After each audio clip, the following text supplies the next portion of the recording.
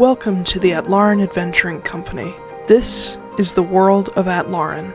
Beyond the Forgotten Realms and perhaps not far from Exandria, Atlaran and her two-moon sky have seen leviathans, dissolutions, divine gates, and calamities. And that's only the last 5,000 years. Perhaps most distinct for her scars, Atlaran is host to a number of sacred or cursed sites, depending on whether you ask Bahamut or Asmodeus. Or perhaps you'll ask the old Balin gods, whom the world herself and her moons and star are named after. These places, like Mount Gear, the Monomarig Meteor, Drozdana, the Dawn Deep Trench, the Shattered Continent, the Greenhall Sea, the entirety of Garrett Eldathos, they all play parts in the world's fate. But it's the people that truly shape it. And every so often, little windows of time, short glimpses into exceptional people's lives, are plucked from the midst of the chaotic centuries, and we call them stories. They're not always epics of heroism and bravery. Quite the contrary. Every hero was once a bumbling fool, or a selfish mercenary looking to make a platinum. Or, in most cases, both. And that brings us to our particular window in time, following in the footsteps of a scorned bard and her unlikely lone wolf companion. Or perhaps lone coyote is more apt.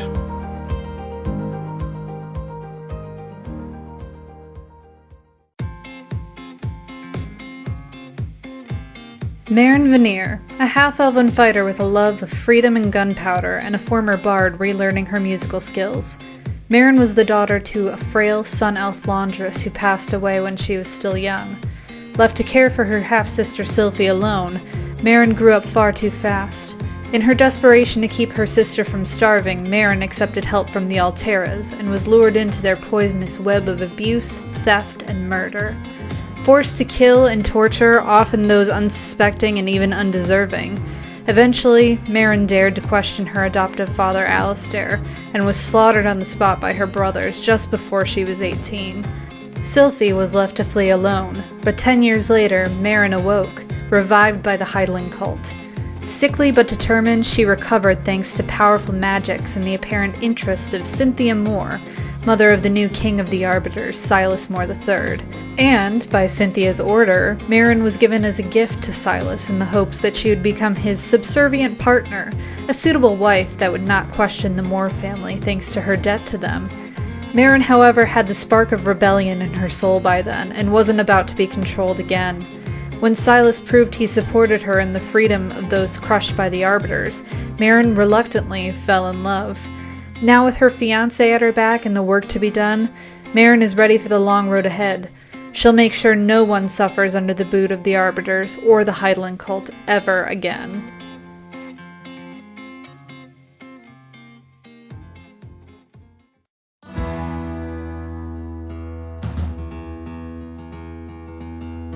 Kit, just Kit, a shifter or elucier of the Coyote Totem and mildly devout cleric of Savros, the Balin god of mischief and wanderers. Originally hailing from Amnoblin as part of a group of natives called the Manamar and Dalmaric, Kit's people have always been harassed by the Skull, or outsiders who seek to take their ancestral lands and waters. Kit's particular tribe was attacked when he was young, rendering himself and his brother Ren orphans, and forcing their tribe to flee their home continent altogether. They found refuge in Iroquel, but struggled to adjust to the change from subarctic to equatorial desert. Trusting in the sacred Mount Gear, heart of the world, to watch over them, Kit's people settled in the northern savannas. But Kit never settled. Aimlessly causing trouble to Skull and taking mercenary contracts to send money home since he was 15, Kit has become a person of interest to the Guild of Wardens, enforcers who help keep the common laws. Thanks to Dana Fioris, a former troublemaking comrade who eventually went straight and became a warden herself, Kit has quite the dossier with the wardens, and rarely struggles to find work at their guild. And now, alongside Sylphie, Kit has his own scores to settle with the Arbiters, though breaking apart an organization of kidnappers and slavers would be reason enough to destroy them.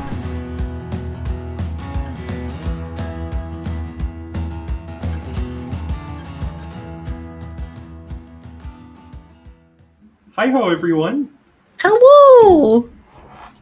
It's the Muppet Show with our very special guest, Mr. Steve Martin! Yeah! Oh, Taiylor, you're still muted. It's time to light the lights. It's time to meet the Muppets. We're just gonna turn it into the Muppet Show. Yep, here we go. Yep. Hello, everybody. Hello. I am your Dungeon Master, Taiylor Wallace, and joining me, I have Astrid Knight. Hey! I don't think I have it on the right. No, you still are Alicia You look Kelley. like Alicia Kelley right now. Well. Forget that name. Forget you ever saw it. And Forget about it. Wolfe. Oh, hi. Hi. Hold on, I'm posting on Twitter. Atlaran Adventuring Co. Oh, fuck, I forgot to do All right. Forgot to do that. It's okay. Ah, I forget it almost every time. that kind of Fuck. sounds like a cow. Ah. But yeah, hi y'all. So if you saw last week's episode, you will know that shit was really dense. So the recap was 8 pages long when I gave it to these guys, and I'm going to try really hard to condense that. But basically, forewarning, if you did not see last time, go watch it and then watch this, because holy jeez. Yeah. Holy Velveeta, Batman. Okay. Anyway. You said cheese. It sounded like cheese, so I took the next logical step and went to cheese adjacent. Sure. I like how Velveeta is cheese adjacent. It's not real cheese. We all know. I this. mean, yeah. It's plastic. Just like Kraft singles. Exactly. Oh, please don't sue us, Kraft. Why would they sue us? They're not giving us money. Fuck and you, Kraft. True. We also have nothing.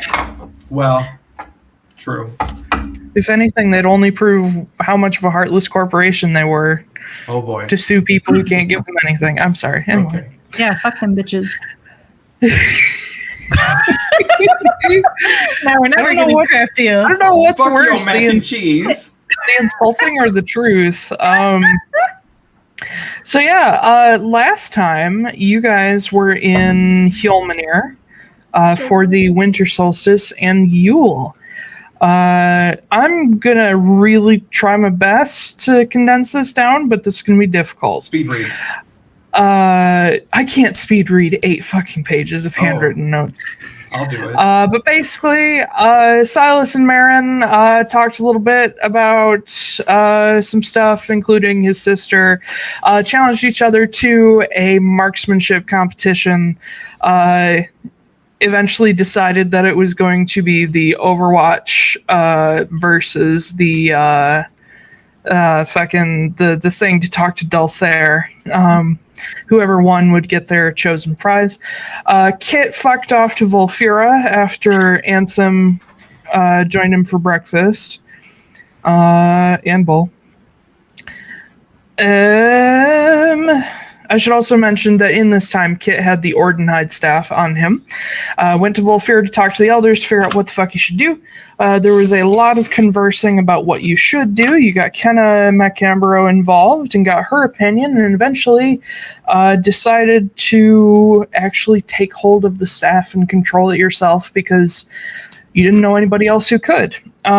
You had also spoken to Maz Geldenir, about what you might be able to do to throw the staff away, but you guys decided that throwing it away could cause catastrophic issues.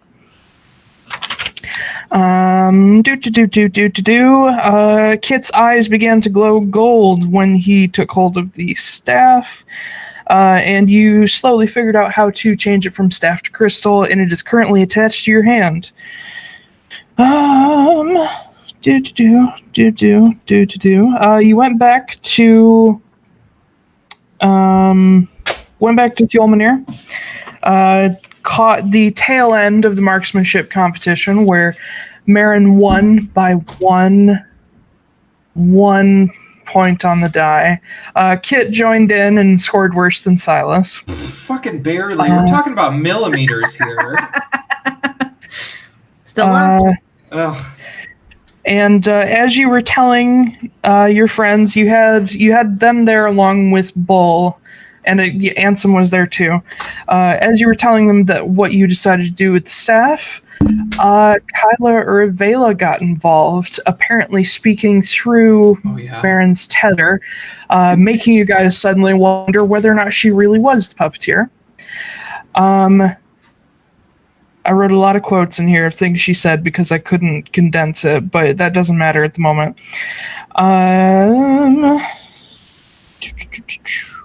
She basically tried to figure out deals to offer to each of you to get you to do what she wanted, and everybody refused. Bull politely refused. Ansem said, "Fuck off, witch," and so on and so forth. As soon as she left you guys, you began to wonder what to do with the staff. Marin asked Kit to get rid of it. Senna appeared, re-offering her deal to Marin, and forgiving your debt for the Golden Needle because the Golden Needle failed to save you from Kyla. Good God. There's so much. I'm only halfway through. So a long conversation between Marin and Senna took place. Basically, Marin... I'm going to say Marin appealed to Senna's sense of what was worth breaking in order to get what she wanted. And it was specifically when you told her that if you did what she wanted and got Sylphie back, you would never be able to face her because of what you'd done. And she realized that she wouldn't be able to face Talon, which was also aided by the fact that you said you had spoken to him and she knew it was true. She knew she would basically never be her old self ever again, and she decided that it was time to move on and find a new definition for home, which is what she's been trying to get back to. I think the moral of the story there is do drugs, kids, because then you'll talk to a god and then their wife will stop. Weesh, we're on Twitch. No, what? Oh, it's cool. You can't encourage drug or alcohol culture on Twitch. They do it on Crit Roll all the time. Don't do drugs, kids.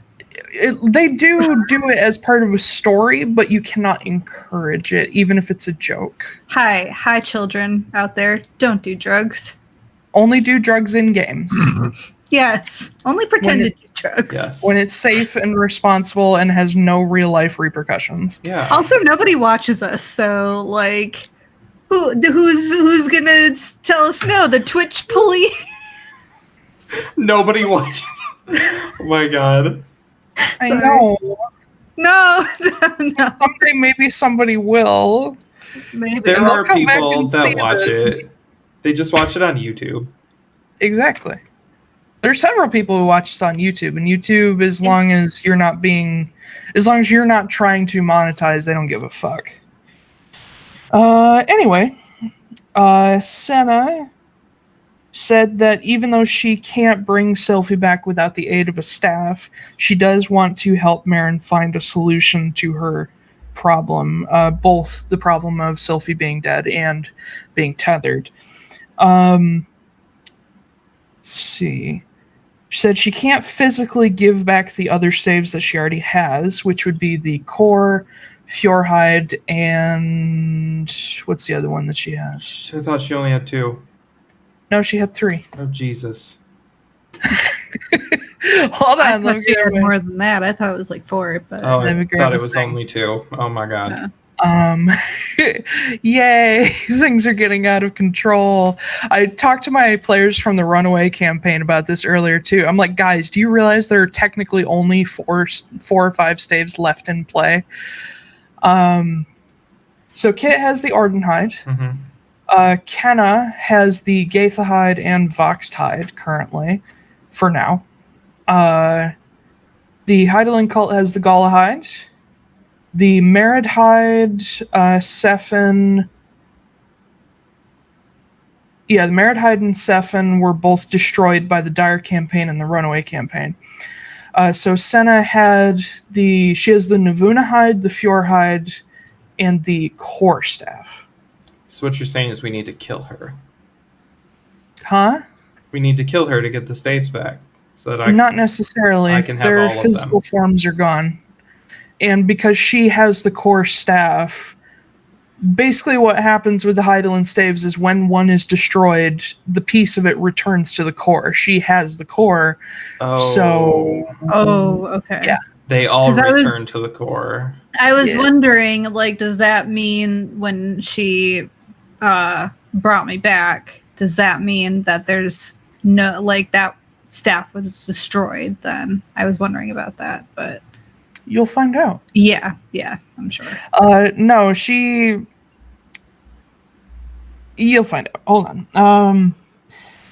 She offered basically to break Marin's tether for something else. Now, she asked for you guys to retrieve a pocket watch that apparently belonged to Talon and is currently in the possession of the statue petrified thing of Senka, who perished in the calamity, is currently at the bottom of the Green Hall Sea near where you found the Gaethahide staff. She broke the tether by quite literally pulling it out of the back of Marin's neck, and Marin died. Mm-hmm. 2 for 2. Yeah, good job. But Senna sealed the body away in obsidian and broke it open, revealing a revitalized, healthy-looking Marin, whose eyes had turned sort of orangish fire red with flecks of the original blue. Hair grown back out, more curvy and filled out to the point where you're going to have to think about clothes shopping. No longer so crazy pale. Basically, you look like you would have if you were healthy when you were 19. I'm cool with it. Was anybody healthy when they were 19? If they were, holy fuck. But yeah, Bull carried you back to the mead hall because you pretty much collapsed. I did mention to you guys also that Senna's eyes, which were a mix of brown and red, have now lost the red. And you all headed back to the mead hall together. She's apparently going to go see Kenna, possibly, if she doesn't destroy her. And Kit and Ansem discussed future plans while they returned to town. So, I think that's about as concise as I could make last episode. That's pretty good. Yeah, it's okay. It's missing a lot of very important details, but you guys already know them. It is episode 26, game 42. You guys are in Hjolmanir. You would have needed at least 3 days for Marin to recover from all the shit. But you guys can decide how long you've been there. Potentially to the end of Yule or whatever. I don't know. Do you want to stay here to rest and recover, or do you want to take a trip to rest and recover? I think staying here is probably the best idea for right now. Yeah. I'd say we can, just as soon as I get rid of all of my exhaustion points, we can start thinking about leaving, I guess. Okay. You'll be fully recovered by Yond the 5th. Okay. Which is about a little over halfway through Yule. But yeah, you guys are staying at the mead hall. Considering Marin's been either sleeping or, just wandering around aimlessly trying to figure out what the hell to do now, What has Kit been doing during this time? Also, remember that Ted is still with you. Oh, yeah. Oh, he didn't leave? No, he's still kind of recovering, too. Gotcha. I would have been getting Bull to make Ted egg rolls every day until he gets better. Without helping, of course, because I don't want to. Wow. And, here, take care of my duck. Addition. Marin will have probably woken up a couple times to find Ted, like, at the foot of the bed. Like, sleeping, not watching. Oh, okay. Oh, he loves you so much. I know. He's precious. Oh, now he's precious. He was some dangerous animal, and now he said he thinks you're pretty, and you're like, oh, he's so cute. No, Astrid thinks he's precious. But Marin is still kind of like, it's a little weird. So I think he's precious. So what I will...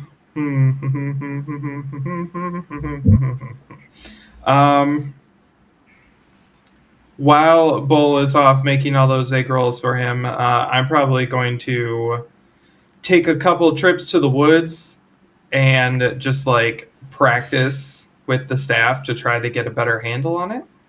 Yeah, the woods is a great place to practice with a half fire staff. It's the Arctic. I don't care. It'll snow. Whatever. Snow doesn't put out fire. Well, I have a spell called Tidal Wave, so... Oh boy. You're going to burn it down and then you're going to wash it away. Well, then I'm going to wash it away. Yes, I've got this covered. All right. And so I know there were a couple spells that I wanted to try with it to practice.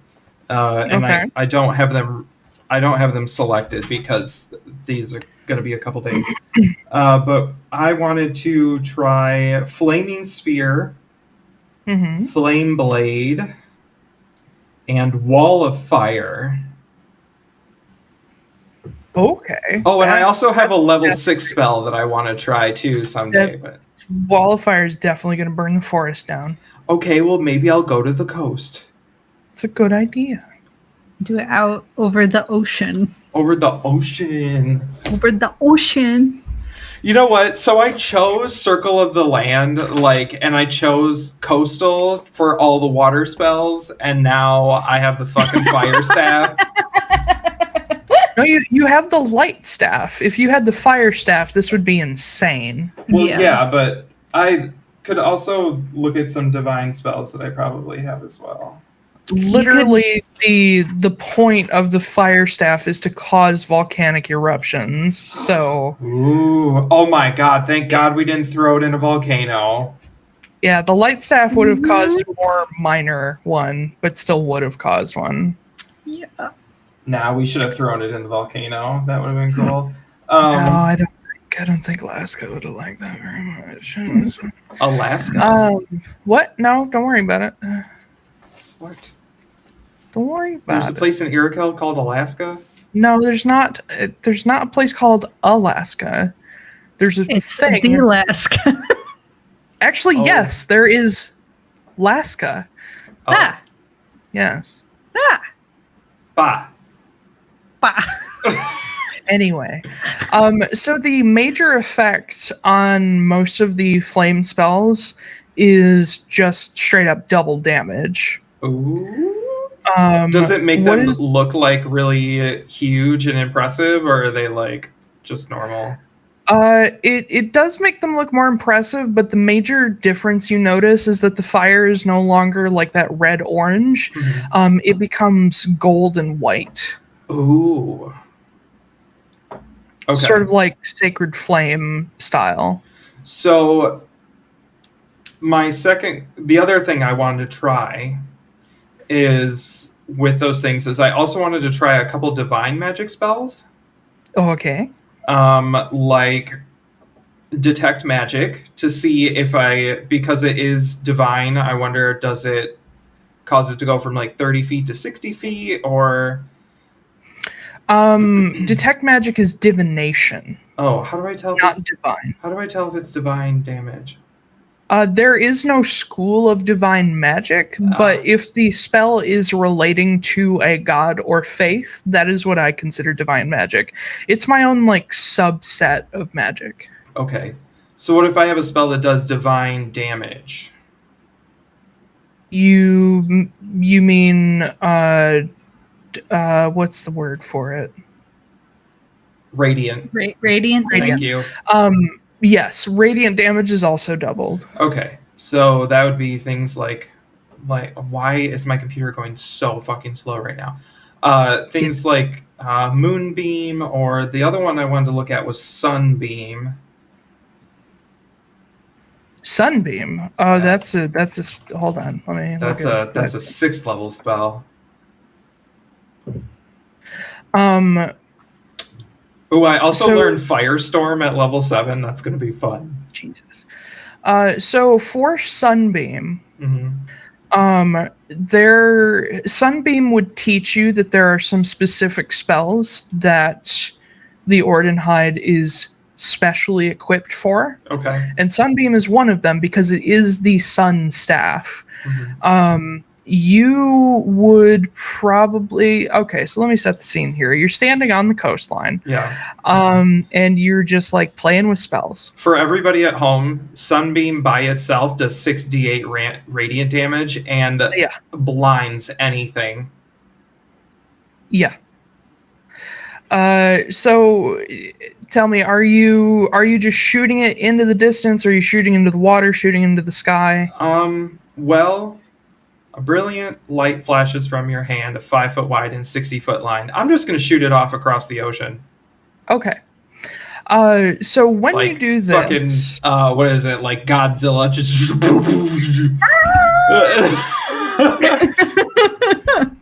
When you do this, it does retain all of its original effects.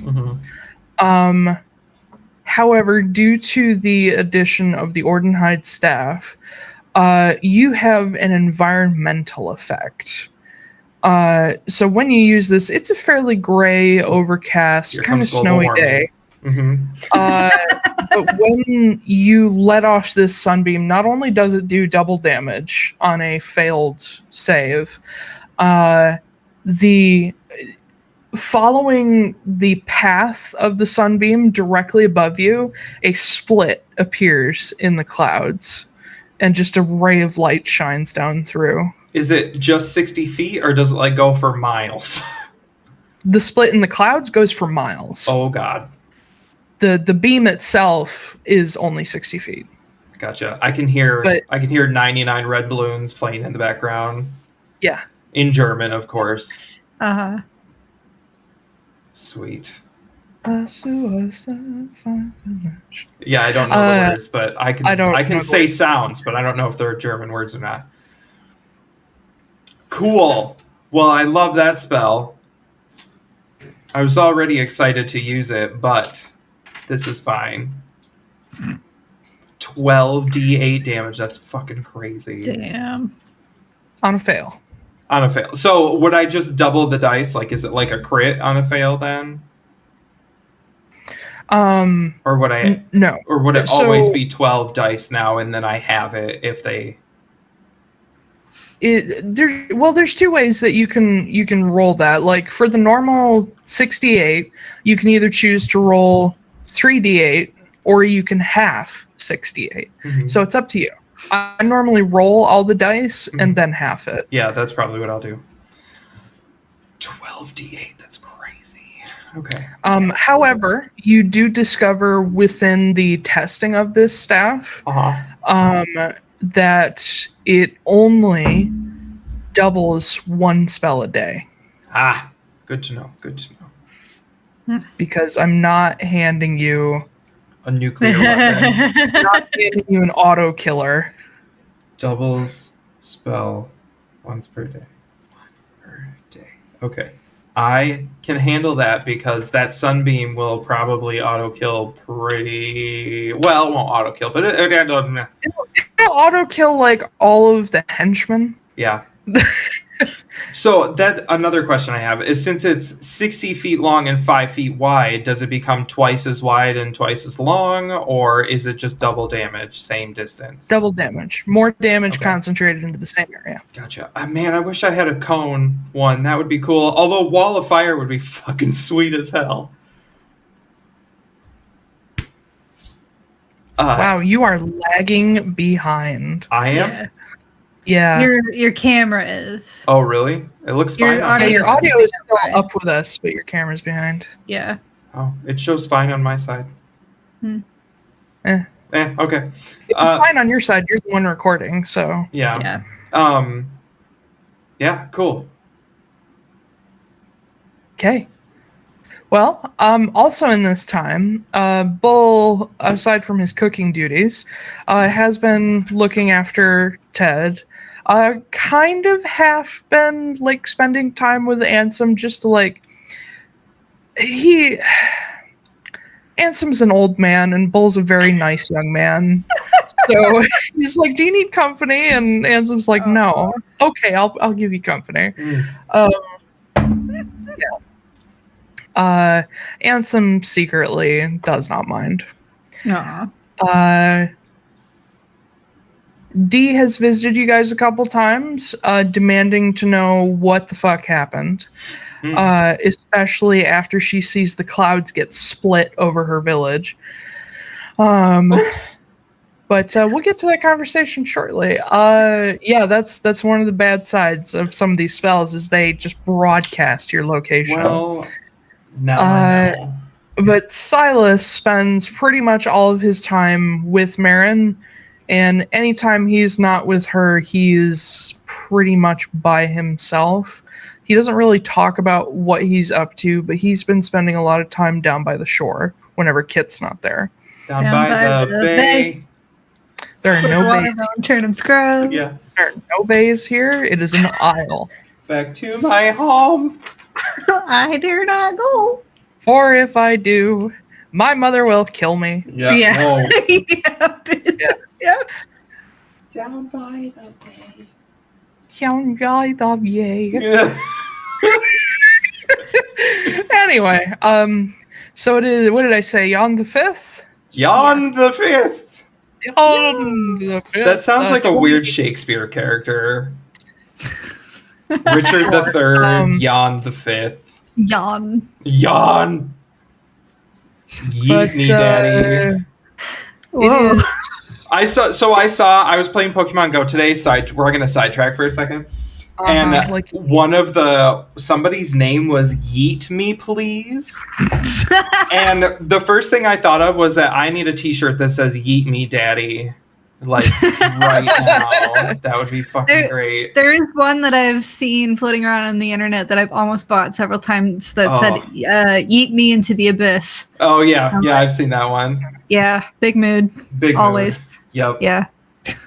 Samesies. Well, it's okay. You're going to meet the Abyss soon, so that's going to be fun. Hey, oh, in the game. Okay. Yeah. I was like, did Taiylor just become some weird prophet? Yeah.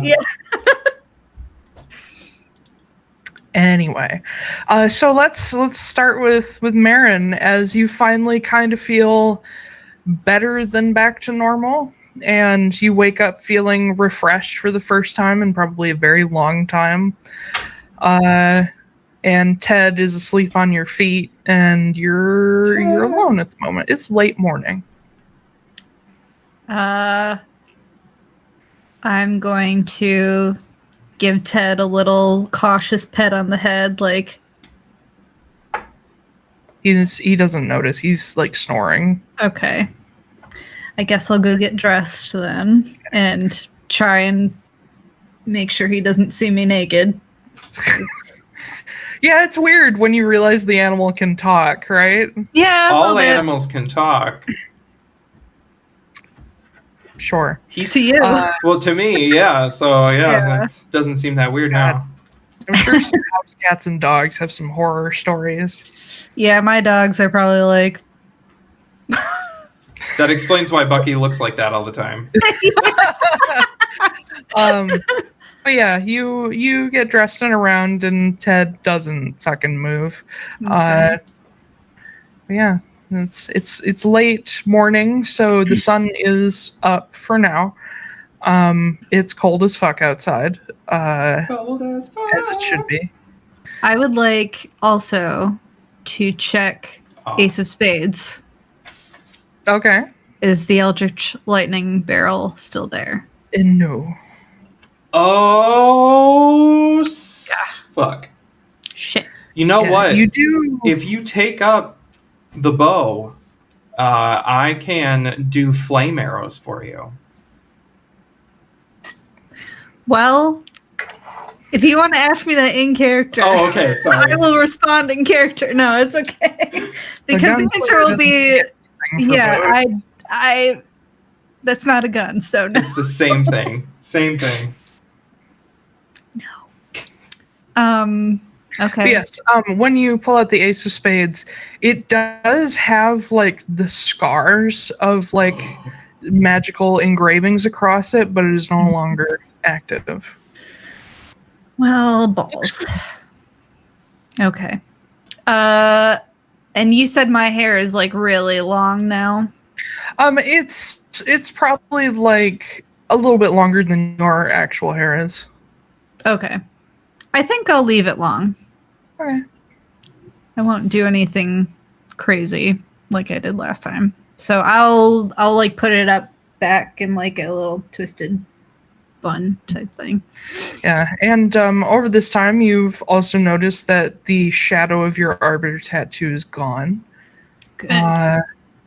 That scar that Marin has on her wrist also gone. Oh, okay. Yeah. Damn. I got a facelift and everything. You do have a few old scars, especially the scar that killed you, but a lot of more minor scars are no longer there. Do I have from when Kyla clawed her way across my back? Do I have that? Yes, you do. Okay. It's healed, but there is a scar. Okay. Okay. It's cool as shit. Yeah. Hell yeah. And of course, the eyes thing is probably in a way the most jarring change. Mm-hmm. Yeah. You're also having to get used to like the new, like being more like healthy, getting more used to like the new dimensions, and just like occasionally you hit, like your hip on something, and yeah. Okay. Well, once I'm ready, and if Ted's still out, then I guess he's sleepy pee-pee. Okay. Guess I'll head downstairs. I love sleepy pee-pee. It's what I call like baby chicks. That's fine. That's fine. It's cute. Sleepy sheepy. Oh, sleepy sheepy sound better. Mm-hmm. Anyway, yeah. You head out, and the mead hall is in full swing because it's still Yule. People drinking, eating, celebrating.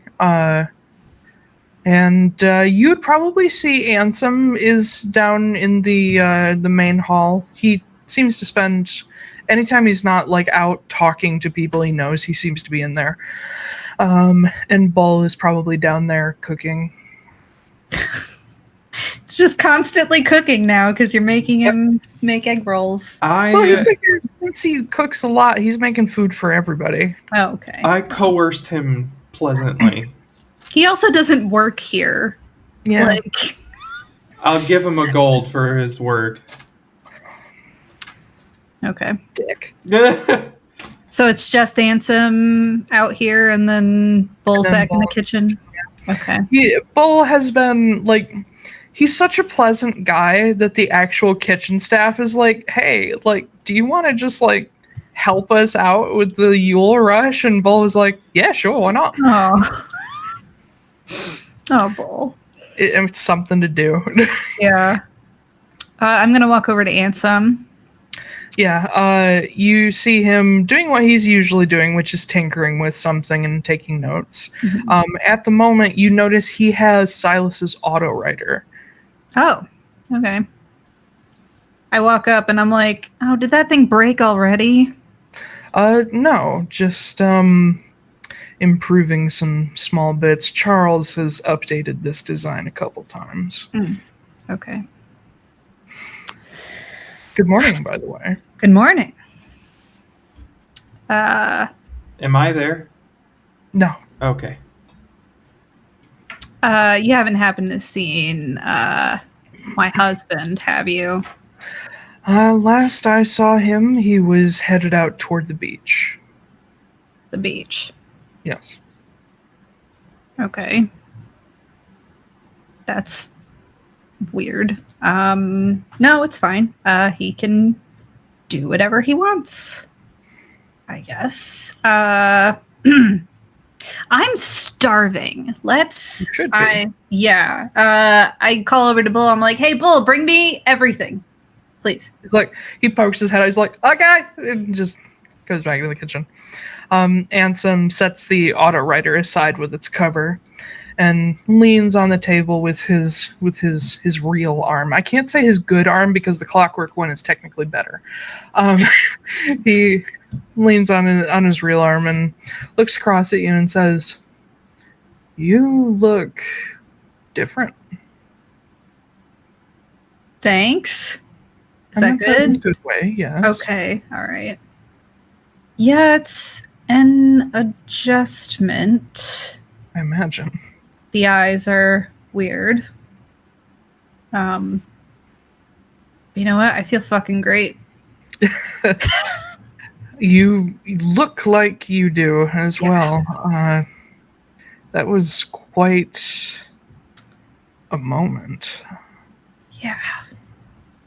I wasn't going to be the one to make the first move, but I'm pretty sure if you'd been out a moment longer, Silas would have shot Senna. Well, it's a good thing that I wasn't. Yes. She definitely came out worse for wear in that whole deal. I'm not sure. I've been talking with Silas about what we think happened, what she did. And I have my theories, but I have nothing to support it. What theories do you have? Well, the eye color makes me think it has something to do with one of the staves that she had. You don't. No, there's. You don't think she. You don't think she passed it on to me, do you? I don't think the original version of the staff exists anymore. But I think here's what I know. Dee gave her the Fjordhide staff. She gave it to her in order to save Luca. Have you met Luca? Yeah, I have. Oh yeah, he's the guy who married you two. Uh-huh. Yeah. He was killed by arbiters about 25 years ago, somewhere in there. And Dee was devastated. More so, Jace was devastated. But Dee felt like it was her fault, and so she took up the deal with Senna. And when Kenna handed off the staff to her, she then handed it off to Senna outside midcourt, I think. And she gave Luca back. However, he was still not tethered in the sense of a walker, but tethered in the sense of his soul being attached to her power. And eventually they managed to sever that, I think in favor of Tiamat. I'm not exactly sure. But she still had something left of the Fjordhide. And I wonder if that's what she used to fuel what just happened. But I didn't see anything attach to you. I mean, she promised that I mean, as much as promises get you, I guess, but she promised that it was a no strings attached thing. Well, it is Senna. Yeah. As much as I would love to believe that she took everything you said to heart and everything she said was true, she has been, in one form or another, a problem for around 1,200 years. And so I'm not exactly ready to trust her. I don't think trust is what I have right now. I think I'm giving her the benefit of the doubt. That is very generous. Trust me, I'm not just letting this go. I still want to go to Baphomet Temple and talk to Taiylor. I'm concerned about what this pocket watch is. And if it turns out to be something dangerous, I don't know if we might be in trouble again. Yeah. Silas and I have talked a little bit about that.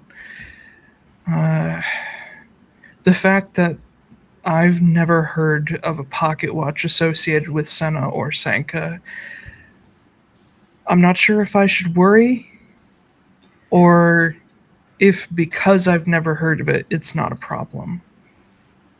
I'm hoping it's that one. But if it belonged to Taiylor, I have to believe it does something. We'll see. Yes. I don't imagine we'll be headed back that way for a while. So, no. And I think she knows that. So, we'll take the chance to, if you can, speak to Taiylor, ask him what it is, and see if we can learn anything more about it. Especially if we end up going to Haven. I don't know if that's going to happen, but we'll see. We'll have to talk about it, see where we're headed next. Right, we need to get everybody in one place at one time, which has been exceedingly difficult. Yeah, where's Kit been? I have no goddamn idea. Apparently he was playing with magic out on the beach over this past week. That sounds like him. With the staff? I don't think he was using the staff, but I do think the staff had something to do with it. Thankfully, he seems to have taken the warning not to use the staff's power thus far. Gotcha. I forgot about that. I would have done it too. Oh well. Oh, God. Write that down. Actually, no, don't. Just play to Kit's forgetfulness. Okay. Yeah. We have a few different ways that we can go here, but I have my own idea about where I would like to eventually get. Namely, I want Cynthia Moore's head on a pike. You would be one in a very, very long line. And fairly certain Silas is at the front of that line. Oh, I know. It'll be a good, I don't know. Is his birthday coming up? It'll be a good birthday present. Did we ever decide on what Silas's birthday was? I think we mentioned it last time, but I don't remember. You said we'll pick an arbitrary day. It was in the winter or something. I don't know. Doesn't matter. I think oh God. I don't know. I kind of backed myself into a corner for when it can be because I've started citing his age in his notes, like when certain things happened. And he met Marin when he was 24, and currently 25. We're almost to the end of the year. His birthday cannot be in spring Yeah. And it is unlikely that it's in summer. So it's got to be in autumn or winter. I'm thinking maybe sometime in Valder. Okay. But we'll see. So next month. Okay. Yeah. Thrimsdane is in Valder. Anyway, that's beside the point. I was just curious. Yeah. Trust me, I am doing it for him as much as I am for me. I'm getting at Cynthia. Yeah, she's quite a thorn in everyone's side. That's being very kind. It is.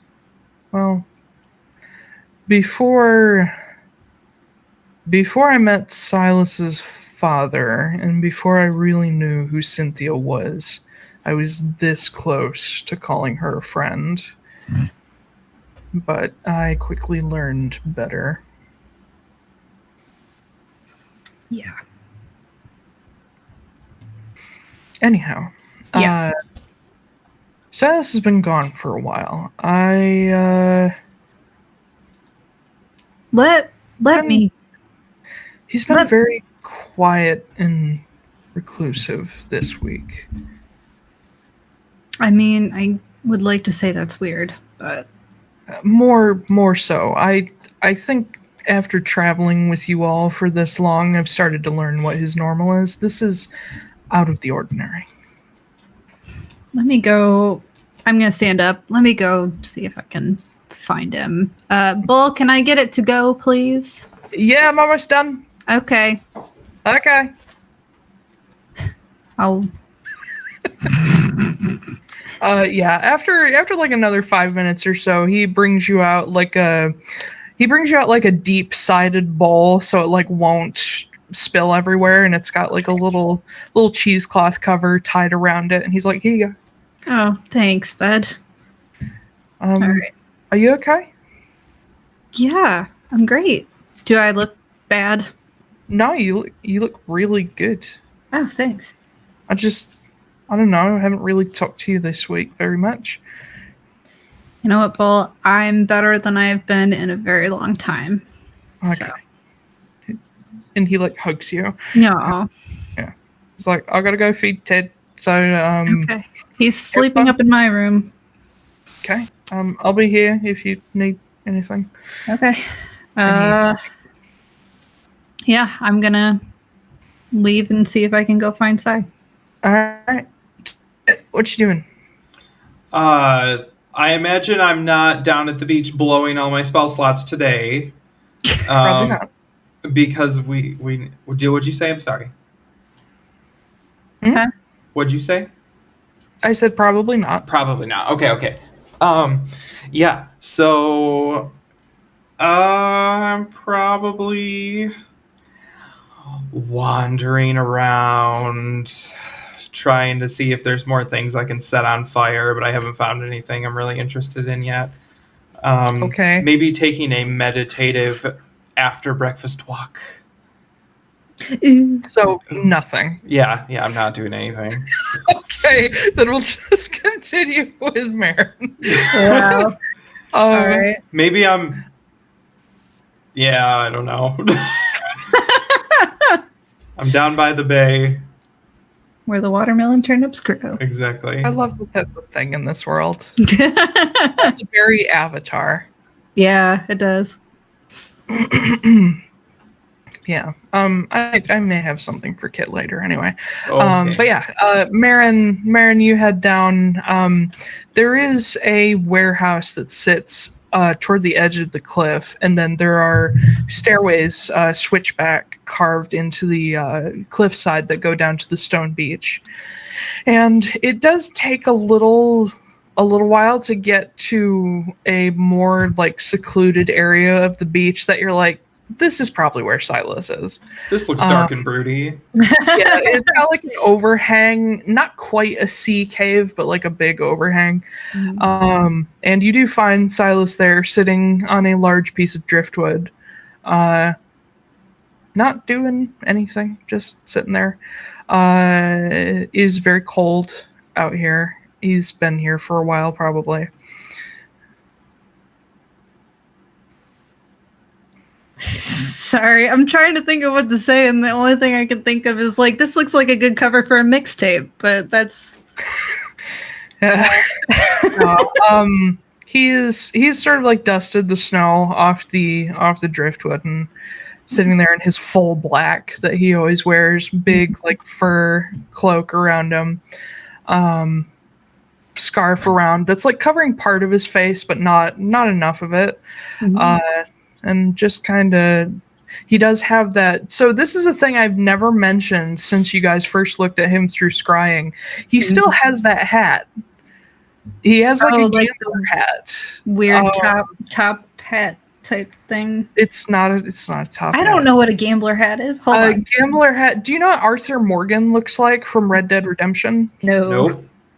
Well, Google him. Hold on. I'm Googling gambler hat. Yeah. Is it just like a bowler? Oh, okay. No, it's kind of like a Stetson. Oh, yes, Jesus. it's similar to saying Stetson. a lot of words that I don't understand. I'll just Google it. It's like a cowboy hat. Just Google Arthur Morgan because there are a million types of gambler hats. Wow. It is similar to a Stetson, but Arthur Morgan has a specific shape that I like. Arthur Morgan. Oh, okay. So it's like cowboy hat light. Yeah. Yes, gotcha. A gambler hat. Gotcha. Cowboy hat minus the flare. Yeah. All right. A big cowboy hat is a Stetson or a 10-gallon hat. Okay. He tiny cowboy hat. Silas's actually has the right brim folded up like a cavalier because he uses guns. So the whole point of that is so that when the weapon kicks back or while you're using things, it doesn't catch the brim of the hat. But yeah, he's like the Musketeers. I thought he was just like, I shoot guns, therefore one side has to be rolled up. No. Like some sort of weird bandana code for gunslingers. No, it's more of a musketeer thing and a like 1800s American cavalry thing because of long guns mostly. But anyway, sorry, history. Okay. He's just sitting there with his hat sort of pulled low to, even though there's really no sun out, it's very bright. So he's just kind of shielding his eyes a little bit more, but just staring off into the distance. Wistfully. Any room for one more sad sack? And he looks over at you and kind of gives you this look like, good morning, darling. And he scooches over. Yeah, I was about to say scoot. I'll sit next to him. I'll take the cloth off the little bowl and start munching. I don't know what Bull gave me. What did Bull give me to eat? It's probably a weird mix because he had egg rolls, but then there's like the classic like northern fare of like meat and potatoes and like root vegetables and that sort of thing. It's corned beef hash with a side of Chinese food. basically. And he did throw like a spoon in there for you. Okay. Oh. I kind of start munching on it and I'm like, Bull is getting creative with his combinations. Fried rice and sauerkraut. Who would have thought? There's not that terribly much to cook up here, so yeah, it's not bad. Do you want some? You hungry? I'm all right, thank you. Can I make an insight check on him to see? What are you inciting? See if he's actually hungry. Is he nervous? Is he depressed? Like what's his? He's always depressed. Well, I know, but like, what's the forefront mood here? Okay, yeah, you go ahead. Okay. What is partnered with the depression currently? Yeah. 21. Oh, okay. There is some nervousness there. But you get that it's he's trying to be positive, but primarily he is extremely nervous and a little bit downtrodden. I'm going to take out a copper piece from my coin purse and flick it over onto his lap, and I'm going to go, penny for your thoughts? Penny for your thoughts! I didn't say it in that creepy Yoda voice. Penny for your thoughts. Penny for your thoughts. It lands on the top of his leg, and he looks at it. And he's like, does the seagull fly down and poke him in the knee? Stop it now! Stop it now! Anyway, he kind of chuckles, and he's like, I expected to be more excited, happy. I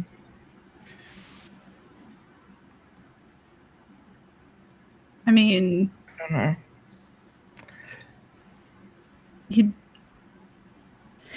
I don't think that happiness just appears when something good happens. No. Instead, it's brought all of the other problems we're dealing with into sharp focus. Yeah. It doesn't look like it, but I am ecstatic that you're better now. But I can't help thinking of everything else that is coming next. Yeah, I've been thinking about that a little bit too. Anytime we went to sleep. Yeah. I'm gonna put the bowl down, in the snow or whatever. I'm just gonna, turn around to face him kind of cross-legged on the log. And... it's very cold. Yeah, well... it's cold anyway, so... yeah. Listen. Yes. You sacrificed everything to get me here. Yes, you did. Yes, you did. You brought us all the way over here. You ruined your standing on the throne just to get me over here. And so now we get to take care of all of that. But there's Kit's things now. Well, what is Kit going to do? He's going to I don't know. Hold on to the Ordenhide, and he's going to do Kit things with it, I'm sure. But our ultimate goal is still taking down the cult. Yes. And that means taking down your mother. Yes. I know it needs to be done, but I'm terrified of her. I know. Beyond reason. It's not knowing what she can do that scares me. It's the things I don't know.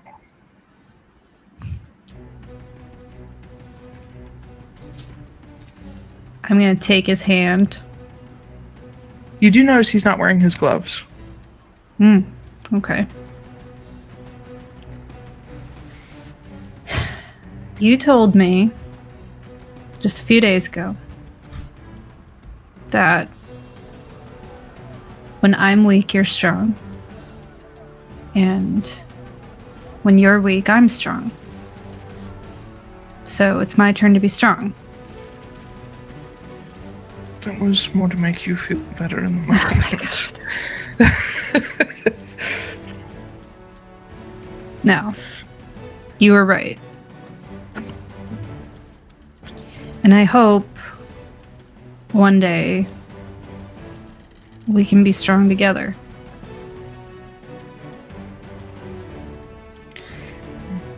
But in order to do that, we need to take care of this.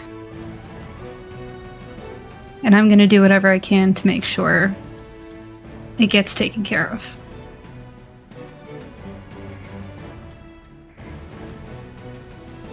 Because I love you.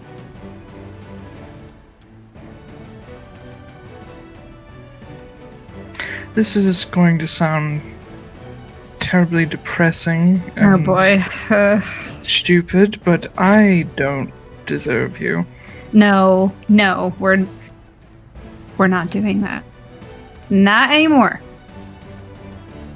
I thought it was cute at first. It's not cute anymore. Well, I'm sorry, but it's true.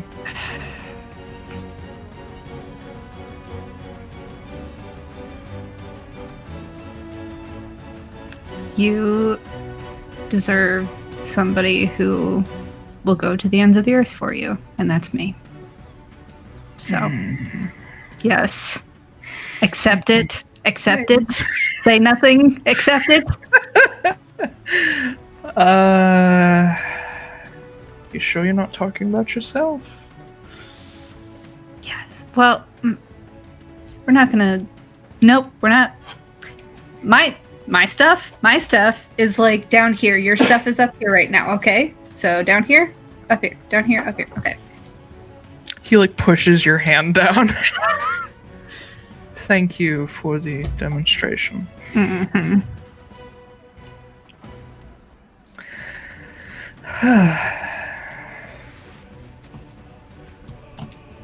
You're also not crazy for being afraid of your mother. Well,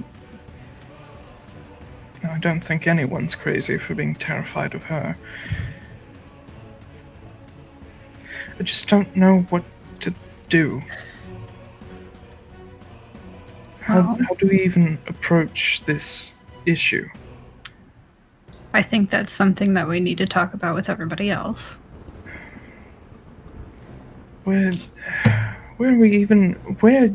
you want to go next?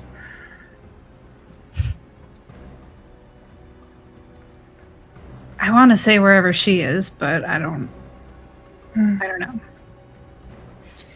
Well, I think we should go to Taiylor still. Because Kyla's there. yes. And if we can't get her out of the way, which, believe me, after all of that, would love to get her out of the way. Yes, I wouldn't mind putting that 200-year problem to rest for the sake of everyone, but especially you. But if there are remnants of the cult left over, we should take advantage of that. Maybe get someone, interrogate them, figure out where everybody's moved. I think can certainly help with that. Yeah. It's a step one. I'm trying not to rush right toward the end. I'm trying not to make a video game reference here. The big boss. I'm trying not to skip to the end. But so maybe that can be our first leg. See what information we can get. Also,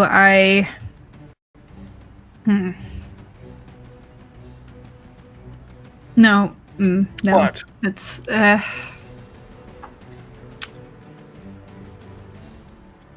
I need to figure out where Alistair is.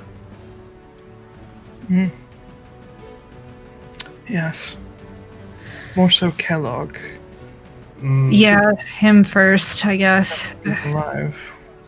Yeah. There's nothing we can do.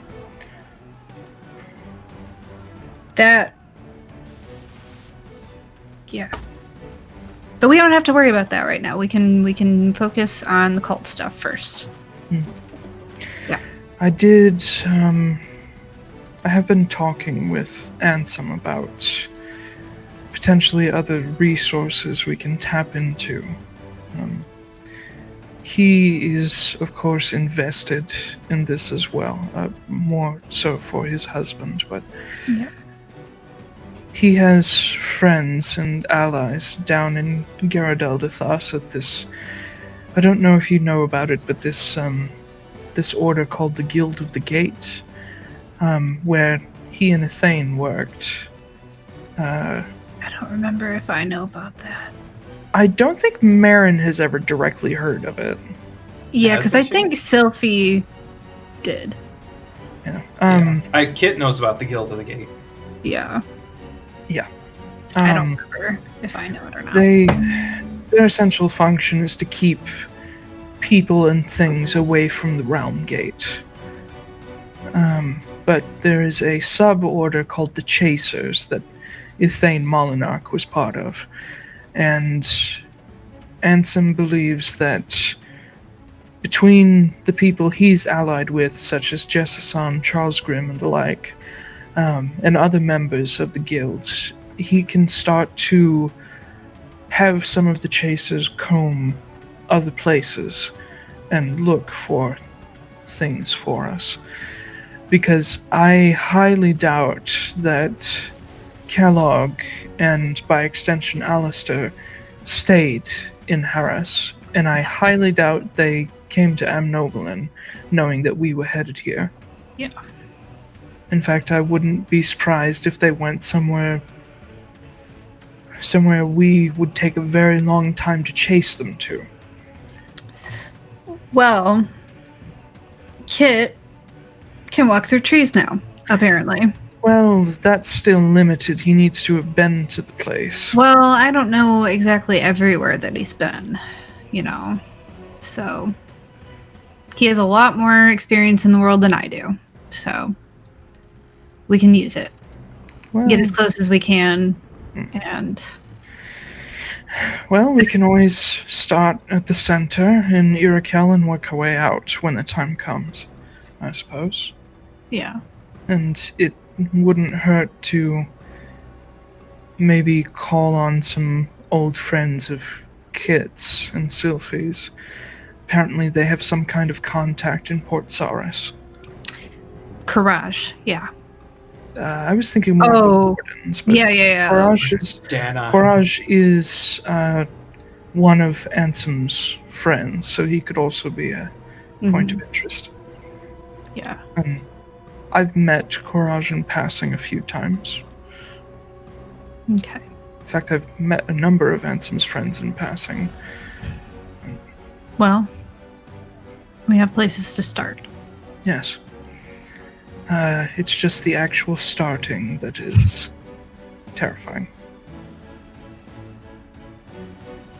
God, what is this guy? Me? Alright. I'm gonna give his hand a little squeeze. Just be like, whatever comes up, we're gonna take it in stride. And we're gonna kick its ass. So. If you say so. I say so. And he looks down at his hand, his free hand, without the glove, and it's the one with the new moon design and the spiraling diamond stars. He says, "I also spoke with Dolthair.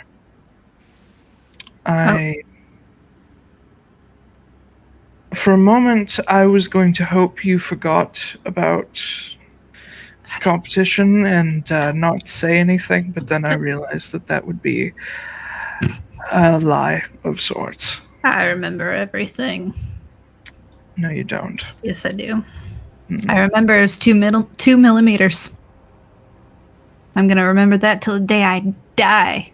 Yes, but usually about half the time we walk out of an inn, you forget something, so... That has absolutely nothing to do with anything. Moving on. everything to do with it. You talked to Dulthair, and He agreed. okay. And he did so without needing to be convinced, which I don't know if I should take as a good sign or a bad one. I mean, it's just going to be a quick thing, right? Well, I don't know. He's unpredictable. I don't know.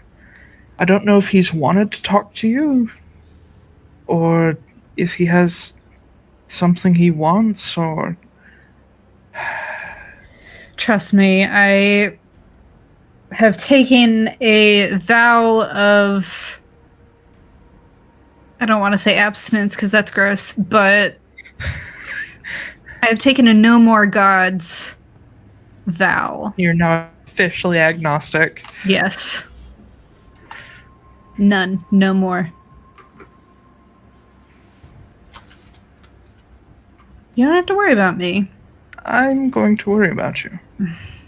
Mostly because you're stubborn and hot-headed.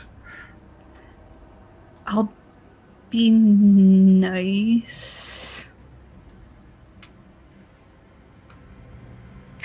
Should I make a deception check?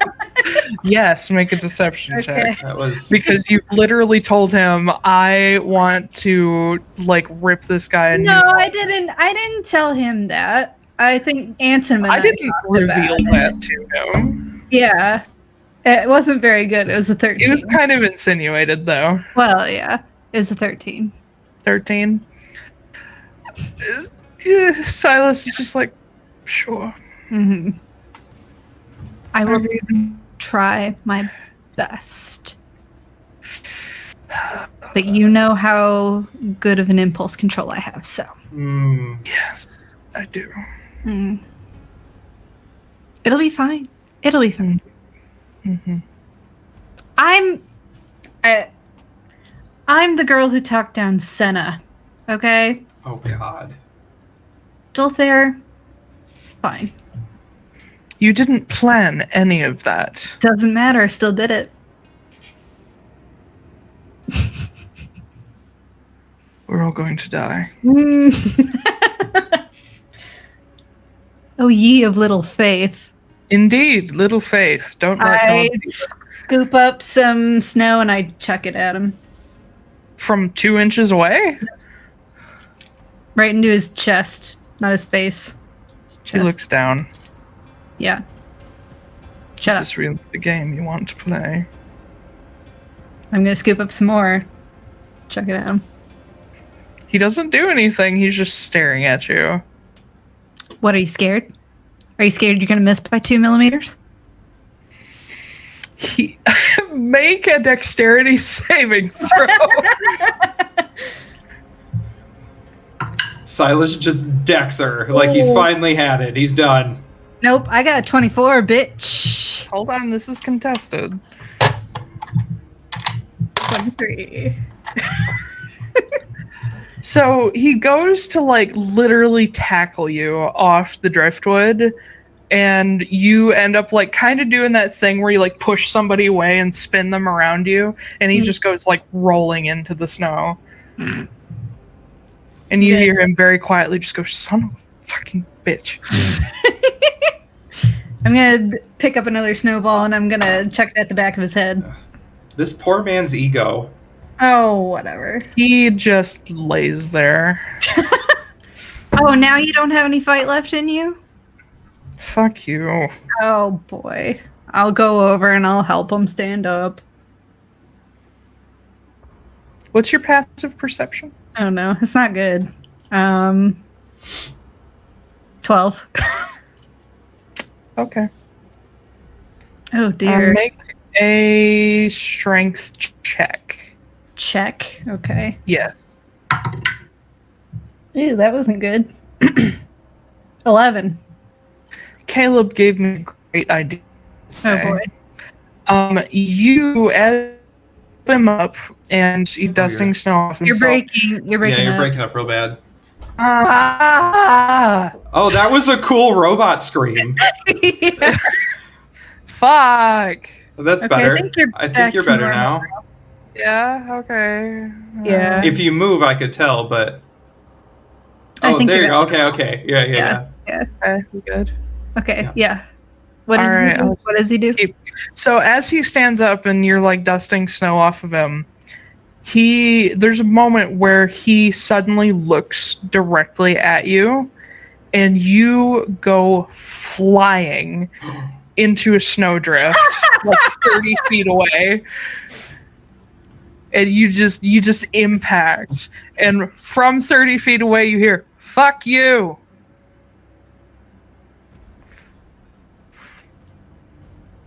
I don't think I can do anything. No, I have like no spells. Shit. You could inspire him. Yeah, that's what I Do want. better next time. I pull myself out of the snowdrift and I'm like, You pull yourself out and you just see him. I'll get you back when you least expect it. You will. Mm-hmm. When you least expect it. Sleep with one eye open. I'll be back. I hate to tell you this, darling, but you're not intimidating.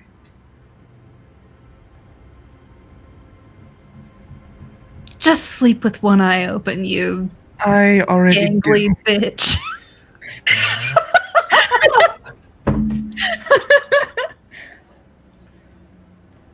All right, I see how it is. And he begins walking away. I'll catch up with him. He kind of shoves you away. What? What is this about? I'm just gonna wrap my arms around his side. It's like there. Fine. You can stay for now. Okay. I guess we're heading back then? Yes. Okay. Kit, what are you doing? Well, I wanted to retcon slightly and say that during this week I also went and bought that jacket that Ansem told me to get. And The jacket? so I can tuck my arm in it and like have like a fake. I also bought some cloth so I could have like a fake like sling for my arm. I would imagine that I would imagine that instead of getting like an orange jacket, I actually got like a suede leather jacket with fringe. So yeah. Yet another reference to Arthur Morgan. All right. Yeah, except I don't have some dumbass tiny cowboy hat. It's not a tiny cowboy hat. It's a fucking gambler hat. It's like a Barbie cowboy hat. So I'll say by this point, I'm probably heading back to the mead hall to meet everybody. Okay. Yeah, on your way, you do see Silas and Marin also coming down the street with Marin, just latched onto him and him just rolling his eyes the whole way. Have you two been fighting again? Only not seriously. Yeah. I don't know. He's being grumpy enough where I'm kind of concerned. No, It's seriously. It's serious. It's very serious. Sure. Oh, Sure. okay. He's fine. He's fine. You both look just as broody as normal, so... I don't know what you're talking about. I'm great. Yeah, you do look exceptionally perky, which I find revolting, but it's fine. You just been playing with your... Playing with my new ball? No, I was going to say playing with your rod. Oh. Well, I'm getting an idea of how it works now. Well, that's good. Yeah, I guess it's better to do that than in the middle of a big fight. Yeah, yeah. Now I've got some pretty good ideas now, and it packs quite a punch. Well, good. I look forward to seeing you rip people in half. Well, it's more that you'll see them... Have you ever put an ant under a magnifying glass? No, because I'm not a dick. Okay, well, it's a similar effect. Okay. I believe you. We should probably go talk to Ansem and Bull and talk about the game plan. Oh, okay. Yeah. I'm ready to transport us if we need to go anywhere. Okay. All right. You head into the meat hall. Ansem is still down there, and Bull is sitting with him, and they're currently talking. As you guys step up, they don't really notice you, but you hear them talking about the Phelan caravan, and Ansem talking about a previous time when Ithane used to travel with them. And Bull's like, yeah, I think I remember, like, sometimes he would come around, but that was sort of before my time. And Ansem talking about how he refers to him interchangeably as Molly and Ithane, because Molly's his nickname. Talks about how he basically got up to trouble with Dee and her group and Jace and Luca and Costa and all that fun stuff. But as you guys get up to them, Bull looks up at all of you and says, okay, finally, we got everybody in the same place. Yeah. So, yeah, what's the plan?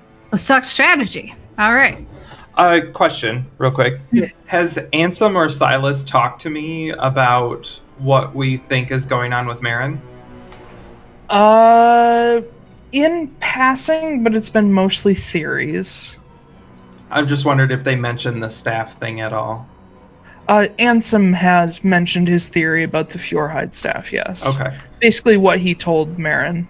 Gotcha. While we're all sitting there, I am going to slowly, ritually cast Detect Magic. Oh, okay. Hold on 1 sec. I just need to double check the details. Detect Magic.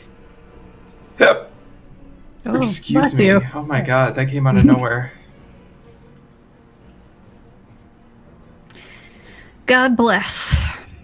Everyone.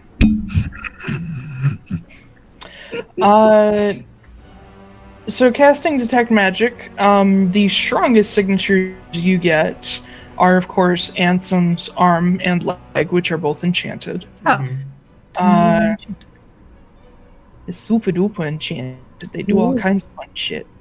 That's why they work without needing, like, you know how people with prosthetic arms, they need like certain like belts and stuff to make it move correctly, and you have to flex certain muscles to make like the hand open and close.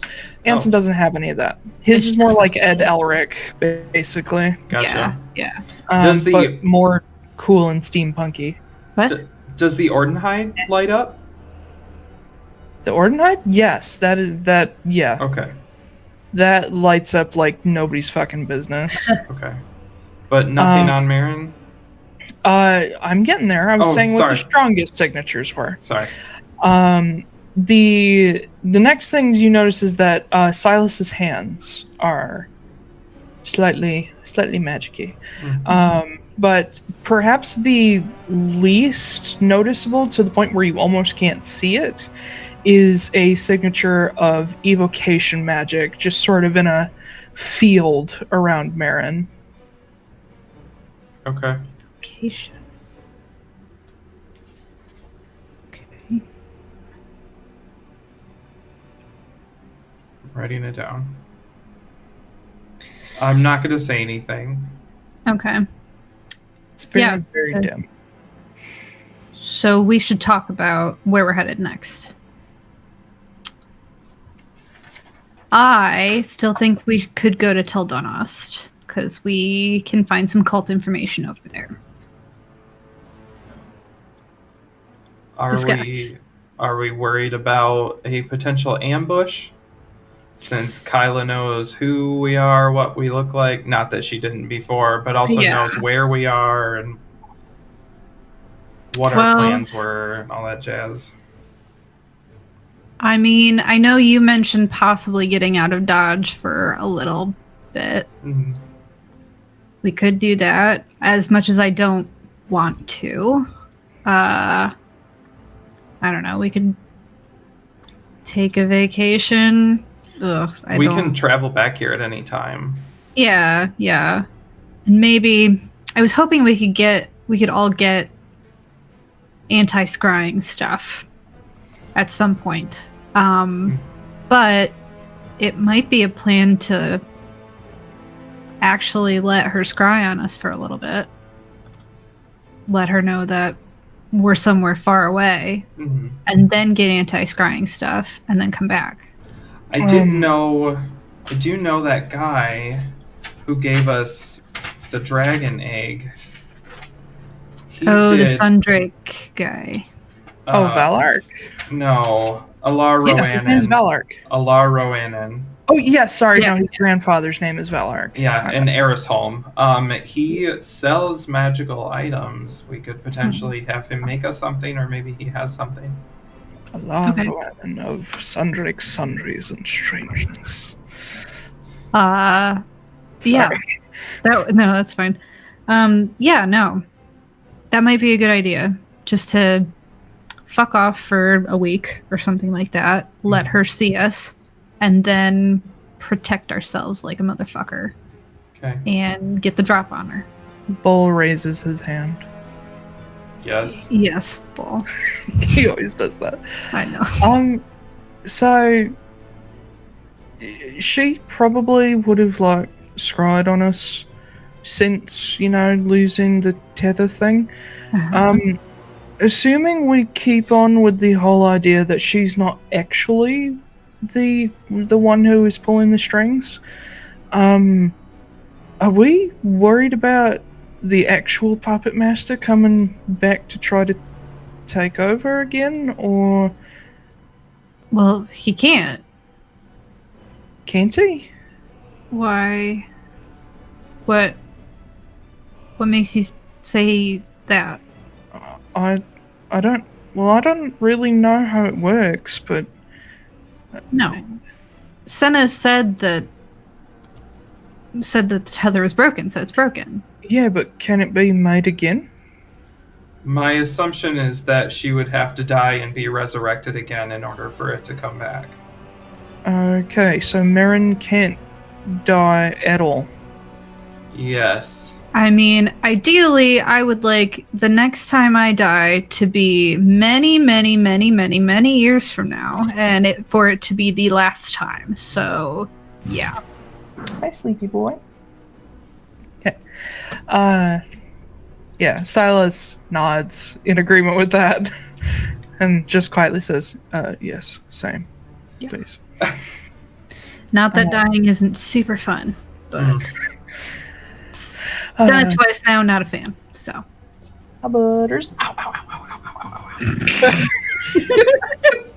You got claws, buddy. Good lord. Hi. We can go pretty much anywhere we've been, but we only have, except for Iroquel, we only have one way into Iroquel because there are no trees anywhere except for in Volfira now. Right. And I'm also concerned about going there because I have a beacon. Yeah. We don't want the cult going there. So I get that. Yeah. So maybe back to Harris then? Maybe. Hi. Yes, Kit, you can speak. No. I was fixing my camera. Goofing. So, yeah, I mean, we can go anywhere in Harris that we've been. If you wanted to, we could bamf into the Arbiter's private garden and kill Cynthia in her sleep. That's assuming that she's even in Moore's Rest. Oh, I was going to say it's assuming that she sleeps, but... I don't think she's there. I don't think she's there. I think once Silas left, she decided to keep herself hidden. Do you think she followed us? I don't think she's hiding either. I think she's busy. Cynthia Moore does not hide.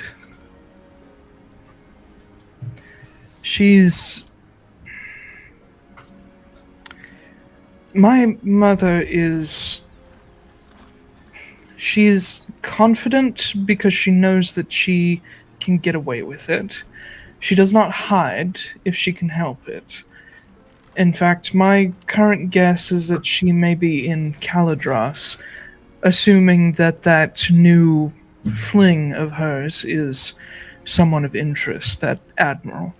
Mm-hmm. I don't know what she's up to, but I do know that whoever that woman was, she was probably from Orthedrio.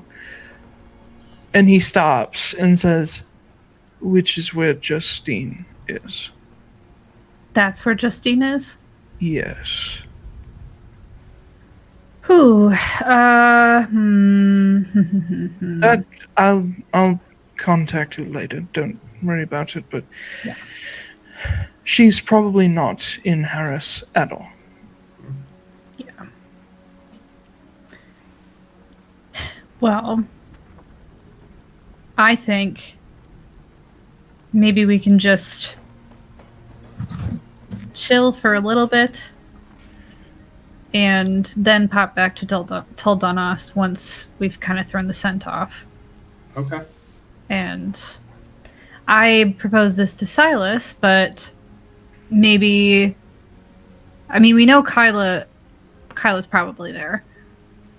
But if we can find anybody else who was part of the cult up there, if we can get a hold of them and maybe interrogate them, get some information on who is where and potential places that we can go next.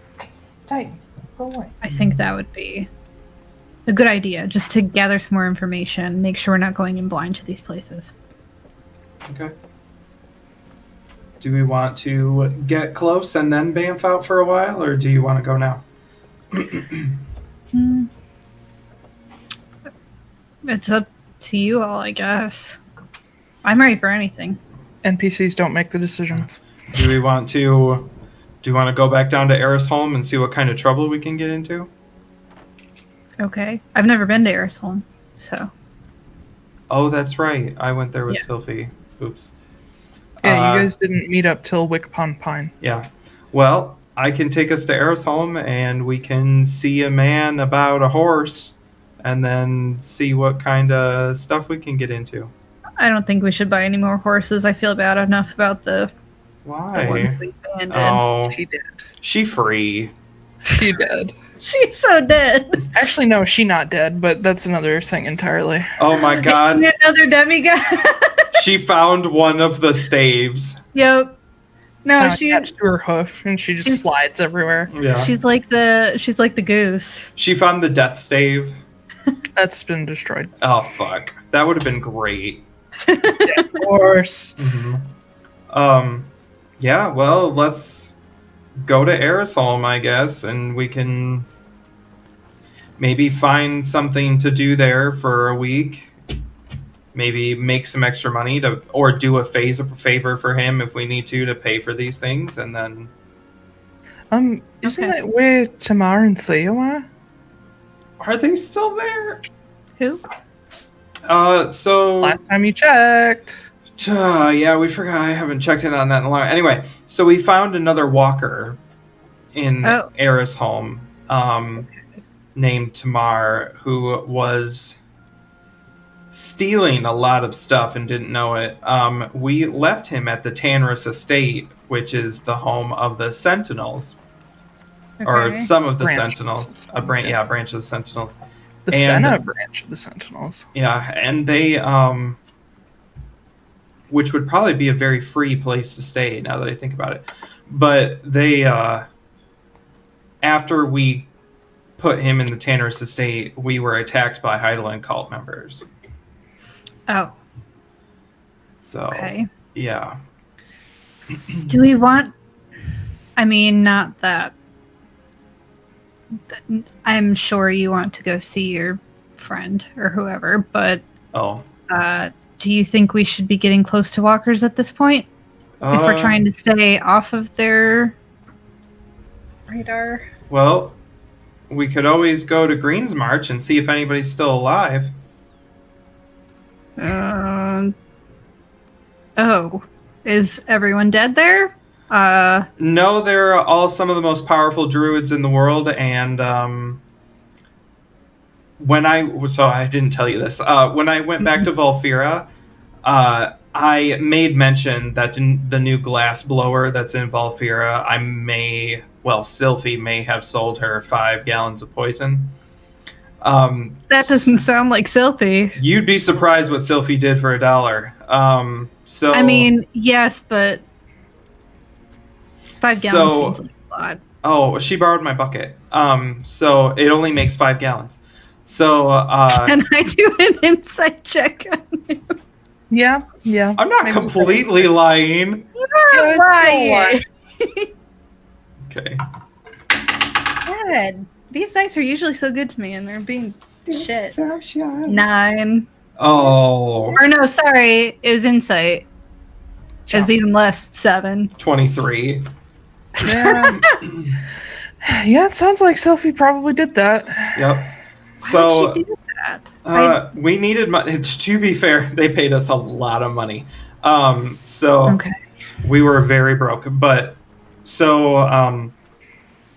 when one of the elders tried to contact them, there was no response. I sent Kenna there to check on them, but I haven't heard anything back. And I'm assuming if I heard from Kenna, I would know it. Yeah, I don't think she is subtle. No. In that regard. No, I'd say she is not subtle in the least. Well, okay. I mean, sure, let's go to Green's March. Okay. We can go to Green's March. We'll go visit Manbath Matt. They have a Batman moth protector person. That's a lot of. I love the expression. One eyebrow goes up, the other eyebrow goes up. I was not intending that. It's just what happened with my face. That was a lot of descriptors for one thing. Yeah. Well, when you see him, if he's alive, you'll understand why. Okay. Yes. Cool. All right. So whenever you guys are ready, we can go up there, and if you want, I'm sure we can take Ted if he wants to go. Yeah. Although I have this sneaking suspicion that Ted can do the same thing I can. Probably even better, honestly. Probably, yeah. He probably just portals in and out of places. I'm pretty sure he's like an archfey or something. He can just portal wherever the fuck he wants to. You're not far off the truth. He's our tag-in. Yeah. Next campaign, someone's going to have him as a. Oh my god! Can we do that? I'm a follower of the Goosener. Yeah. Have you heard about the goose? He's really cool. He's really cool, you guys. Have you heard about the Church of Egg Roll? These are the gospel words of the goose. Yes, good egg roll. Yes. Pretty lady want egg roll? Yeah. Lady want egg roll? Yeah. Yes. I turned to Silas and I'm like, hey, if everyone's not dead, maybe this can actually be our honeymoon. I thought we already had one. When? On the ride to Irikel. You really want that to be our honeymoon? You were the one who suggested it. I didn't suggest it. I was like, we're going to be on a boat for 2 months. Why would you put it that way? Yeah. Yes, well, there's nothing like having a mandatory nothing else to do honeymoon on a boat and then replacing it with an island full of dead people honeymoon. Well, that's why I'm saying if everyone's dead, we won't make it that. And then if everyone is dead, yeah, if everyone's not dead, then we'll just be like, hey. Okay. Mm-hmm. How romantic. You spoil me. All right. Fine, you don't get one then. We'll count the boat trip. If you're going to be like that.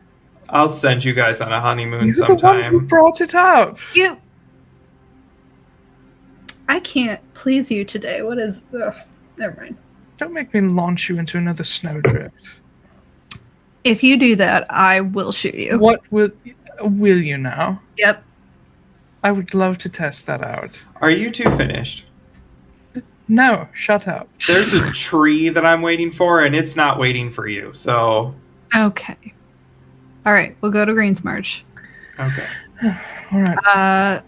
And then you said there were a lot of druids there. Do they have like any anti-scrying things? Oh, I have no idea. Okay. Well, I guess we can ask. And if They not, we are can go to surrounded by a giant hurricane. That's nice, Mhm. I guess. And believe me, nobody can get in. Okay. Well, except for us, apparently. Yeah. It's an island that can't be found except for those who already know where it is. Hmm. Well, if they don't have anti-scrying stuff there, or if everyone's dead, there's a lot of contingencies in this. Mm-hmm. If all of You those created things them. are not met, then we can go to Erisholm and get stuff from your friend who can do stuff, and then we can go back to Teldonost. Okay. Sounds like a plan. Sounds like a plan. There we go. I love it when we have a plan. So, y'all ready to go touch a tree? No, what are you talking about, Taiylor? What did you say? What'd you say? I didn't know what you guys were going to do today, so I had my own contingency plan, and I don't know if I want to fuck up your plan with my plan. I can wait. No, now I'm curious. No. The other three are just waiting on you guys. All right, Right. Bull. Are you bringing Ted? Yes, Bull. Go get a bag of egg rolls and for the road and one goose, please. I will go get Ted. He's up in my Look, egg rolls take a while to make. You don't have some stocked up?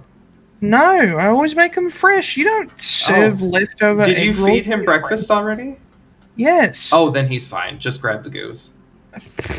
He's like, I oh, will go get the goose. He's up in my room. okay. I'm So gonna walk go- upstairs. And when you get up there, Ted is still where you left him on the bed. He's awake. He's just kind of sitting there. He's got like his neck bent back and like his head resting on his chest. While she's gone, I am casting Speak with Animals. Okay. And he's currently just like looking out the window. Hey, buddy. Yeah. Just like Hi. full 180. We're gonna go on a trip. Do you want to come with? Blink. All right. I'm just gonna go over and I'm just gonna pick him up. Kind of The head stays in the same place as the body goes up, and then Okay. you just like carry him away. Okay. He doesn't fight. He doesn't like kick his feet or anything. I kind of like hold him out, like away Geese from are me. big, man. Yeah. Like I'm not cradling him or anything like that. I'm just like, wing carry. yeah. Yeah, he lets himself be carried. And as you head back downstairs, once you hit the bottom of the stairs, he starts like kicking his feet, Okay, I put him down. and he like goes and races up to Kit. I've cast Speak with Animals. So, hey, Ted, how are you doing? Hello, Hi. pretty lady is prettier now. What happened? She died and was resurrected. Oh, It's okay. She was being controlled by a bad person, so now that's gone. That's why she looks so much Yes. better now. yes, Tether Walker. Yes. Oh, you know about that. Okay. Yes, Yeah, you Heidelen. figured it out. Yeah, that. Kyla Uruvela, the one you took the staff from. No, not her. Oh. Who's the person in control then? Elf, Black Cloak. Well, thank you, Ted. I never thought to ask Ted. God! You never asked the demigod Goose, who knows many things that he should not. Do you know what they look like? Elf. And this is where the usefulness ends. Long ears, short hair, yellow. Short yellow hair? Yes. Gender? Okay. I don't know. No gender? I don't know. NB, okay, so NB. Blue eyes. Blue eyes. Sun elf. Yes. Sun elf. Does that description sound like the elf that I met when we toppled Kellogg? Remind me? So when we knocked over Kellogg's thing, there was a sun elf. Oh no. There was a sun elf fighting with me when Vinrith Courser attacked and turned me into a werewolf. That's what I'm thinking about. He helped me chase Vinrith Courser into the woods. What, sir? Dang, that was a long time ago. Yeah, it was. A long time ago. But it's the only sun elf I've ever come across. So like, I can very confidently say this is a sun elf you've never come across before. Okay. Wow. Thank you, Very Ted. pretty. Very pretty elf. Very pretty. I will write that down. Okay. Everybody in this world who's bad or good is very pretty. So everyone. Well, that's good to know. Well, tell you what, we're going to go to Green's March and see the Druids. Do you want to come with us? Oh, Poofy Tail.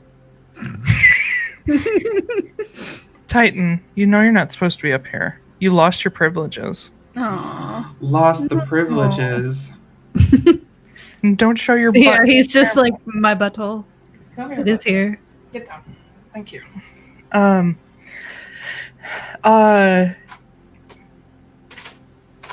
Dude! God damn it! There's a roll of butcher paper on the floor right here that I've been using for a project. He's just laying on it. Sorry, you said you're going to Green's March. To see the Druids. Yes. He says, why do we go backwards? Oh, we're just taking a trip for a moment. We go backwards. Yes. We're just taking a break for a moment, and then we'll come right back. 1 second. Okay. Yeah, shoot. Gone.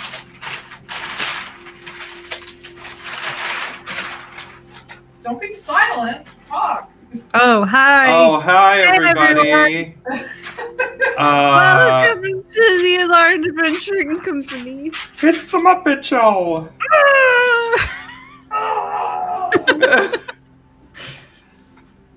So how about them druids, huh? So God, you guys suck. Okay. Yeah. I'm just gonna sing Muppet shit because I've been watching Muppet movies for 4 days in a fucking row. Let's see what does Ted know about? Okay. He wow. All right. He says, okay, see Druid, then what? Then we're gonna go to Taldonost to find the cistern. You mean hole in ground? Yes. Okay. Should we go somewhere else? Do you know something? Well, Pretty Elf is last in Taldonost, so Titan, don't you fucking dare. Do you Titan. God damn it. Go ahead. Do you think that the pretty elf is going to run away? Maybe. He will be in trouble. He lost Walker. That's true. Do you think we could save him? Or that he would join us? Maybe. Or they would join us? Maybe. I kind of... and Ted disappears. Ah! Oh no! Oh shit! Where did he go? Oh, I knew What are he you was. talking to him about? Well, he said that he knows who had your tether. He did. He knew this whole time. He apparently knew this whole time. The whole time. Sally Field. Right. So, yeah, he said it's an elf black cloak, a sun elf black cloak with short yellow hair, blue eyes, and apparently is very pretty. And he just went to ask them if they want to join us because they're going to be in very big trouble that they lost you. Taiylor. Does that sound like anyone I know? Make me a history check. History. I'm not very good at that. Oh, but that was a nat 20. So Fuck. Well, holy shit. All right. So one person sticks out in your mind. I should have also added that Ted mentioned he was young. Young. Okay. The guy. Marin, you remember in the cistern when you were looking up out of it, there was about a 10-ish year old elf boy with blonde hair there. They gave a 10-year-old? Really young. Oh my god. I told you they start young. Holy shit. Okay. We're gonna have to save another fucking child. Okay, this is bad. He's not 10 years old anymore, because that was 10 years ago. I got brought back to life like a year ago. The cistern thing did not happen a year ago. Was she had to stew in there? She was stored in there. Oh. So wait, I died and Wedna just took me over there and was like, keep this girl on ice and... Yeah. What? Oh, I hate her. So much worse than you thought she was. Yeah, okay. Well, at least we're not gonna have to, like, beat some 10-year-old's ass, I guess, but... I don't know, it would have been kind of fun. Look at here, you little shit. Yeah. Okay. So that epiphany just hit Marin. That could be somebody I've seen before. Oh. Well, They're probably... So natural 20 gets you. Yeah. They're probably older now, I would imagine, but... well, Okay. Ted just went to ask them, and I don't know if Ted's gonna, like, bring them back. Oh, God. I can't emotionally handle that right now. Well, you might not have much of a choice. Ted sort of does what he wants. He doesn't really listen to anybody. He just sort of... Yeah. Wow, that sounds like somebody I know. There's a reason we get along. Yeah. Me and the goose were like this.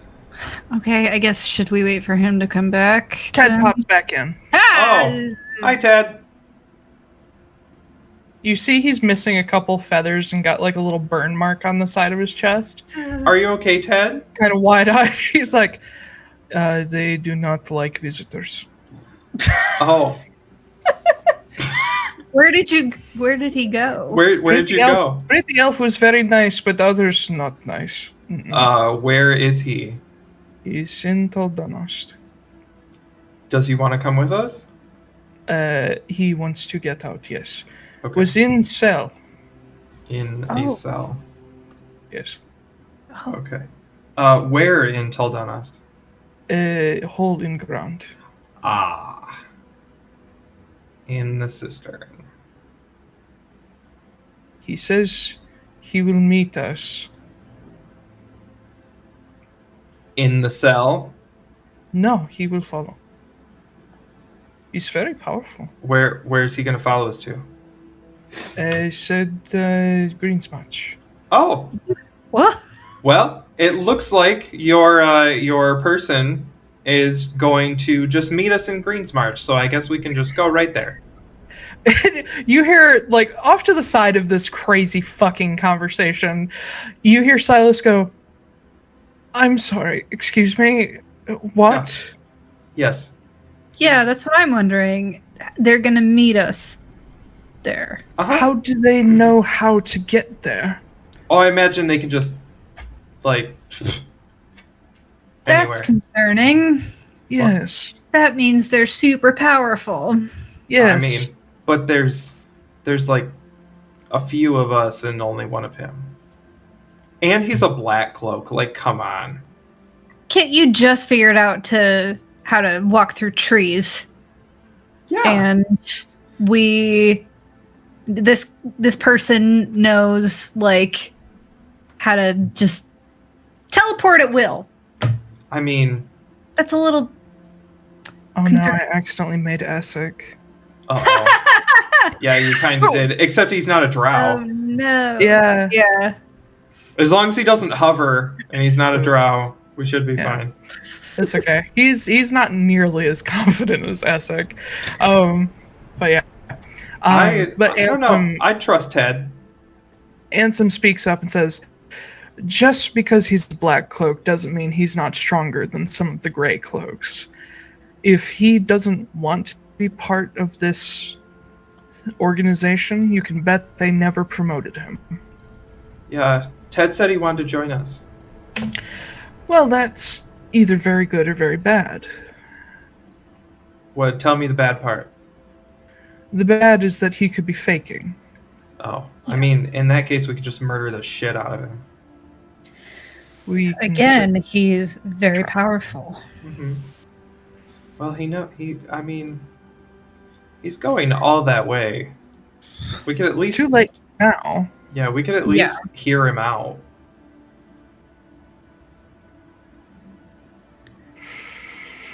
Oh, are we going?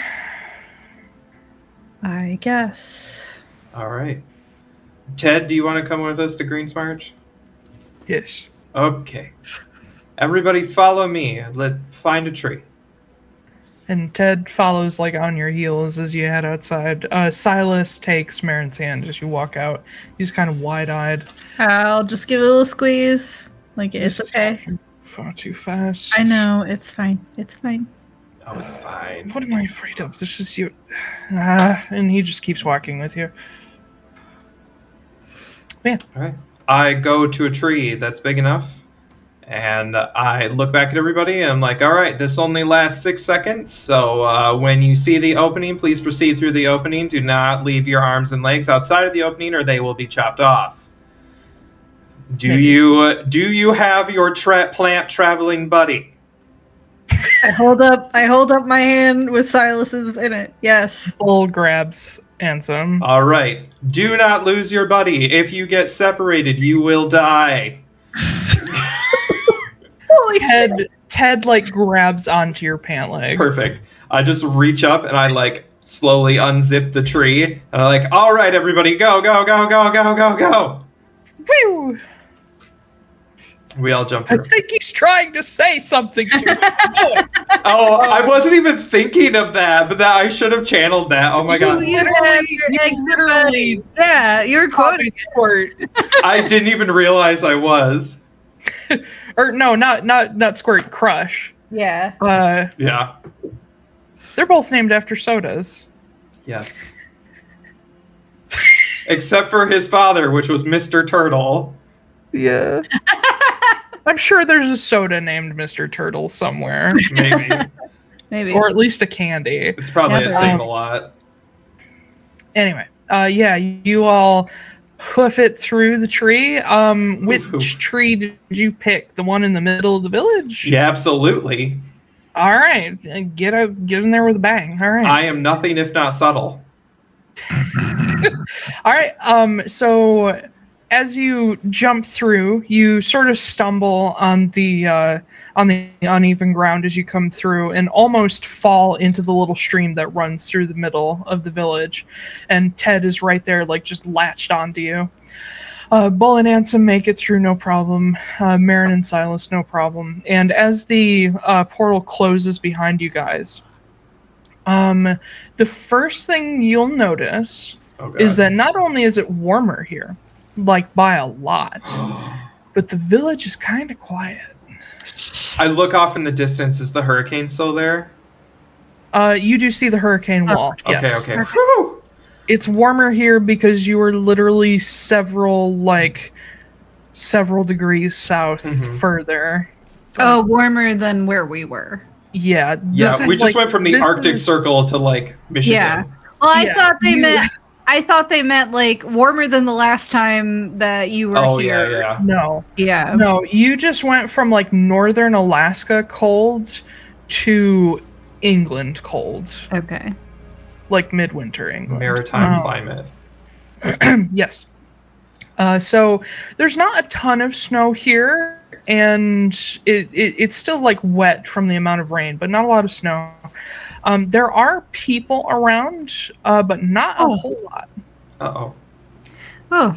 And they have all stopped to stare at you guys. I'm going to call one of them over. Be like, hey, can we ask you a question, please? Dulmarig,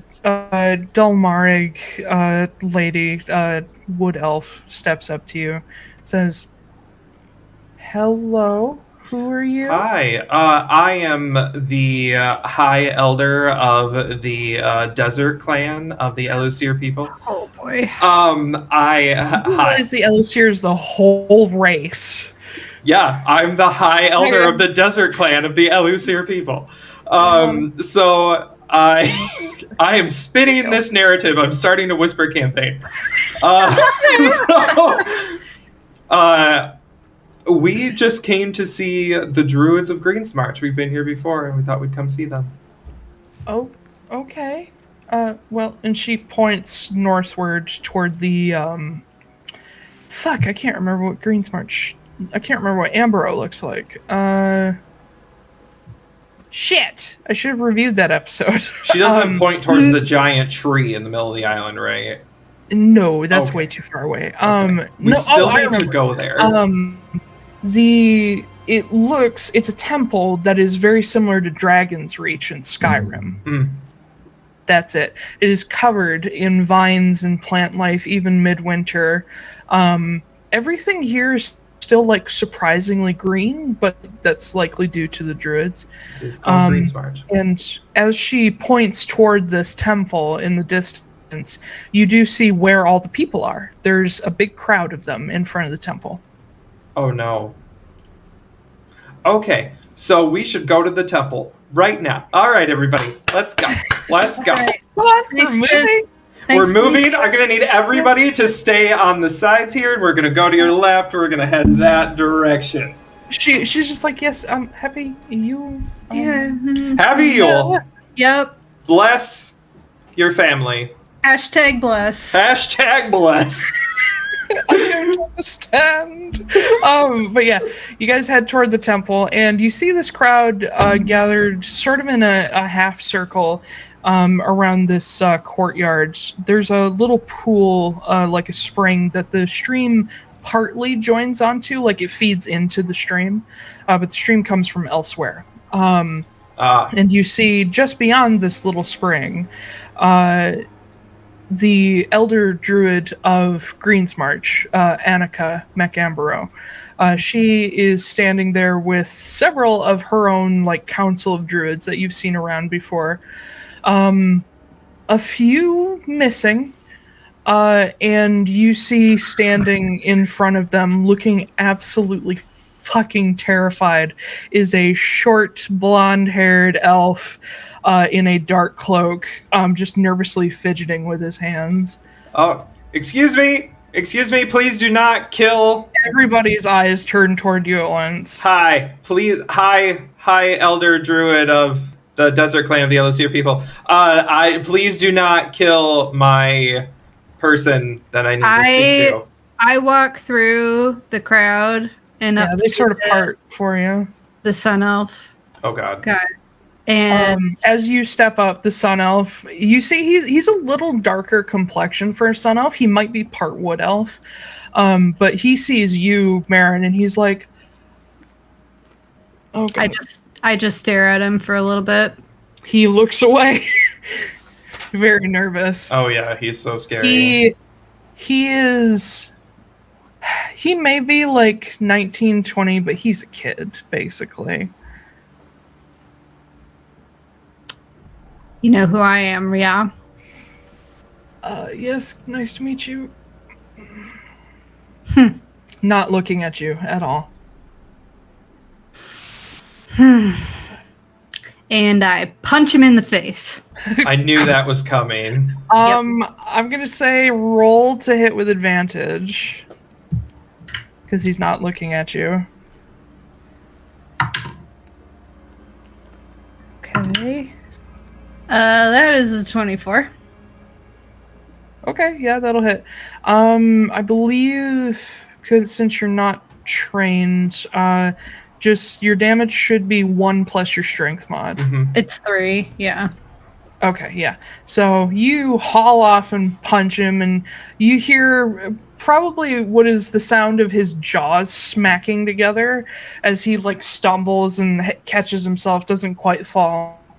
And as he picks himself up, like holding onto his jaw, he's like, "No, I deserve that. I deserve that a lot." Yeah, you do. I'm gonna grab him by the front of his shirt. Oh god. Yeah, and he's just like, "Why not?" Come on. We're talking this out. And I'm gonna pull him into the nearest, like, the temple area. As you go to like pull him anywhere, you are stopped by druids.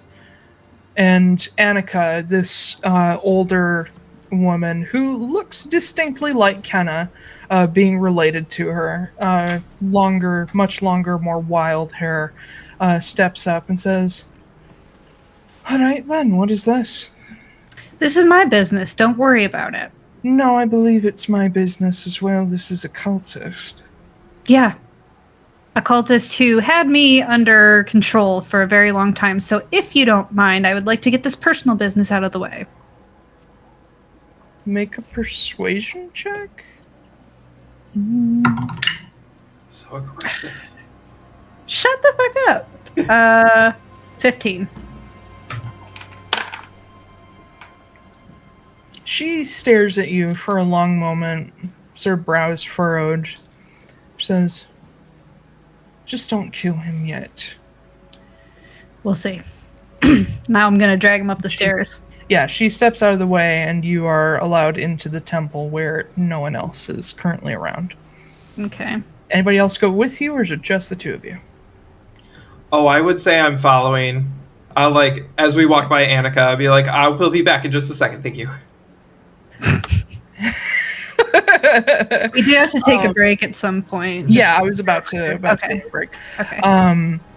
But I'm gonna say the others stay outside for the moment.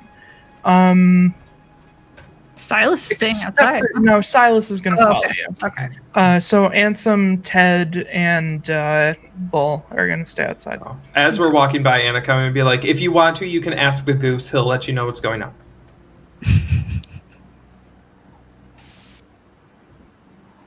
She just stares at you. This is my favorite thing, just to fuck with people as we walk with the truth. Yeah, that's what the sad part is. It's true. But yes, you guys head into the temple and close the doors. The young elf looks supremely terrified, but also in a weird way relieved at the same time. And that's where we're going to go on break. Okay. All right. Okay. Well, we'll be back at let's say 7:25. Oh, 7:25. Yes, 10 minutes. I'm sorry. All right, 7:25. See you guys in a bit. And we're back, everybody. Hi. Yay! Hi. That was an amazing sneeze. Yeah. Was that why you guys were giggling? Yeah. Oh. Just hear from across the room. It's just like, oh god, Ben. It got me. It came out of nowhere. All right. So ever since I got these trays in my mouth, it's been really hard to sneeze, and I don't know why. I think it's because it causes so many sensations in my mouth that it distracts me from the sneezing sensation, but it always stops me. It always stops me halfway through a sneeze. So that one got me. All right. Okay. Well, I just spent the last 10 minutes in between making the fastest form of food that I know how to make, which is a quesadilla, practicing this dude's accent because I could not for the life of me get Scottish to work. Oh. I think I said my mother's a bear like 10 times. My mother's a bear. Every time I lost it and went bull Kiwi, I was just like, no, bear. So, you guys just tossed Blondie into the temple. It's Kit, Marin, and Silas. And Blondie. Oh, what are you eating? That looks tasty. Chipotle. Oh, that's why. It just got hair before. It just got hair? Sounds like I shouldn't charge you extra for guac if it has that. Yeah. No. So I'll probably be munching on it throughout, but I also want to do a good job role playing, so gotta get I'll try that to find guac. opportune moments. But. So, you've just pushed him in here. Mm-hmm. Getting a better look at him now. You see he has a little bit long. I'm just going to compare him to Essek, really. A little bit longer hair than Essek, sort of. It still sort of stands up on its own and has a little bit of a spiky bit to it, but also sort of flops over a little bit. Mm-hmm. Undercut the rest of it. A little bit longer than typical elven ears. He's definitely part sun elf, part wood elf. Very beautiful, deep blue eyes. He's wearing the dark cloak, but you see he doesn't have all of the pieces of it. The full outfit has like this almost like poncho piece to it as well. I've shown you guys the design. He's just wearing the black cloak, and underneath he has basic tunic belted with dark trousers and knee-high boots. You can see that his clothes have a lot of like small tears, and you actually notice there's a couple bruises on his face, and he's wearing sort of like a 3/4 sleeve shirt, and you can see manacle scars around his wrists. Not scars, but like recent, like rubbed raw marks. And he stands in front of you, like almost afraid to look away from you guys, as he's still kind of like holding his jaw. And he's like, listen, I first of all, I get it. You are absolutely, listen. Is there a chair or something in here? Yeah, there are several chairs. All right, I'm going to drag him over to a chair and force him to sit down. Yeah, you grab him. Okay. As long as you don't hit him with the chair. Yeah, just fucking suplex him into it. Go full WWE on him. Yeah. Yeah, you sit him down. He's still kind of like babbling. He's like, I get it. I got it. I got him going Kiwi again. You know what? Fuck it. He's Kiwi. I can't do Scottish and English and Kiwi and American. They're all too. No. My mother's a bear. I get it. Yeah. I need a new gateway phrase that sticks better. If you had the chance to change your feet, would you?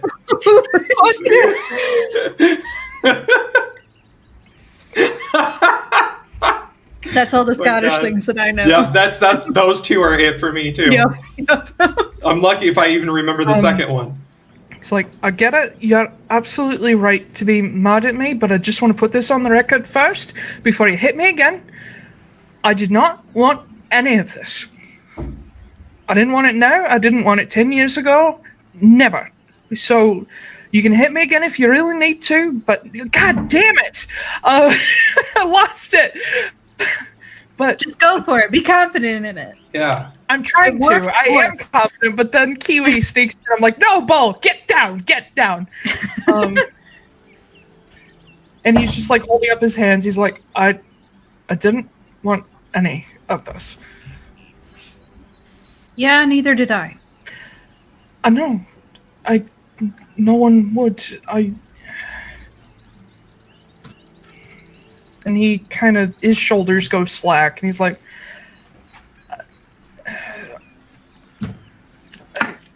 I feel like I should shut up.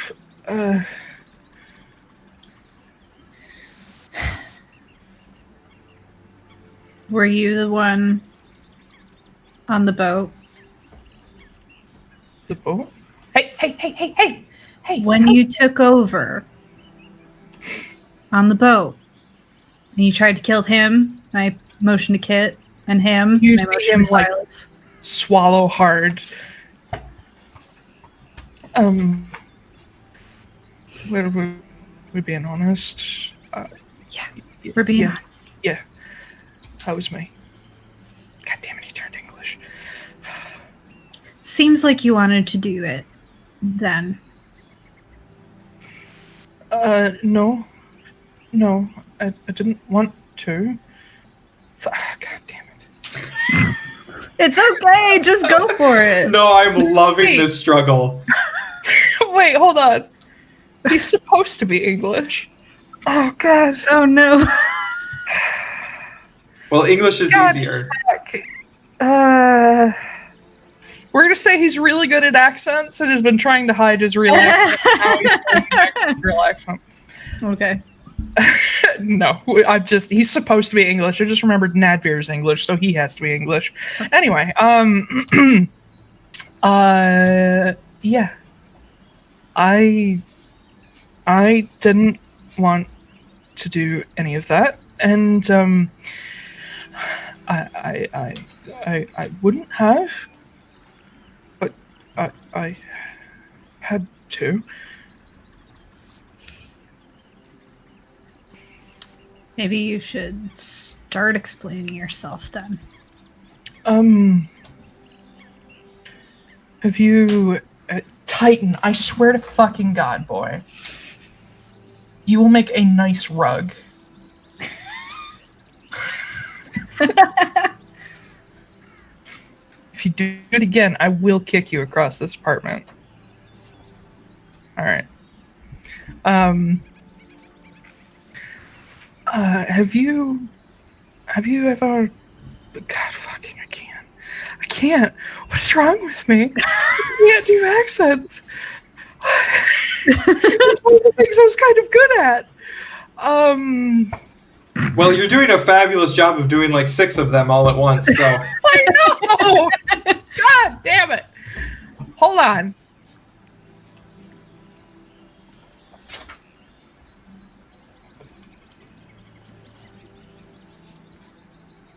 Just get a zen out. Yeah, Just get a zen. it's okay. Yeah, no. We're gonna say some things, be like, oh, I'm gonna go take a red bus down to Buckingham Palace. Am I speaking Zemnian? Ew, what is underneath my desk? Sorry. I had a moment. Oh no. I had to channel Julie Andrews. Oh no, what? I dropped a little bit of a shit down on my floor. I just put my toe in guacamole. Ew. We'll take care of that later. It's fine. It's just a little schmutz. It's just a little schmutz. It's fine. He says, have you ever met Kyla or Vela? We haven't formally met. No. She's terrifying. Yeah, and immortal, I think. Good excuses. Good excuses. Come on. And Marin, as you're talking to him, you hear the distinct sound of Silas's boots as he steps up. Oh no. You hear the click of the revolver, and suddenly there's a barrel pressed to this kid's head. All right. And the kid is just like frozen. And Silas says, why don't you start at the beginning? Start at the very beginning. Thank you, Julie. You're welcome. Also, that was a terrible... I wasn't trying to. I was just singing it. start at the very beginning. It's so well metered. Yes. A very good place to start. Yeah. But let me grab this notes.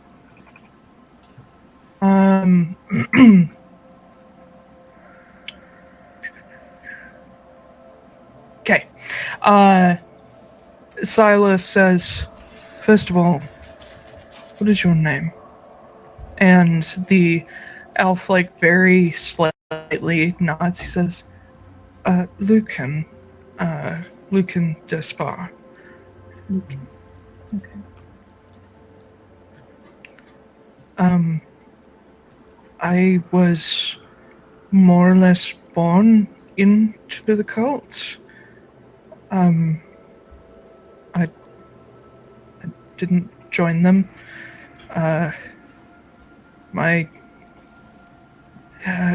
siblings and cousins and I were very adept at different types of magic, and so we were chosen to start a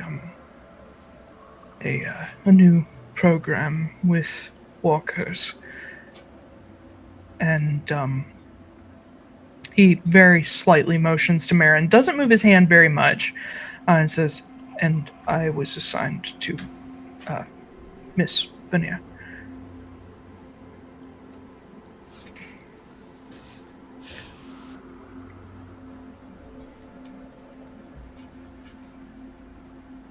Put the gun down, Silas. And Silas pulls it back. He doesn't put it away, but he points it toward the floor. Are those other people you mentioned assigned to tethers as well? Yes. My brother, Nadvir, was assigned to someone, I think your friend out there, Ansem Molinarch. I think he knows him. Jude Connell. Oh, okay. Some more names, if you wouldn't mind. Mm-hmm. Fuck. Now I gotta actually pull it. Hey, whack! Elf name generator. Yep. Alright. So nobody that we know. No. Nadvir's the only other one I already have named. Okay. So actually write these down for me, because I will forget them. Okay. There is Adren, Adren. There is no Titan. There is Ella. Ella. Ella. Sure. Nickname Free Lane, he tells you. Half sibling. There is, and then there is fuck. Who's the? He doesn't have a name, but he's important. There is. All these names suck. And then there is Theric. Theric. Yes. Theric. Theric. Okay. Theldrick. And who are all these people tethered to? I don't know the others. The only reason I know about Jude Connell is because he was untethered when the Sephenheid exploded. Do you know who is puppeting Ethane Molinarch? Thing is, I'm not sure, but I know Kyler's overseeing it. So it may be one of the others. There are a handful of others in the program too, but they're not family. I don't know them. Okay, what else? What else can you give us? What else do you want to know? Titan. That night on the boat, Yes. Who told you to do that? Was it Kyla? Yes. Why? To scare you. We found out that Kyla can take over. She can work the tether as well. Yes. So if you didn't want to do it, why didn't you let her do it? Because she quite literally would have killed me if I didn't. Titan. Good God. Listen, boy. Listen. Huck him across the room.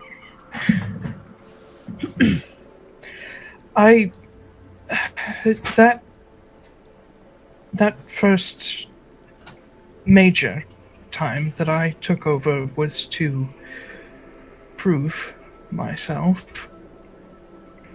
And when it got too real, I told her I didn't want to do it anymore, and she, I don't know what she was planning on doing, but she put a hand on my head, and I felt necrotic energy just fill the entire room. So, I'm not saying it was right, but it was one of only two options. I may be a talented magician, but I am not Kyla or Avela.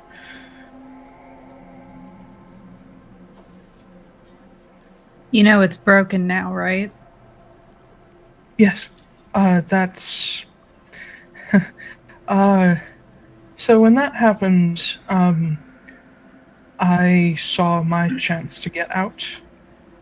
And I know you won't believe me when I say this, but I was coming to find you.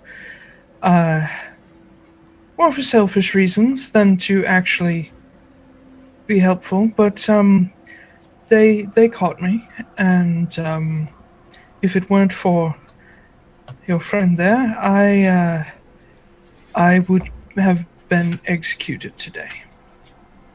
Oh. So thank you. Mm-hmm. I'll let the goose know. His name is Ted, yes? Yeah. Yes, I've seen him before. He's quite lovely.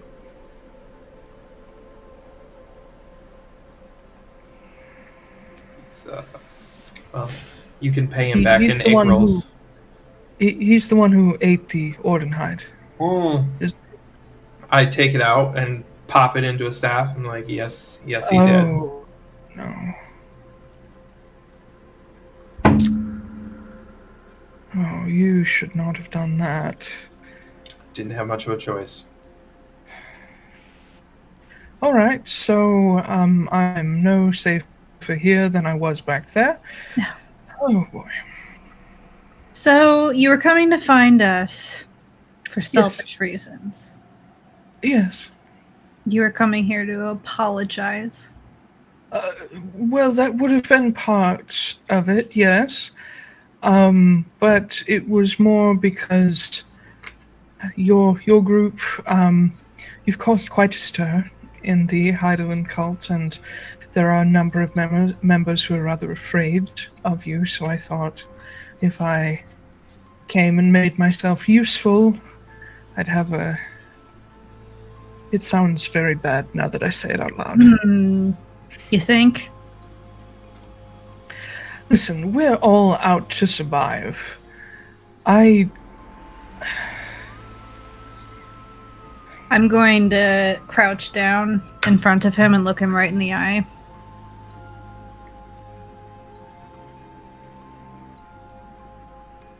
You do not get my forgiveness. At least not right now. Understandable. I understand that you were in a tough position and that you were young. I get it. But you had a choice and you made it. And you hurt me. So I don't get to forgive that.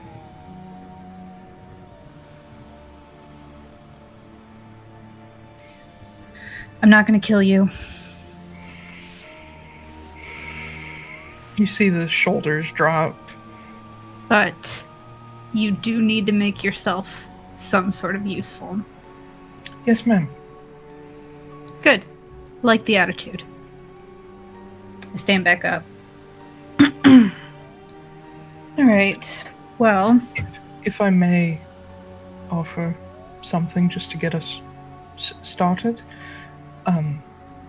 Taiylor will know that you're here. I feel like maybe you already knew that, but she's obviously very familiar with me, and she's very familiar with that. And he points at the Ordinite.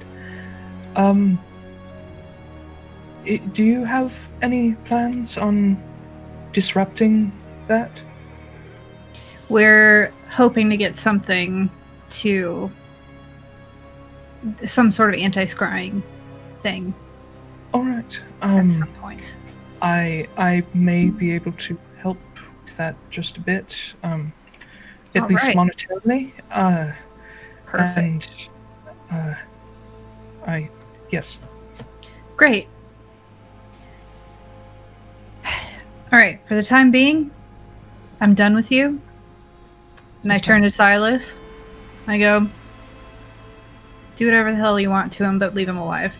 And I turn around. Silas hauls off and just takes a haymaker across this guy's face, and he literally falls out of the chair. Yep, I'm walking out. Don't care. Whatever he does. Oh, fuck. Poor guy. He just got knocked out. He has no HP left? No, not that he has no HP. This is more of a story knockout. Than Gotcha. knockout. All right. I'm going to walk up to Silas, and I'm going to be like, all right, I know you guys are upset. I understand.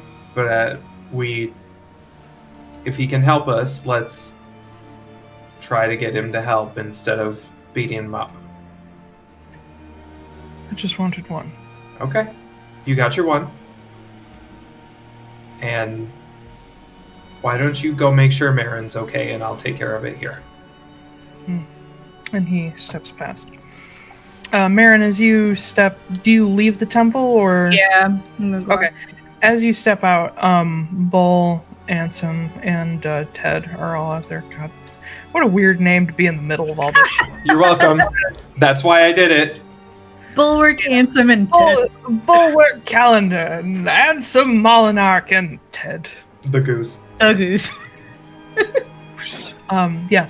But as soon as you step out, like, Ted looks up, and the other two sort of follow his gaze, and Bull is the one who speaks up and says, "Are you okay? I'm fine. I'm fine. Do you need anything?" I need to just go sit on the beach for like 5 minutes and like Okay. cool Yeah. down. Okay. And as Silas steps out as well, Bull's like, "I'm gonna go keep an eye on." Yeah. He steps into the temple with Kit. Ansem and Ted stay where they are. I'm just making a beeline to the beach. No. Silas follows at a distance, but unless you like give him a signal, he's not going to invade your space. He's just nearby. I think I'm just gonna stand, like, once I reach the beach, I'm just gonna stand there in the sand for a little bit and just, like, for a few. You see the ruins of a Lochmany ship on the shallow Oh, Yeah. and dead puppies. No! okay. Out there. They would be eaten by now. No! We gave them to the Druids. They're fine. That's what Bull told you. Oh. Totally kidding.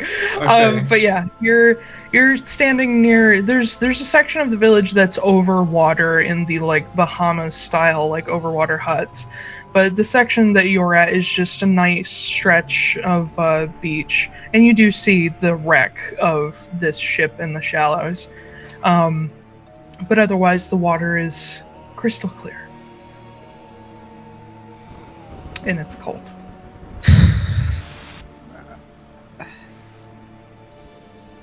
I'm gonna... Are you gonna do it again? This is a prime opportunity to make another deal with the god. Yeah. Add another one to the list. Yeah, let's do another one. Come on. Peer pressure. There. No. Throw another Titan on there. It wouldn't be a deal. It would be just... Doesn't I'm matter. gonna pull the chain out. And I'm just gonna be like... Okay. Just... make me feel better. Come on. Something.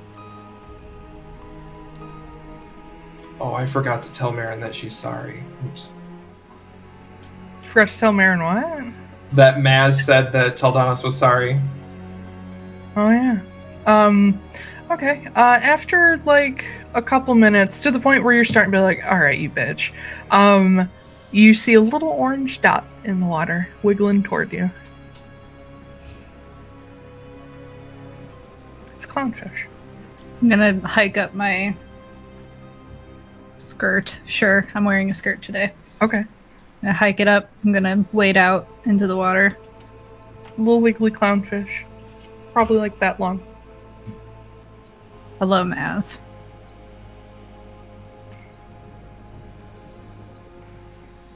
Okay, this is making me feel a little bit better because you're really cute. Looking up at you. I'm gonna reach down and just give him a little like head stroke. Yeah. And it goes down in the water every time you touch him, but he comes back up. It's cold as fuck. Yeah, alright. I'm gonna turn around then and just kind of go like, thanks, I guess. And as you turn away behind you, you hear a pfft, and just mist comes and lands all around you. Did that come from somewhere? It came from behind you. I'm turning around. Is it a whale? You see a whale. Oh, holy A shit. gigantic orca whale covered in stripes and spirals. Oh. Okay. And Maz is just wiggling right in front of it.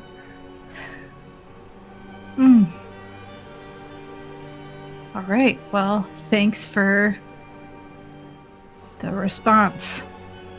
And Maz wiggles up to you and like takes the edge of your skirt and like his little meow, and like pulls. Oh no, we're not. Oh shit. Maz, alright. I'm gonna like kind of crouch down and I'm gonna be like, Maz, listen. I said no more gods. Okay. That's really adorable. But no, I can't. No. And the orca is just waiting there. Fuck. Come on, Pinocchio, do it. Alright. I'm just letting my skirt fall and I'm gonna walk into the water. And the whale kind of sinks down just far enough that you could probably get on it if you wanted to. Oh, Jesus Christ. I'm gonna go on a Free Willy adventure. I wonder what Silas is thinking. Rider! Silas is just like saying on the beach. He's like, "Oh, not what again! What the fuck is happening?" Not You again!" hear from a distance, like Silas suddenly go, Marin, Hold on. Just what are you doing? it's fine. No, I don't out. think it is. Marin, No. and he like starts like running toward you. No, alright, I'm gonna get on the whale. It's like, Marin! And the whale just sinks away, and you are moving at far too fast a speed for Silas to catch you. And Maz is just like he's doing like the like a lamprey thing. He's not like attached to the whale by his mouth, but he's kind of like trying to hold on to his fin. He ends up getting like washed off of it, but he'll be there. Yeah. But the whale continues on sort of south and a bit west. It is cold, but it starts to get warmer. I'm underwater, right? Or okay. Yeah. It starts to get warmer and south and a bit east. Starts to get warmer as you get further and further down. And you realize you're moving at a much faster speed than is even possible for a whale. Mm-hmm. As you're watching just coral and plant life speed past. But you can see through the dark here, and for some reason you don't need to breathe. And you keep going faster and faster and faster until eventually this sort of crater gives way to just flat bottomed ocean, and you realize you've turned northward. And you keep going and keep going and keep going, passing islands, passing ports, passing shipwrecks at just blinding speed, until you start to see this almost underground, like, river of coral and plants. And it's continuously going downward, and it's warmer and warmer the further you go, until eventually there is a drop off into the ocean and is pitch black. And the whale slips out of your grasp, and you are left hovering alone over this gigantic trench. Ukatoa. Consume. Down below, as you're sort of looking into the darkness, trying to find like some land/water mark, because out over the trench you can't see the bottom, you can't see where the trench started. All you can see is just endless blue fading to black. You can't even tell like how far the surface is. And you begin to see below you this red line light up and start zigzagging through the trench. And it grows slightly orange and then yellow and white. And you watch bubbles burst forth as you literally watch stones being pushed out of the earth. And silhouetted against that, you see the figure of another person. Fuck. Down below, also hovering in the water. She's not how anyone has described her to you. She's maybe like 7 feet tall. She looks older, long, sort of messy, almost dreadlocked hair. But she does have the sort of skirts made of nets and sailcloth. And then the sleeveless sort of crossed over upper body, whatever the fuck that halter thing is called, covered in these beautiful spiraling and water imagery tattoos. And she seems to be just presiding over this, whatever this is that's happening below you. And eventually she looks up at you, and you see Maz swim past your face. And he goes straight to her, and you watch his body elongate into a...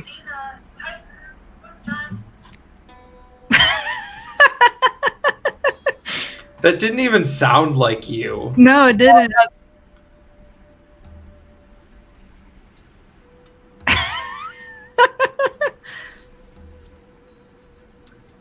What are they doing? Are they just screaming? You're just like, food time. Yeah, I have the thing set to call their names and like say food time, because they understand what that means. So basically they go running up to it, and it repeats a few times, and they're just like until it starts like dumping food out. I'm gonna turn off that voice feature though, because it's embarrassing. Why? That's kind of embarrassing. It repeats 4 times. Anyway, Maz goes past, elongating into this long orangish dragon form, and he sort of wraps around this woman, and she drifts up towards you. And as she comes in front of you. Of course, she's larger than you. She's like 7 feet tall and all muscle. But you see the distinct sort of Dulmarig copper complexion. Her hair is a little bit graying in between the black. She doesn't look as intimidating as any artwork you've ever seen of her, or how anyone's ever described her. And she's just before you.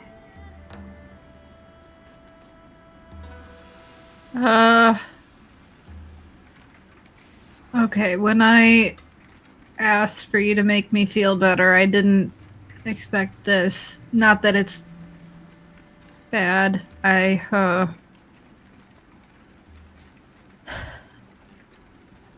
What do you want from me? And she bows her head slightly. You can see she just looks tired.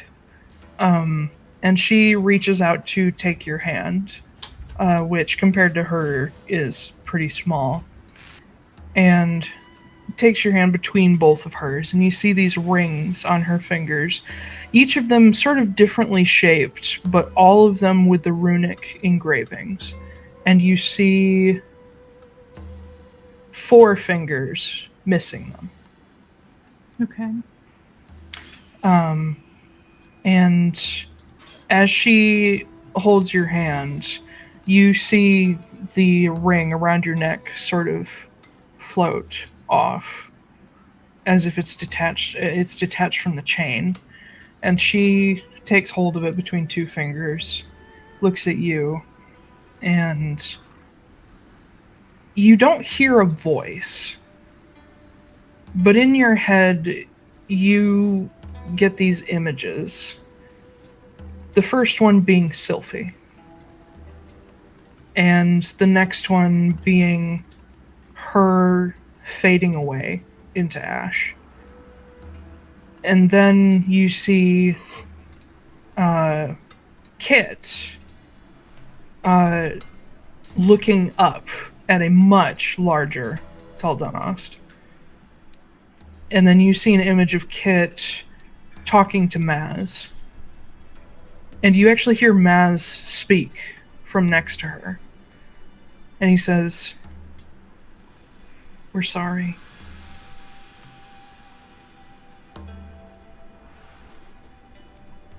Thank you. I know you would have helped if you could. Maz wraps more around Taldanost, his head resting next to hers. And as she conveys images, he seems to, as best he can, almost translate, but you can tell what she's saying can't really be put into words very well. You see images of people in black cloaks. You see it'd be Mr. Bubbles, but that kind of ruins the moment if I call him that. The eldritch dolphin that you heard a story about before. You see an orc with blue eyes that glow. You see an image of Lucan, as you saw him only, minutes ago. And Maz says, "We wanted to help Sylphie fight these things and help her get you so you could fight back too. And it obviously didn't go to plan." Nothing does, in my experience. No. And he looks at Taldanost again and then back at you and says, "We want to help still. But we see what you've been through. And she doesn't want to ask things of you. She just wants your sister back.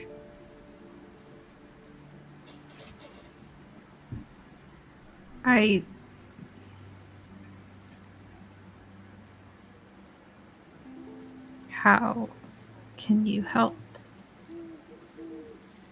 We're going to try to help Kit. It's the only way we can help without asking something of you. That was why we guided him to Gaitha Hidestaff, was so that we could help.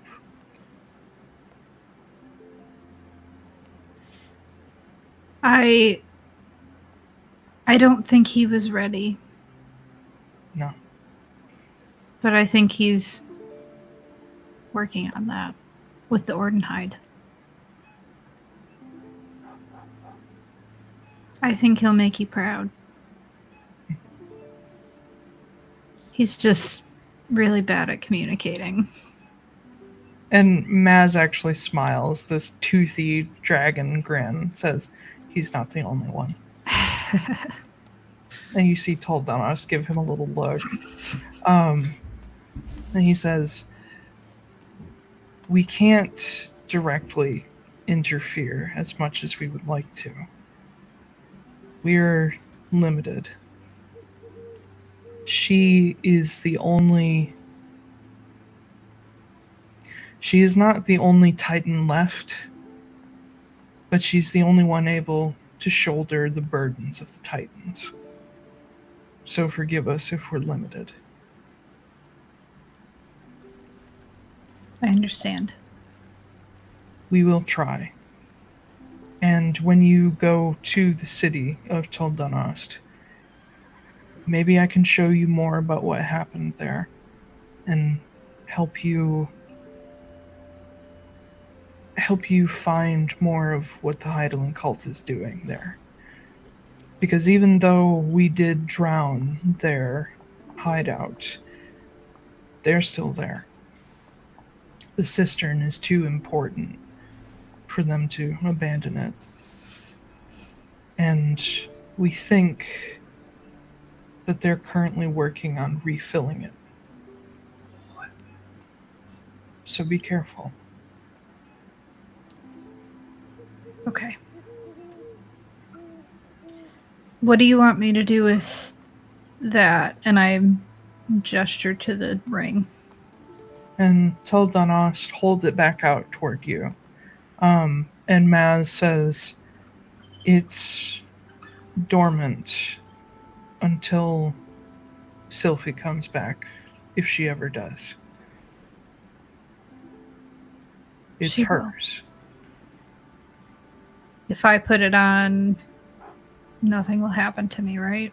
It's not meant for you. Okay.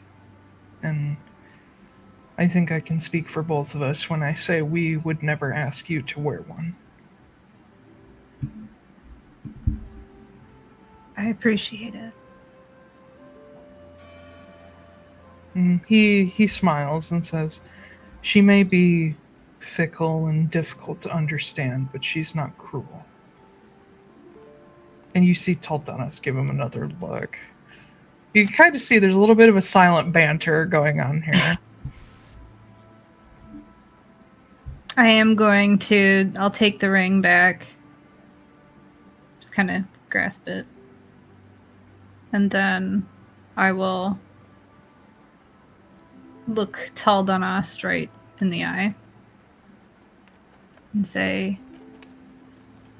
thank you.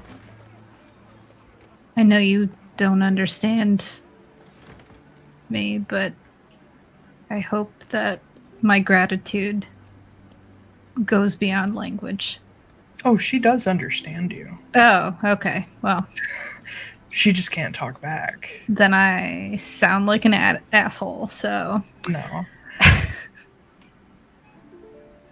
Really, thank you. And she nods.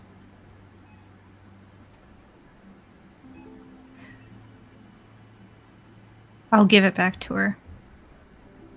And she takes it, and you see her put it on her left first finger. And as the ring slides under her finger, it grows larger to fit, and you see the runes on it light up orange. And you see a little red line go through the side of it.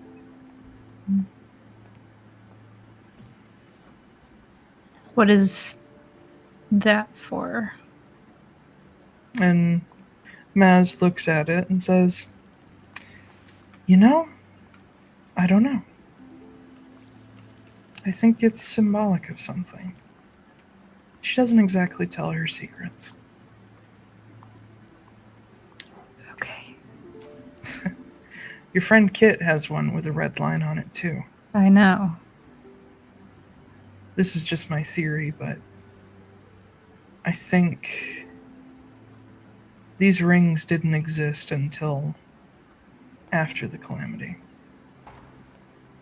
I think they're markers of favorites lost.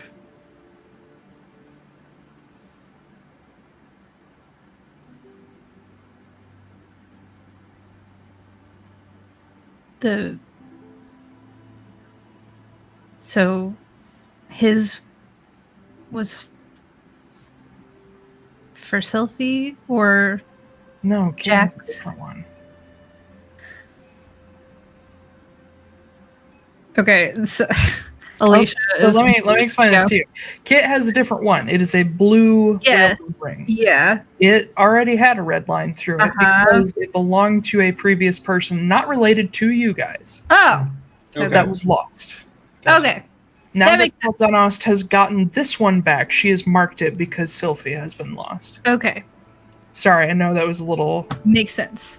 It's weird if Donost doesn't explain it herself. He can't. Okay. All right. Back into the moment. Yeah, we can just say that didn't happen. Yeah. All right. And I'll take the ring back. Yeah, she lets you take it back.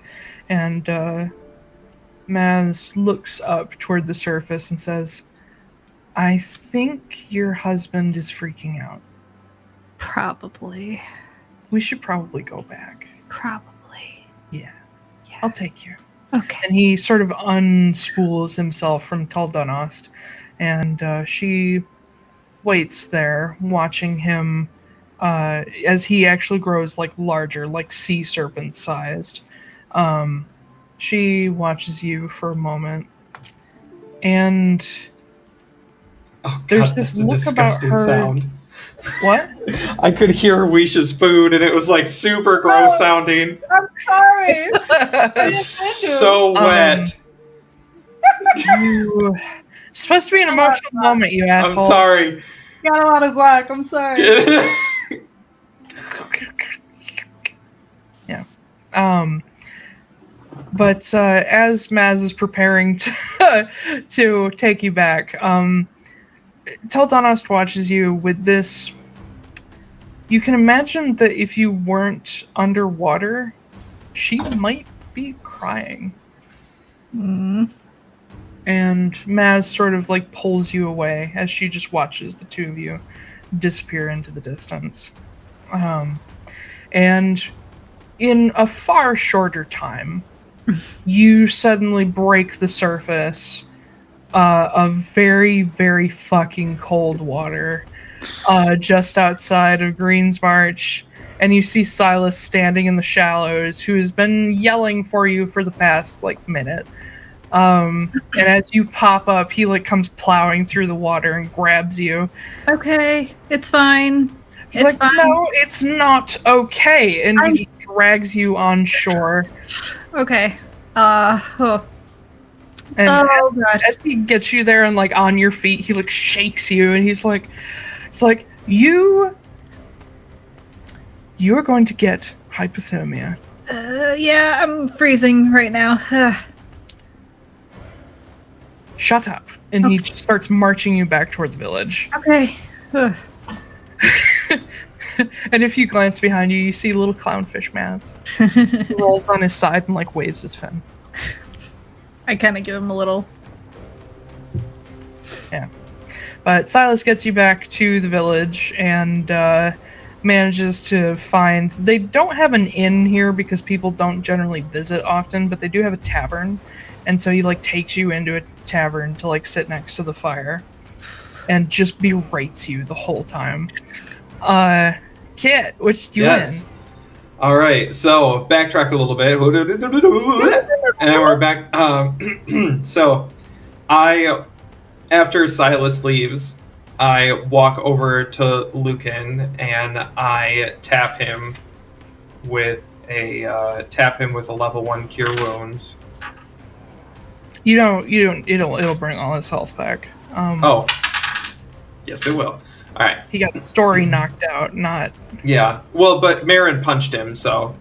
Yeah. So did Silence. But even my ability score will bring him back to full.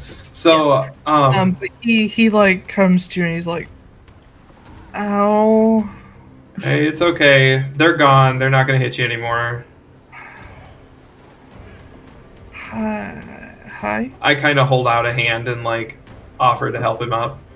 He, like, very slowly reaches out and sort of half picks himself up. So... not a great day for you. Well, better... Actually, no, it's actually a very good day.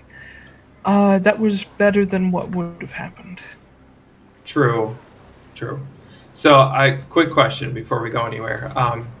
Yes. Can Kyla sense this staff at all times, or only when I activate it? Well, that's a good question.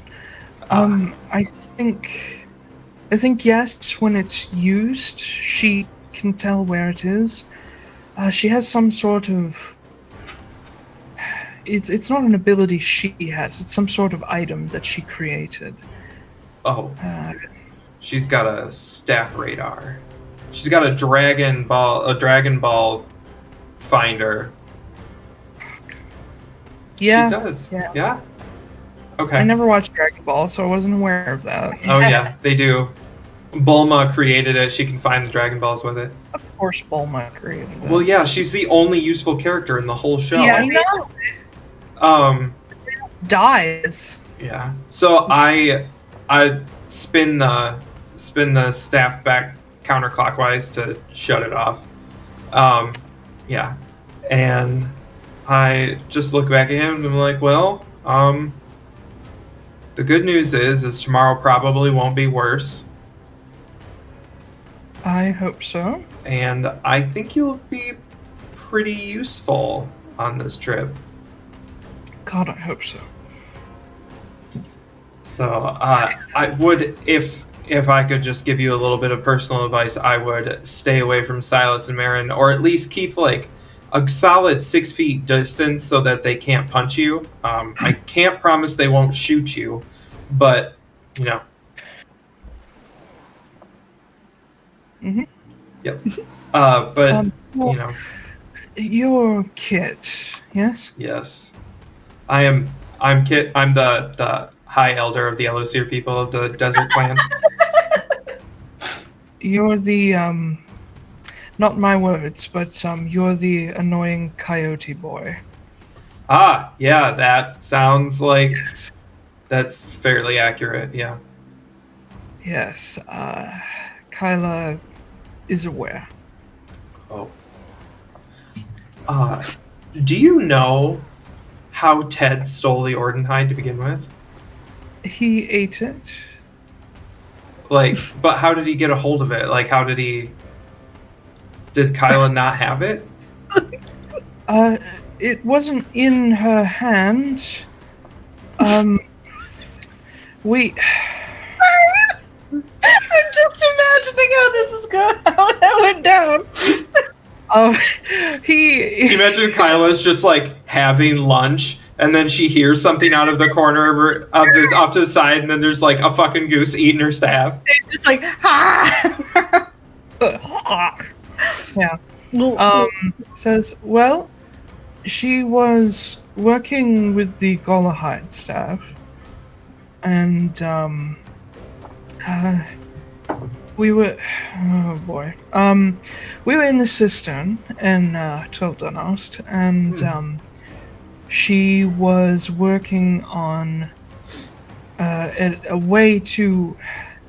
I'm not sure what she was getting at, but I think she was trying to come up with a way to maybe bind a walker permanently with one of the staves. I'm not sure where her mind was going, but it seemed to be her idea. But she was working with the Gollahide staff and one of the walkers there, and I think the Ordenhide was sitting on a table off to the side, and we looked away for one moment, and suddenly there was a goose running away with a lump in his neck. You know, that sounds like Ted. Yes. But I had met him previously to that. Oh. He's actually quite entertaining. To say the least, yeah. What? I said to say the least. Yes, this is just sort of a thought. I'm not sure if there's any merit to it, but I think he may have been involved with the cult previously for something. I don't know if they're responsible for his existence or he's just been messing with them for a long time, but Kyla recognized him. Oh boy. Well, I suppose we can always ask him. Yes. So tell me, like, what's your deal? What are you trying to accomplish here? Or do you just feel guilty, or like is it just survival, or is it a combination of both, or do you like have ulterior motives? Because if you do, I'll burn you alive. Well, will you burn me alive if the ulterior motives are not bad?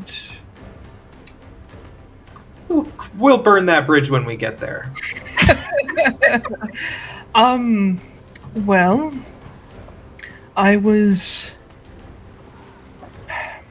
somewhat born into the cult. My parents and aunts and uncles are all cultists, but they gave me to the cult when I was 8 years old or so.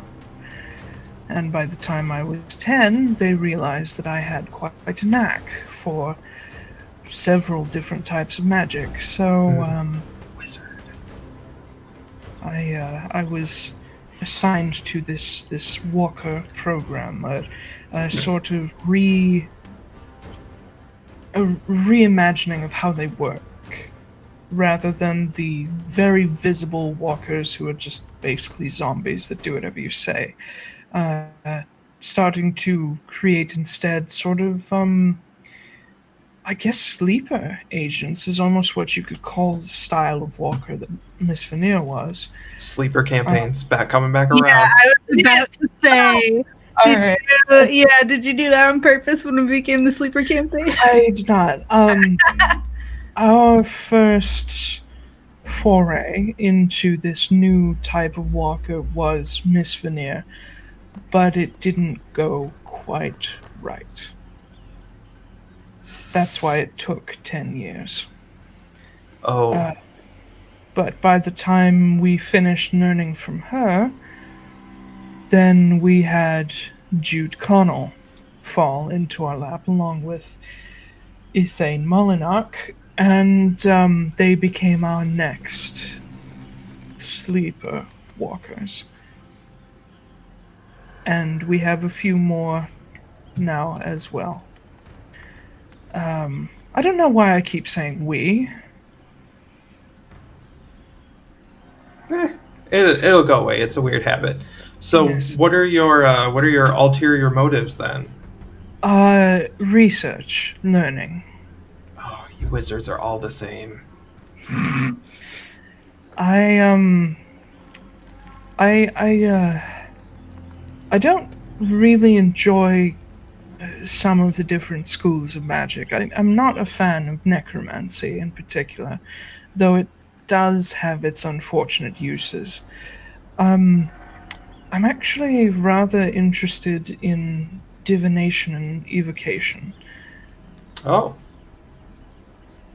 Cool. And the I don't know, the elements and the idea of future sight and being able to see across far distances has always intrigued me, which was perhaps the only part of having a walker that was any kind of, I hate to say, enjoyable. Fun, yeah. It never felt right, but the idea of being able to look through someone else's eyes was actually quite useful. So tell me about the Evocation School of Magic. Yes, elements. Okay. Fire is probably the most well-used one. So what do you know about Senna? Senna, the Shattered God. Mm-hmm. Who is in possession of 3 of the Heidelen staves? Well, thanks to Miss Veneer, quite a lot more now. He knows quite a lot more. Knows more. Okay. Right. Clarity. Well, she is a ghost of a ghost, essentially. She has come into ownership of 3 Heidelen staves, the Fjorhide, Gaitherhide, and of course the Core, which is perhaps the worst news that has struck the world in the past year or so. She has been basically at war with Kyla Uravela for the past 200 years, not to mention Kenna Ambro, but that all started just before the calamity. Kyla exists because of Senna. Or, more accurately, sank her. Mm-hmm. She was a walker herself back then. What do you know? So, was Kyla ever successful with binding a stave to a walker permanently? No, it's something we only just started working on. What about... But you know that Senna has multiple. Yes. And she has absorbed them. Yes, as far as I understand. Is that the same kind of thing she was trying to do? Absorb them? Well, with the walkers, was she trying to do something similar? Oh, as in sort of implant the crystal. Mm-hmm. I think that was on the list of things to try. Interesting. Evocation magic. I see where Weish's mind is going. Uh-huh. What kind of... I'm not going to panic right now. It's what fine. kind of power do you think it would take to do something like that? To make a staff part of a person with no physical trace, quite literally the power of a god. Huh. Well, that's an odd thing. Hopefully she never figures out how to do that. You seem to be very suspicious of this. Is there something I should know? Oh, no, it's just a terrifying thought. Because, I mean, Yeah. once someone is implanted with a crystal, I mean, would it even be possible to remove it again unless they were dead? I don't know, but it would essentially... Assuming that they could tap into that power, it would make them essentially 1/9 of a demigod. Huh.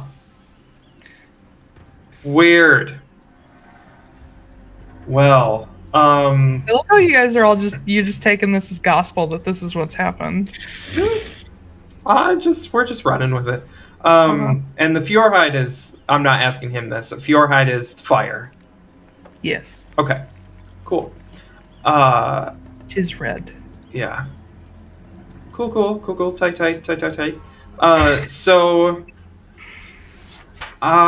Yeah, well, I mean, thank you for your cooperation. I will do my best to keep you alive. And I actually need to go talk to the Druids real quick because I think I may have murdered some of them by accident. Or one of our friends might have murdered them, kind of murder adjacent. So, long story short, one of my dead friends sold a bunch of poison to this island, and we think it might have been used against them, but we need to find out. Oh. Yeah. That was you? Oh, I'm sorry. What do you know about that? He says, so, I think another very useful thing that I can offer your group, and you should definitely keep me alive for, is, I know where there are hidden Heidelen agents. The glass blower? Is it Essie? I believe that's the name she's gone by. I literally dart. Ow. I'm gone. Okay. And I am like, I see Annika and I'm like, I will be with you in a moment. And like, I'm just like running to find Silas. Yeah, you see him and both of them soaked, but Marin more so, coming back freezing. Silas, right now, right fucking now, I need you to send a message to Ren. Right now. Oh, okay. Jesus. What about? Tell him that the glassblower that came to the village is a Heidelen Cult member. Oh, shit. What? And that we will be there tomorrow to kill her. Right now. Right fucking now. Oh, right. And he, like, draws the symbols into the air and, like, very quickly repeats as much as he can in as short a sentence as possible. And you see him wait for a moment. And, like, every second is, like, way too long until finally he nods. And he says, Ren said he's got it under control. He sounded like he was ready to go the moment I started. No, don't do that. How many of these can you send a day? 2. Oh, fuck! Not a lot. 3? 2 or 3? Oh, no, you have to give me a number, Silas. At least 2. I need 3. Can you do 3? I'm looking. Warlock. He at this level, he should have 3 spell slots. Yeah, come on. Does. Jesus. Where's the fucking warlock? There it is. All right.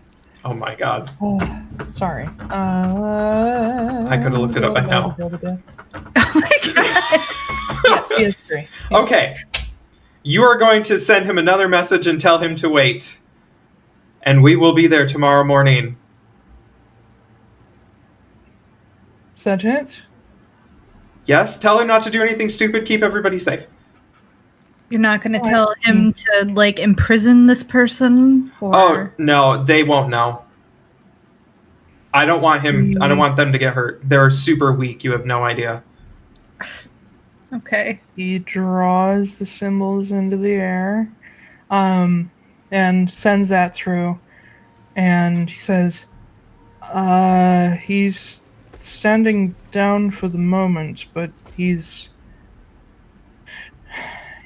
not okay with waiting. Okay, well, tomorrow morning won't be that long.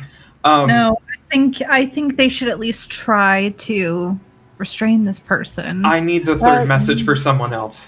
What are y'all's passive perceptions? Oh, God. 12. 19. Okay, so Kit, you hear her coming before she gets to you. But a heavy hand lands on your shoulder, and you hear, "What the fuck are you all doing here?" Is it And you turn Kenna? around. It's Kenna. Okay, I don't need that third message. If you could please let him know. Kenna? No, never mind. Kenna, I need you to take us to Balfira right now. What's happening? I just found out who killed the Druids. Whoa. Hold on. I turn to Silas and I'm like, okay, skip the honeymoon ideas, apparently. And Kenna's like, killed who? You know that person that my dead friend sold poison to? Oh my god. She is a Heidelen Cult agent, and she is in Valfira. Who did she kill? Apparently some of the Druids here, I thought. No one's dead. Okay, well, she has 5 gallons of poison, and she's a Heidelen Cult member.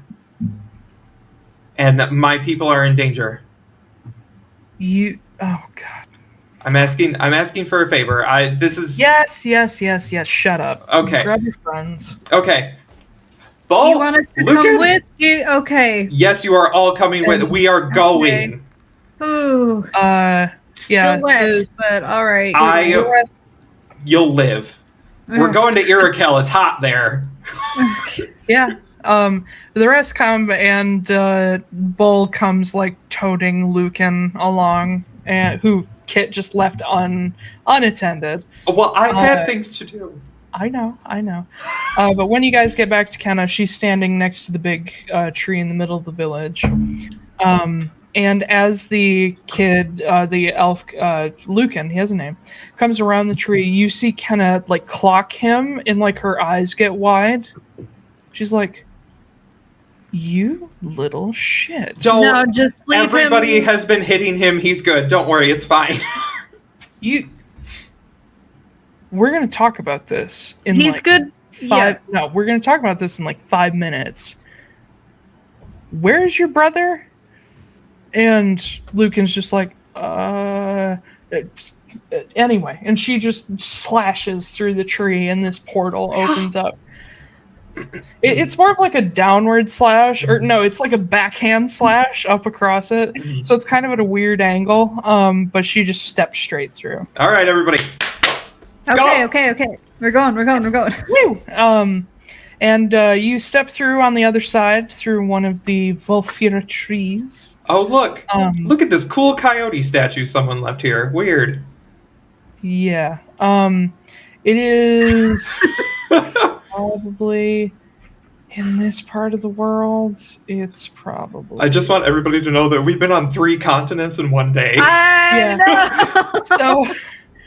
So you guys went from morning to mid-afternoon, almost evening, to noonish. We're gonna jet lag like fucking crazy. We also have jumped like 7 growing zones. We're in a zone 1 and we jumped to a zone 4 and now we're like in a zone 7. Yeah, and it's like, now compared to Amnoblin, it is boiling hot here, but it is winter because it's still the northern hemisphere. So really what it is like a warm rain. So you guys land and you're all still in like your cold weather clothes, just taking like, off my Jesus, it's hot. wet jacket. Yeah. You're like land in a cool 72 degrees. And you're like, whew. Yeah. But as you guys land, like everybody in the square just like stops and looks at you guys, and you hear somebody go, take off. "Hi, Kit." Hello. Your elder is here. And I just run. Okay, You're the only member of the desert clan. Oh, okay. I'm not the only member. There are 3 members. 2 now. 2 now. I'm the High Druid, and they are the other one. Are they really called the High Elder Druid? I am the High Elder Druid. The Elder Druids. I am the High Elder Druid because I am above all of them. So the ones that Kenna is a part of are Elder Druids. Uh-huh. The clan leaders of Elusir nations elders. are just the elders. Yes. I am the High Elder Druid. I've got everything. He's super stoned, powerful. Yeah. Yeah. I'm very high, very powerful, All and I the really time. like plants. He's the ultimate Caduceus clay. I am bolting into town, like looking for Ren. You're in town. Oh, I am going. I pull somebody aside. I'm like, "Where's Ren? Tell me where Ren is. Where?" I don't know what he does with his life. Okay. Here's a better question. Where's Essie? Who? The glass Essie. blower. Oh, the new girl. Yes. And he, like, points to. This was pointed out to Gone. Kit before that building that she took over. Let's go. Now Okay, has thank you. a slightly more completed kiln. I will run to the door and I will stop right outside of it and I will knock gently. Ace of Spades is out. Yeah, and from inside you hear, "I'm busy." It's your favorite customer. What? And the door swings open. She doesn't remember. As soon as she steps out, Little halfling looking up. as soon as she steps out, I morph the staff and I stick it right against her nose.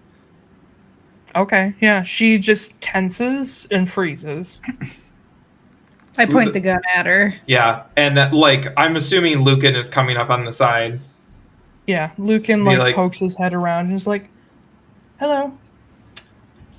So you two like to play with the Heidelen Cult, huh? I don't know what you're talking about. You're a really bad liar. Deception or insight check. Okay. Oh, she's very good. Oh, I did not do super well.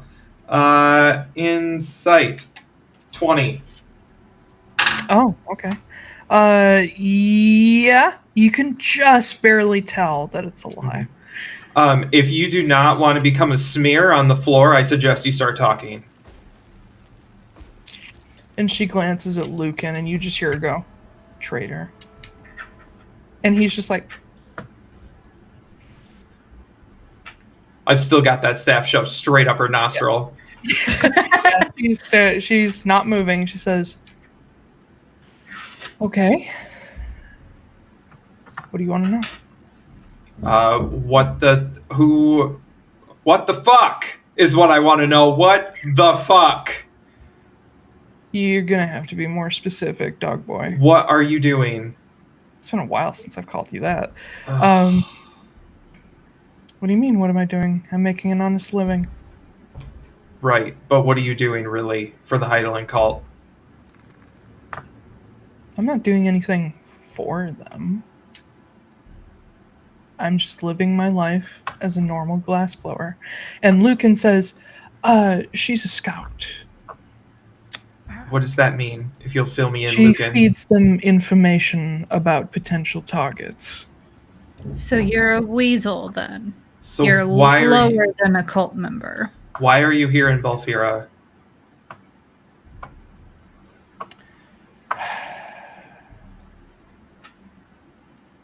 All right. I am here to watch what these people do and report back on it. And Lucan says, "And who are you watching specifically?" She gives him a look like, "You fucking rat." I'm watching Ren. I reach out and I grab her by the throat Okay. and lift her off the ground. I don't know if I need to make a strength check for that. Yeah. Okay, please hope the DC is low because my strength is terrible. She is a halfling. Yeah. Yeah. Oh, phew. Okay. Strength check 17. Okay. Yeah, you grab her and you lift her off the ground till she's level with you, but you don't know how long you're gonna be able to hold her up there. That's fine. Why are you following him? Because of you. Why else? Oh, that's a stupid reason.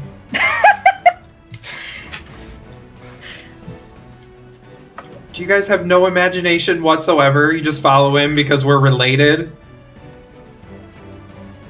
Yeah. How the fuck do you think this cult operates?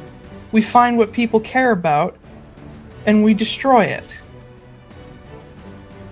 Well, that's good to know. And I'm going to wheel her around and just carry her out into town.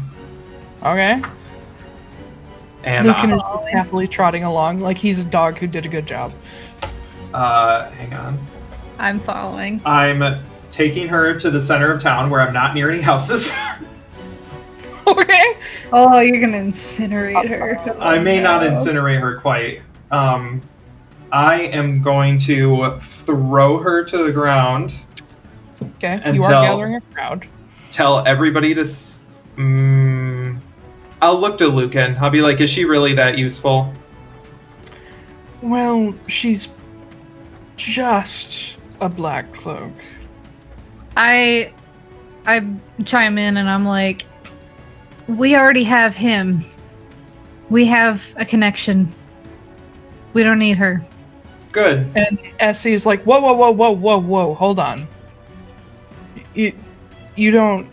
This doesn't need to happen. Oh, I think it does. No, I don't think it does. Yeah, sure, he's like Kyla's former lapdog, but like I know shit that kid has no idea about. Like what? Start spilling. What? And she like looks around at all the people gathered around, like what the fuck is happening? She's like, do we really need to Beg for your fucking life. All right. So I met you guys on the island with the Druids. Didn't know about you then, and you just happened to give me a good connection I could use, so I reported it back. And when you became a problem, I got assigned here to watch your brother and the elders.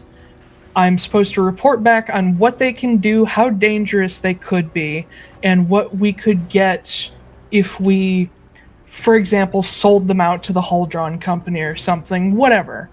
Like, I'm just here to watch things. I'm not actually doing anything. How do you report these things? It's in my pocket. Sure. And she reaches into her pocket very slowly and pulls out what looks like one of those palantirs that you have, except smaller.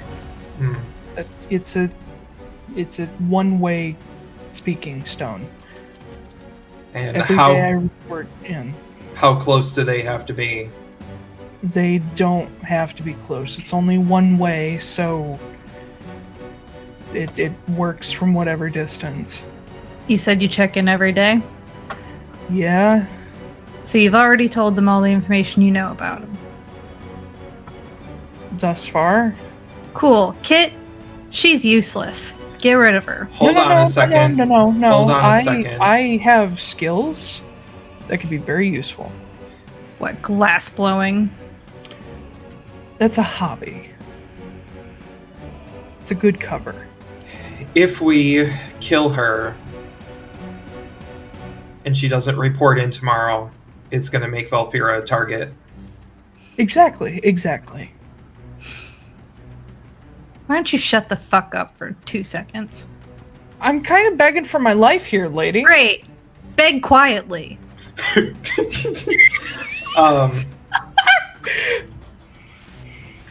I still have the staff like shoved up against her nose. I'm like so fucking ready to pop off right now.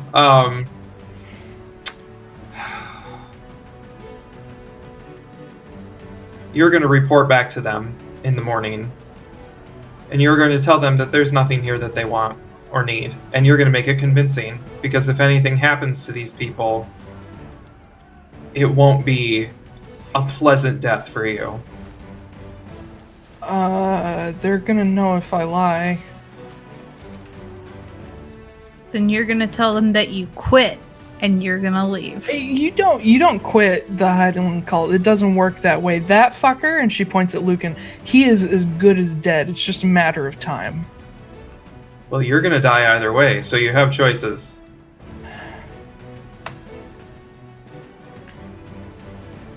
God, what the fuck am I gonna tell them? Tell them you're done. Get creative. You're quitting because you finally found a heart. How sweet. They're gonna turn me into a walker, and she like reaches back to grab something. No. That it is ready. I'm gonna give you a surprise round against her if you want to do something. Yep. I am going to bonus action summon the Flame Blade at 4th level. This bitch is dead. And I'm going to activate the staff at the same time.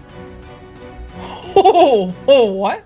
So I am going to summon a 4th level Flame Blade with the staff pumped into it. So we're talking. Oh, so you're not activating the staff. You're using your double damage charge. Yes. I'm not. Okay. I'm not activating the staff because I have no idea what that will do. All right, I was thinking, Ben. Whoa. No, yeah. Well, just watch me go fucking crazy right now and burn the whole village to the ground. Yeah. All right. So I assume you summon it and it just extends from the staff and goes straight through a fucking. Ooh, it turns into like a naginata. Yeah, kinda. If that's what you want. I want to keep it. Oh, do I want to kill her? Yeah. I'll have it. Full damage. I'll have it extend through her. Okay. So make an attack, a melee spell attack with advantage because you literally have it up against her face. Oh, that was not great. 19. That'll hit. She's not wearing any armor. Oh, that sucks. That'll be 6d6. It will be a spell slot, a 4th or higher. The damage increases by 1. So actually, it'll be 8. Okay. Yep. 8d6. Okay. Same damage as fireball. Fireball. Oh my god. Stop talking. 12. So you kept talking while I was 13. trying to do the stop thing. 14, 15. 20. Oh, 25. Nice. 30. 30 fire damage, and That is exactly what you needed. Also turn into a 10-foot radius of dim light.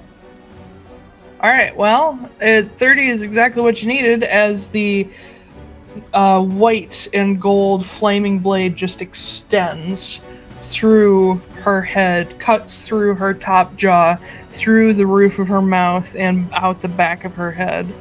I believe, the blade is the length of a scimitar, so it extends another, good 1.5 feet out the back.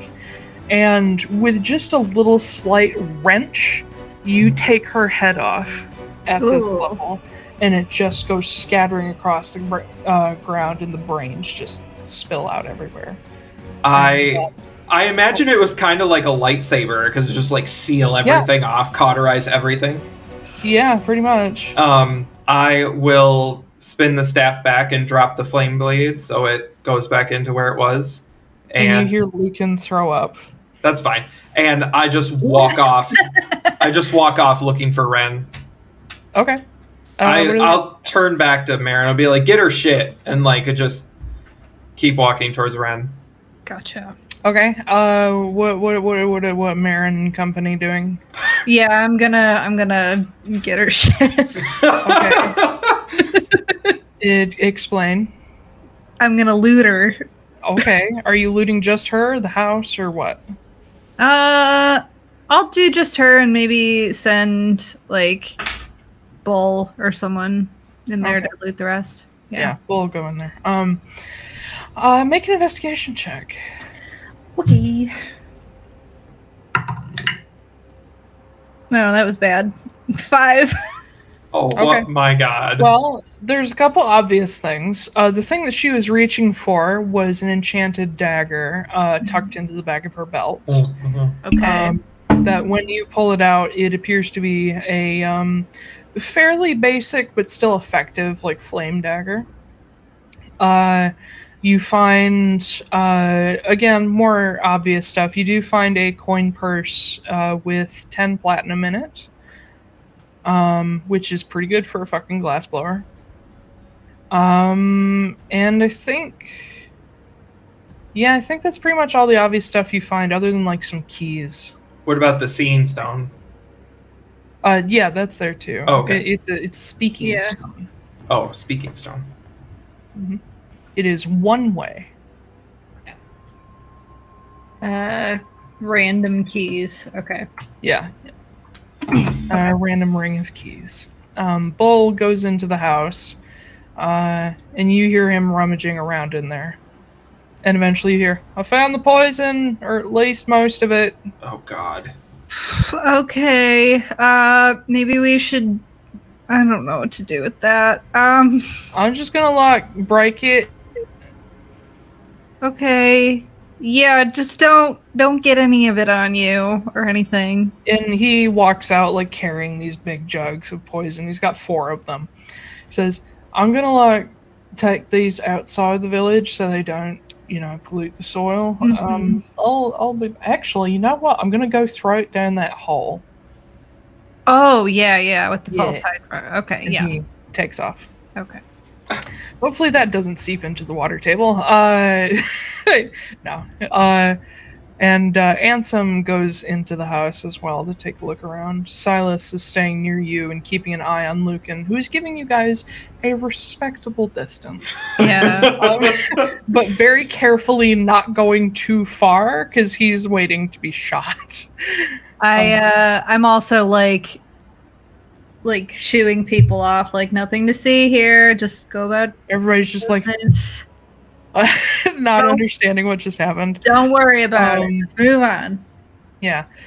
Kit, you make your way to the longhouse where you do see the elders there in a meeting that has just been broken up by somebody just running in to tell them, holy fuck, Ren, your brother just murdered somebody in the middle of the village square. Yes, I did. So Ren is out of his seat, whereas the other elders are trying to figure out what the fuck to do as you burst in. Mm-hmm. And Ren looks at you and says, Kit, what did you just do? I took care of your infestation problem. What? I killed your glassblower. Didn't you invite her here? That, I feel like we're really focusing on the wrong thing here. What happened? We captured a Heidelen Cult member, and they informed us that your glassblower is a scout for the Heidelen Cult. Why do they care about what is happening? They're watching you because of me. Why? Because of me. Oh, God, Kit. So, we're so fucked. If y'all were planning on taking a vacation to another continent, now would be the time. What are we... What about the rest of the village? I have an idea, but I'm not sure if they'll allow it. What? We could spend a few days here, and I could transport a few of you every day to Greensmarch if they'll allow you to go there and stay. It's not... That's where she came from, so it's not perfectly safe, but the scout said that they were planning to either kill you all or let the Haldron Company know, sell you out to the Haldron Company. And now we had no choice but to kill their scout, so they're they're probably coming. So Volfira is not safe anymore. Especially not for you. Do they want all of us or just me? Well, I don't know what they'll do, but if they get the Heidelen Company involved, it will be everybody. And it sounds like they're already involved with them. Shit.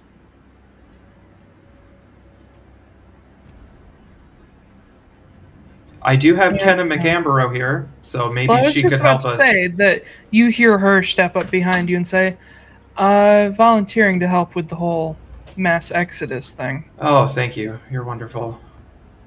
But I may have a slightly more inconspicuous idea for you. Oh, yeah? Yeah, Constanos. Isn't that like the steampunk capital of the world? Yeah, pretty much. But, I mean, who's going to be able to find any of these people in one of the largest cities in the world? I don't know. Have you seen all these hippies? Trust me, there's a lot of hippies down there, too. I'll... Constanos may be huge, but it is surrounded by the wildest country in the world. I turn back to them, like, is that something that you think you could handle? And Ren looks back at the other elders, says, if they want me, then I should leave. They don't want you. They want to kill you to get to me. But then I should leave. I agree. But if they get the Heidelen Company involved, they will burn this place to the ground. God damn it, Kit.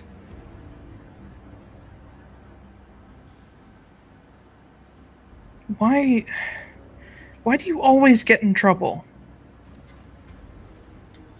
Well, this time was an accident.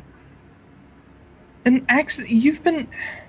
You've been fucking around with things you don't understand for years. And what was I supposed to do? I don't know. Continue being just a mercenary and not get into fights with cults. Even the mercenary thing was already bad enough. So, when my companions and friends were attacked by this cult, I should have just stood by to not get involved? Would you have done that?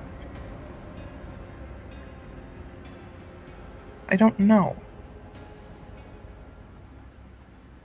Yeah, well, I know what you would have done. You would have helped them, because you've always been better at that stuff than I am. And you'd be in the same mess.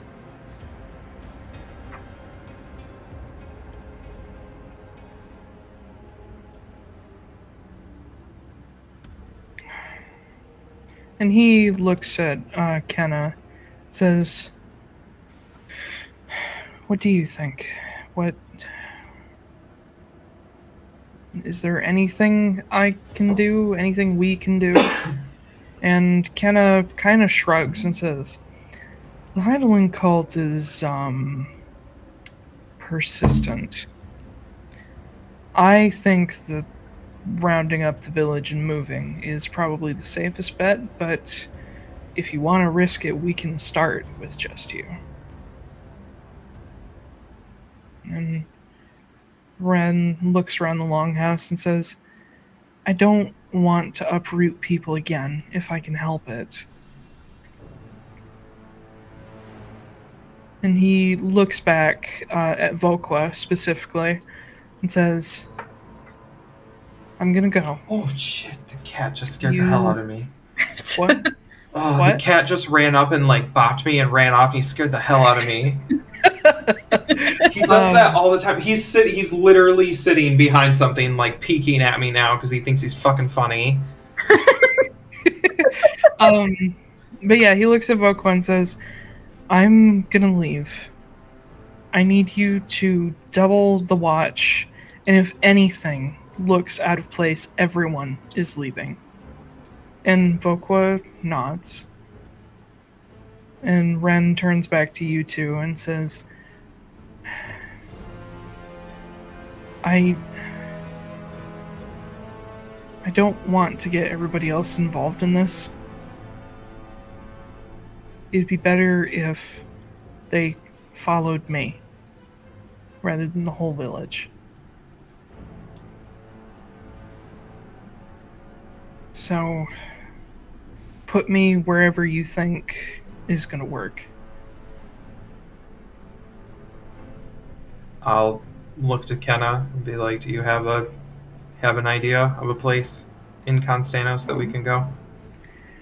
I've got a lot of old friends there that can at least help Ren figure out what he wants to do. I think Ellen Estelle will know what to do. Oh, I know that name. Yes, you do. She looks at Ren and says, whenever you're ready to go, I can take you there. And, Kit, do you want to make a round trip there so you know how to get there? Yes, absolutely. Okay. What about the rest of your friends? Are we just leaving them here for a moment? Yeah, just for a moment. Okay. I'll send you back through, but I won't come with you. I'll get Ren to Ellen Estelle's temple. Okay. So, say your goodbyes now.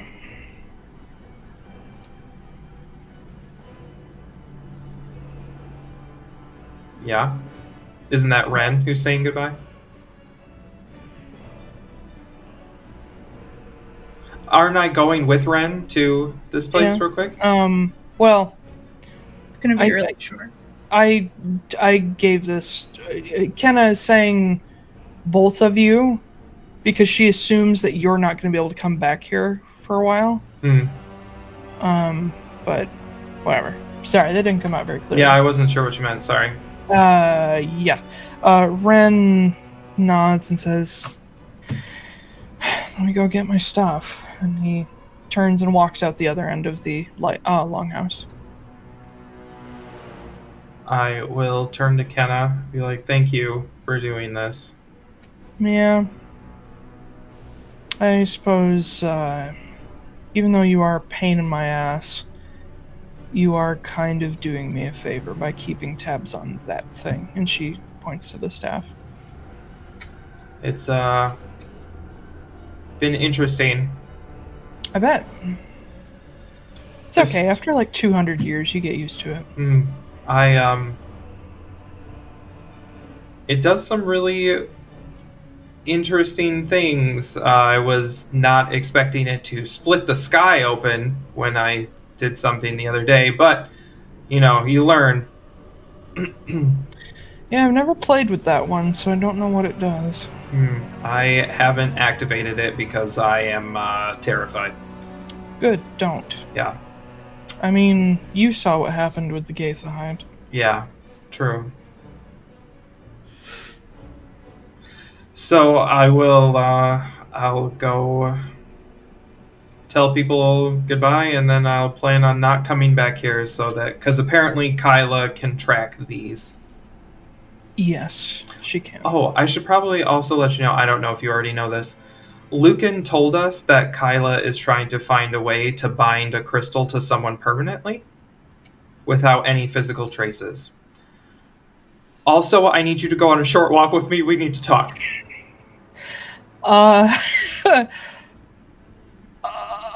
Okay. Okay. Come with me. We're going to go outside. We're going to go to the circle of trees and then beyond, like to where there's no people.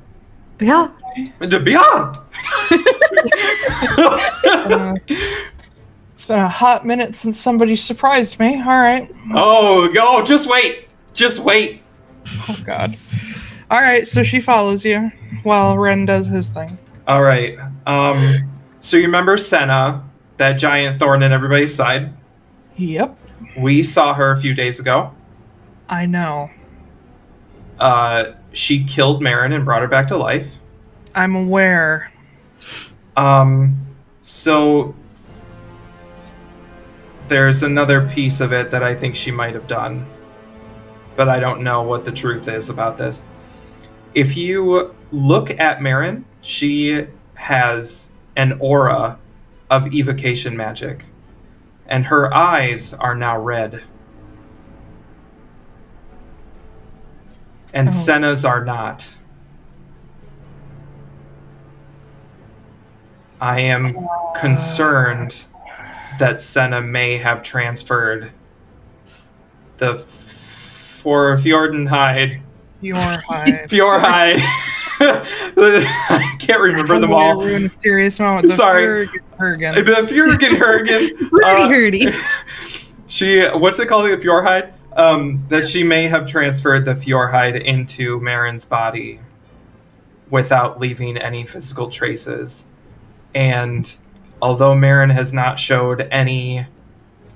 We haven't been in a battle, so Marin hasn't showed any changes. I'm afraid that she could be a ticking time bomb. If she were to get upset, I don't know if she could activate it by accident. Oh god. Okay. But Kyla is trying to do that with the Gullahide in a walker. Okay. So you're aware that the staves, Senna has used them before to bring somebody back to life. Yes.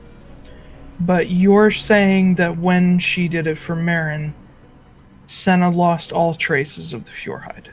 She lost the red in her eyes. She shrunk and then brought herself back up. But she... Yeah, that's a straight up transfer of power. She also said when she did it, she said, I guess I can spare one. Oh, fuck. This is my favorite thing to mess with Kenna. This is my favorite fucking thing. Poor woman. So, my assumption is that she has transferred one into Marin, but Marin has no idea, and I have not told her because she is an emotional human being,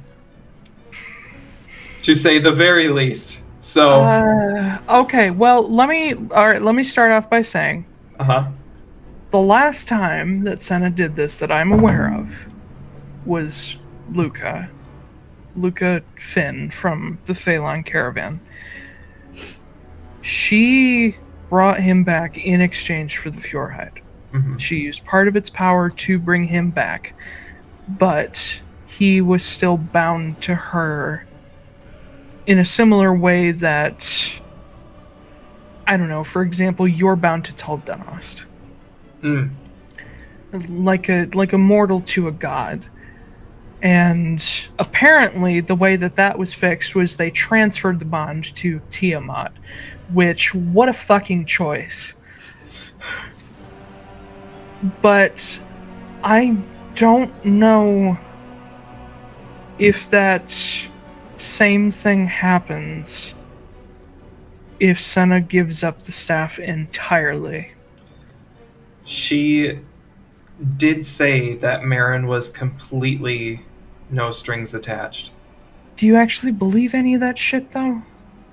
I don't know. She was having a moment, and she was, like, talking about her dead husband and stuff, and she seemed He's not dead. He's Talon. He's the god of revenge. You know what I mean. So, you know, she was talking about her lost husband, and she seemed to, you know, be having a moment where she was, like, feeling for the first time in 17,000 centuries. I don't know. 1,200 years. Okay, and then she followed up with, if you can, go back to Greenhall and get the pocket watch that Sanka had, and I will bring back Sylvie. Do not go back there. I'm more worried about the pocket watch. Getting into Greenhall isn't a problem until Donos lets me in. Alright, listen, mister. The last time you went to Greenhall was because you had a god helping you get there. Yes. If you try to go there again, another god is going to kick your ass. Is that you? No. Oh. Yes, but no. Who's the other god? Is it the eel? The what? The white eel I told you about that was down there. I don't know what the fuck that is. Oh, you seemed concerned about it. Yeah, I looked into it. Couldn't find a fucking thing about it. So Okay. I'm going to assume it was just a weird fucking eel. So who's the other god? Surmir.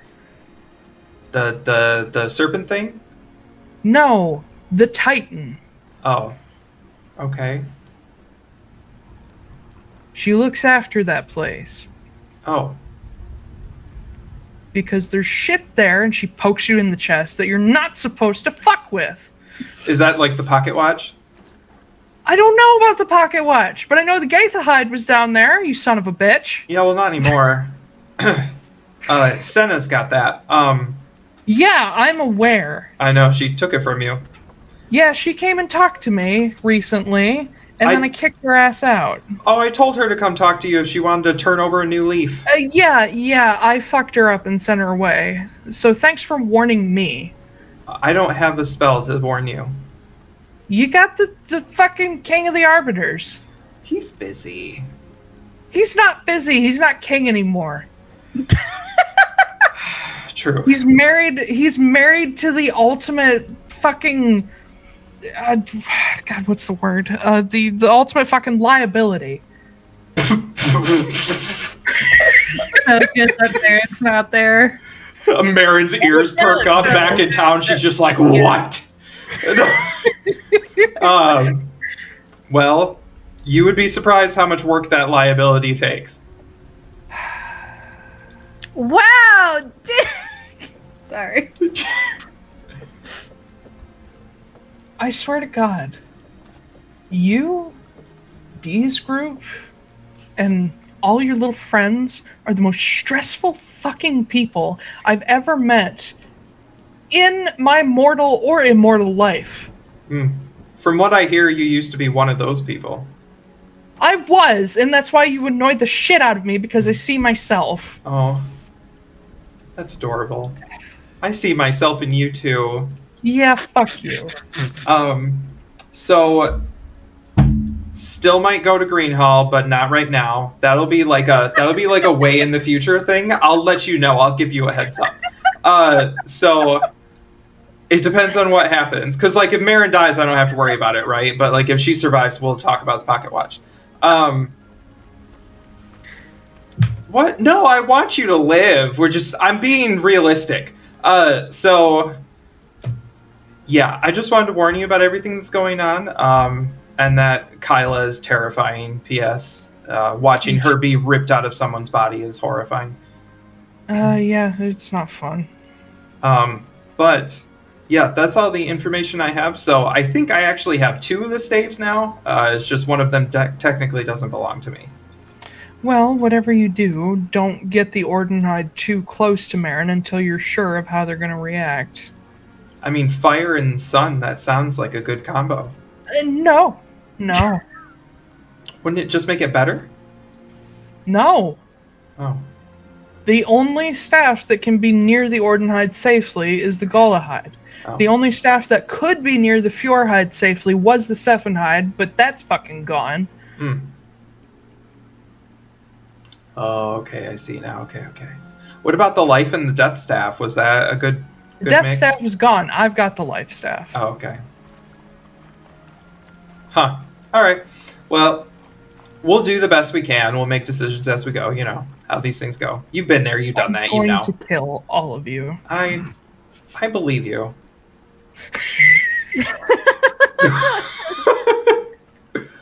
Maybe not today.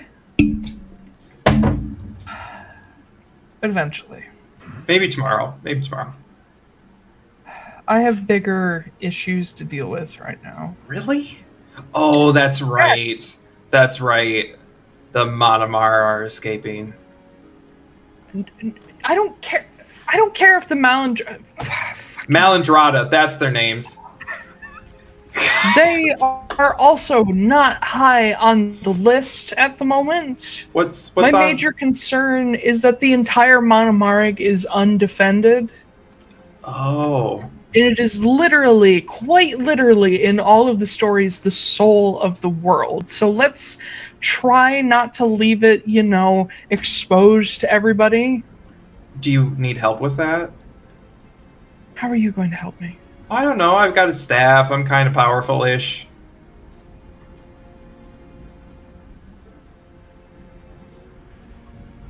Is your brother ready yet? I'm offering. I'm trying to be kind to you, and you just don't allow any kindness in your life. No wonder you're so stressed. This is why Tara is my favorite character, because she's very much a Kenna. This is why I love Lex, is because this is very much what Lex is turning into. Yeah. You can help me by dealing with, the whole Kyla thing, and like Cynthia more if you have fucking time. Oh yeah, she's on the list. Yeah, focus on those. Okay. I'm gonna focus on the big, world-ending shit. So, any advice about Kyla? Like weaknesses, allergies? Ask Senna. I don't want to talk to her. You wanted me to talk to her so you can fucking deal with it too. I wanted you to talk to her so that she could turn over a new leaf and maybe be a good god or like a semi-neutral god. Yeah, well, I threw her out of Haven and she's not coming back. So you can find her and you can ask her because she's got 200 years of experience with the bitch. That's true. That's true. No tips? I don't know. She's a white dragonborn. That so is she's frosty. Wow. Huh. I guess even gods have their limits to their usefulness, right? Huh. We better go get Ren. And I walk away. No one's ever said we were omnipotent. Oh, I know you're not. Don't worry. You feel a rock hit you in the back as you walk away. It's okay. You can still aim at least. That's good. You hear a crackle happen behind you, and then you hear, don't do it. That's right. I'll bring the sun down. I love Kit and Kenna interacting. When you get back, Kenna is a ways behind you, but she does come as well. Ren has a small bag of stuff, and he has been talking to the elders and said goodbye to a couple people. Alright, well, whenever you're ready, Ren. I almost said Kit. I'm as ready as I'm going to be.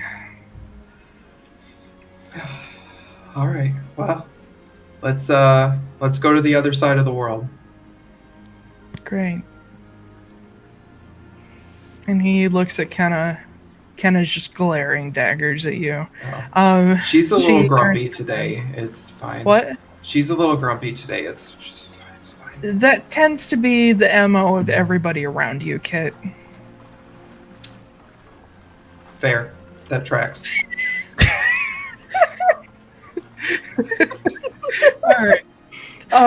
Kenna just walks out of the longhouse again, up to a tree, and just puts her hand on it as if ready to rip it open. She's like, alright, all aboard. Alright, everybody. High Elder Druid signing out. She splits the tree open, and the three of you step through. The first thing that hits you is the fact that it is mid-fucking summer. Oh. It is not horribly hot, but it is 80 degrees. And it is loud.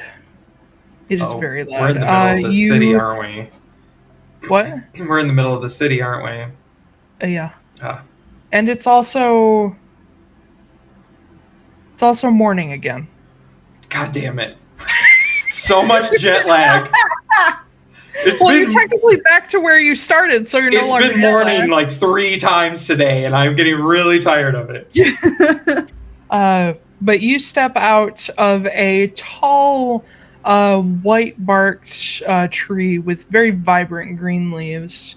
And you step out looking toward what at first appears to be like a ziggurat-style building with the stair-stepping pyramid shape.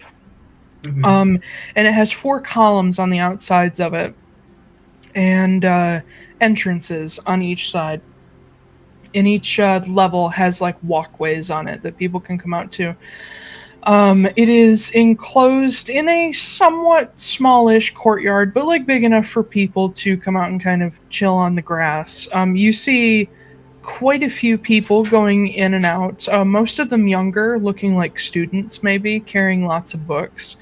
And they're going through this arched doorway that has the symbol of Ioun perched over it, the sort of the eye at the top of a staff. She's one of the non-native goddesses of knowledge to Atlaran. And outside, you see a number of like students and almost like classes together, gathered around lecturers talking. And in the distance, you can see other temples like poking up out of the city skyline. It is probably, other than Seeger Reafir, one of the largest cities you've ever seen. In fact, no, Constantos is the largest city in the world. Seeger Reafir is not anymore since the Calamity. But you just see endless just sprawl of buildings and streets. But it's all strangely clean, more than you expected, despite like there are smokestacks coming up here and there, and you do hear the distant sound of what seems like machinery. But as you guys make your way toward the front of this temple, you see I believe, did Kit meet Ellen Estelle? What does she look like? She's the really old iridescent dragonborn. Yes, I did. Or was it just Jackson Sylphie that met her? Oh no, I think. Wait, I don't remember. Where did they meet her? They met at Corage's mansion. Then it She would was have. the one who fixed the rabbit and the pink thing. It would have That been was Jax then. Jax. Yeah. Yeah, so Kit's never met her. All right. Yeah. So you see coming out of the entrance a sort of hunched over, what looks like she was once rather tall and beautiful, old iridescent scaled dragonborn leaning on a staff that has a symbol of Ioun at the top. Gray, silver, and purple robes. And she is holding on to the arm of a tall, handsome but definitely much older half-orc who has pieces of what appear to be blue stained armor on, only like decorative pieces. They both look a little bit dressed up for something, but he has a symbol of the Raven Queen around his neck. And as they step out together, Kenna calls across the arch, like, Vossner, Ellen Estelle. And they both turn and look. And the old dragonborn lady sees you and looks at Ren and sees Kenna, and you see her kind of like old, wrinkly, screwed up face just go, nah. And that's it. That's all she does. But they shuffle their way over to you. And Kenna, like, basically, because sake of brevity, just really quickly explains, like, the whole Ren's being watched by the Heidelen Cult thing. And as she explains this, you hear Vossner go, oh, great. That. All right. Yeah, we can look after him. That's all right. And kind of sort of motions to you, Kit, and says, oh, and this one is, do you guys remember Sylphie, Phelan? And they both nod, looking at each other, says, one of her friends, after the cat. What? The cat, the dog. I was actually Altera. Sylphie was Altera. Okay, yeah. Altera, sorry. But Vossner nods again and says, yeah, we can we can help out. Ren? And the Ren nods to him. And Vossner puts a hand on his shoulder. He's quite a fair bit taller than Ren. Says, why don't we find a place for you to stay with one of our family members, and we'll get you set up so that you're not just hiding away. And Ren nods, and Vossner looks back at Kit and says, we'll look after him. Thank you. Sure. I pull out a gold pouch with 2,000 gold in it. That's not necessary. I mean, I was going to give it to him for spending money. We can look after him, but it's up to you. Okay. Ren, do you want extra lunch money, or do you think you'll be okay? He's like, I don't own money, Kit. Yeah, but this is the big city. Yeah, he kind of glances around. You can tell he's a little nervous. Mm-hmm. And Vossner smiles and said, why don't you let your big brother look after you? Yeah, that's right. Yeah. And I hand him the gold pouch, which hopefully just has like 200 platinum in it instead of like even fucking that 2,000 gold. You're just like, oh, yeah. Yeah, Ren takes it, and Vossner looks at you again, Kit, and says, actually, no, he would know Sylphie is a Phelan because Vossner is technically a Phelan. Oh.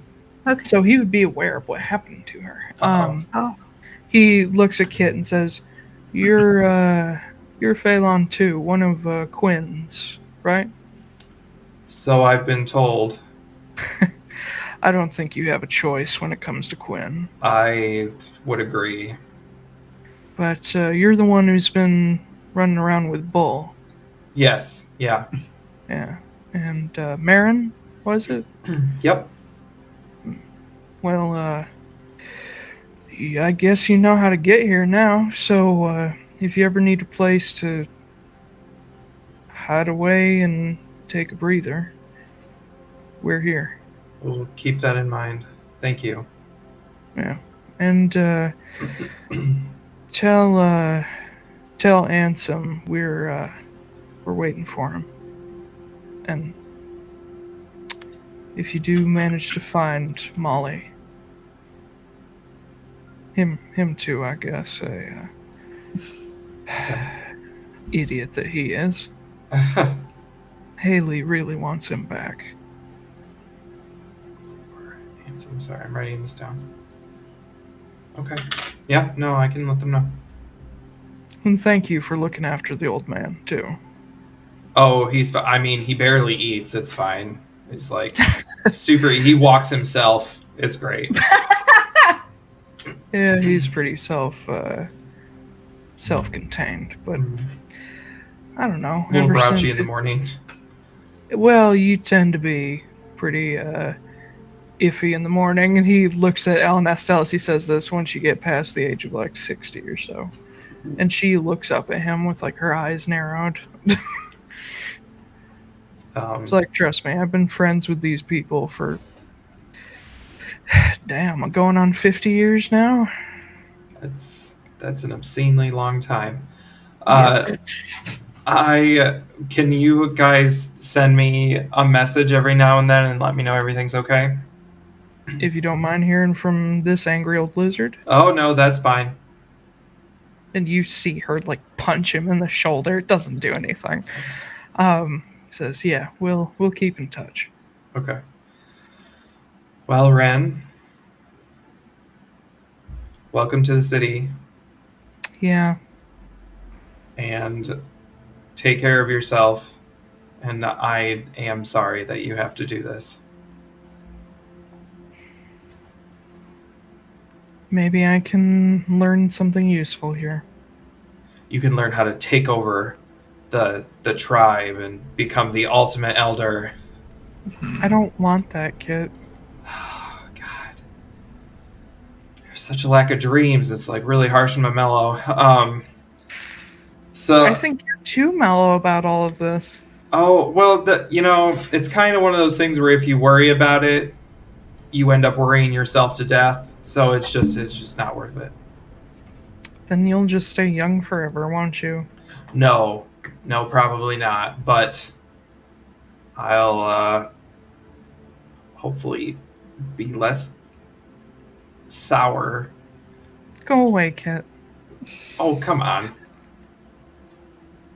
Listen, I appreciate this, but I'm kind of mad right now. I'll talk to you when I get my head sorted out. Can I have a hug before you go?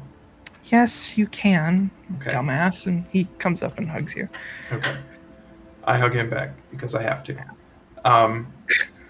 And I'll be like, all right, well, Vossner, keep an eye on this kid. He's absolutely nothing but trouble. Watch your silverware. He'll steal anything that doesn't move. And I'll see everybody later. I'm gonna take the cranky druid back to the other side of the world. Yeah, I'm not going with you. I'm just sending you back. Oh, that's fine too. I'm cool with that. Sorry you have to keep the cranky druid. That's okay. Yeah. We like the cranky druid. Well, somebody does. Jesus. But yeah, Kenna walks back up to the tree, and without warning to you, she just splits it open. Oh, you sure you don't want a hug? Get it, go! Okay, all right. I jump through. Yeah, you just make it and sort of tumble out into the village square. Whereas the others have been investigating the house. Anything in particular that you did while he was gone? No, I guess just keeping crowd control. I guess at this point I'm like, where the fuck did he go? Yeah. It doesn't take much to control the crowd, especially when Vokwa came out and said, all right, everybody, get the fuck out of here. And the body was hauled away. I am going to go over to Vokwa and be like, what's happening? What's going on here? You're asking me? Well, did Kit talk to you? Yeah. Okay, what's the plan? He's coming. Don't worry about it. Fine. And then I pop through the tree. Just takes like a full like shoulder roll into the middle of the village square. And then on that shoulder, I roll completely over, and I just hop to my feet. And Vokwa says, there he is. Yep. Sorry, I had to go to Constanos real quick. What? Okay. What? Never mind. Explain to me. Explain to me later, I guess. Just a quick trip.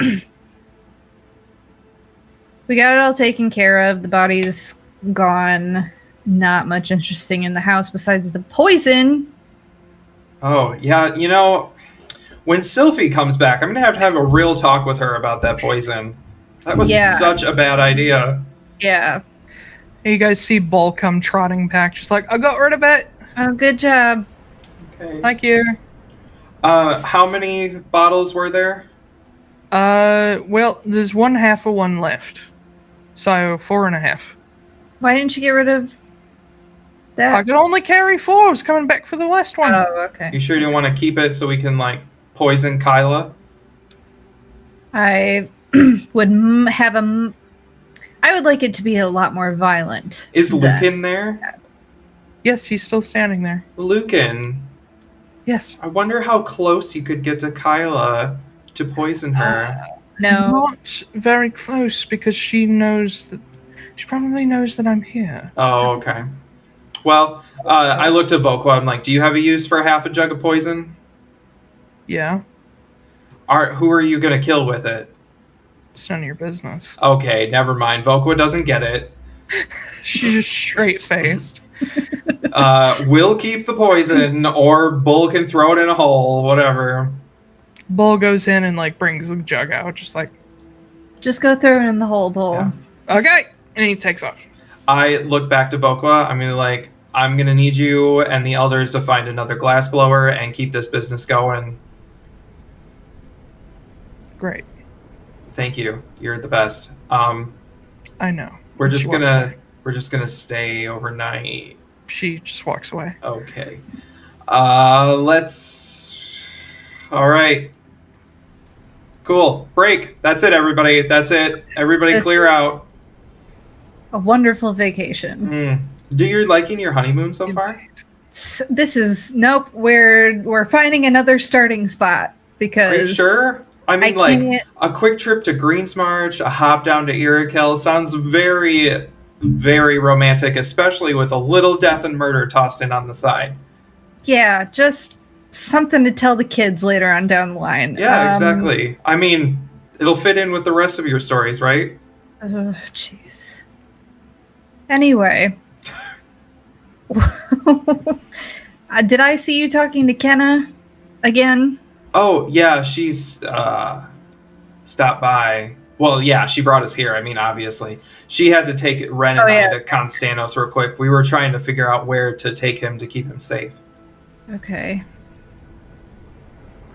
Yeah, I really... Tomorrow, Silas and I are starting our honeymoon. Where would you like to go? I don't know. You know what we could do? We could take a hiking trip to the other side of Iroquois for your honeymoon and then go talk to Dana. We could plant some trees along the way. Isn't a honeymoon supposed to be like not working? You won't be working, you'll be walking. I was hoping an actual honeymoon would take place in Lochmanos or something. Oh, I can't get you there. You're gonna take the old-fashioned way. Maybe we're just not meant to have one. It's fine. Not this year. Yeah. And Silas turns and looks at Lucan, who's just very politely waiting by. He says, "And what are your plans exactly?" And Lucan's like, none currently. Just help. Be a good helper." Lucan, do you have one of those stones to check in as well? Not anymore. They took it from me. Okay. Insight check. Okay. Oh, balls. 14. As far as you can tell, he's being honest. Okay. He actually reaches and turns out his pockets. He's like, "I have quite literally nothing." Well, I've got, and he pulls out this little glass vial that's been permanently sealed with wax. He says, "I do have this, but I'm not going to be using this." What is it? It is the equivalent of a suicide bomb. Oh boy. Yes. If you want bullnose, there's a hole you can throw that down. Are we sure we don't want to use this on somebody? Who? If we want to use that, you're gonna have to give that over to us. If you want it, you can have it. Yep, I take it from him. Okay. He says, "Just don't drop it. Okay. And no sudden movements." I figured. Thank you. And don't. Okay. Listen, you want to help? Get out of my face for the rest of the day. He takes a big step back. I'm behind Marin. I'm like.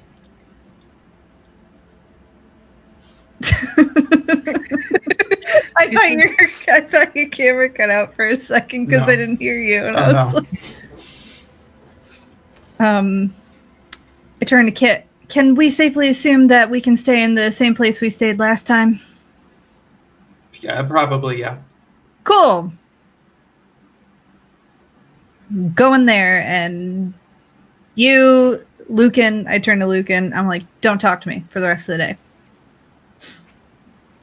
And I turn and walk away toward the house that we stayed at before. I look at Lucan as she walks away and I think she's warming up to you. He says, it's better than having a gun in your face. Yes. Yeah. I'm sure we'll just be the best of friends. Oh, you probably will be someday, I'm sure. She loves dark, broody wizard types. Silas is still standing there. Hi, Silas. I'm not a wizard. I like gesture to him, like case in point. And Dark, broody, English. Lucan looks up at him and is like, I don't think I'm anything like him. I don't usually wear black. Maybe we should get you some new clothing. I don't think I could pull off this style. Oh. Are you flirting with him? Right in front of my salad?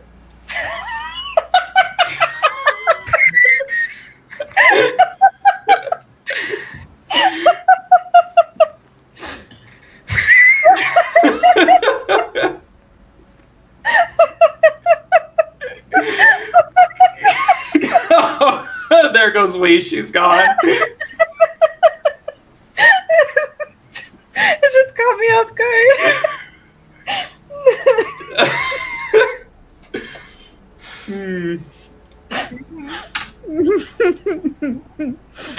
Okay, it's fine.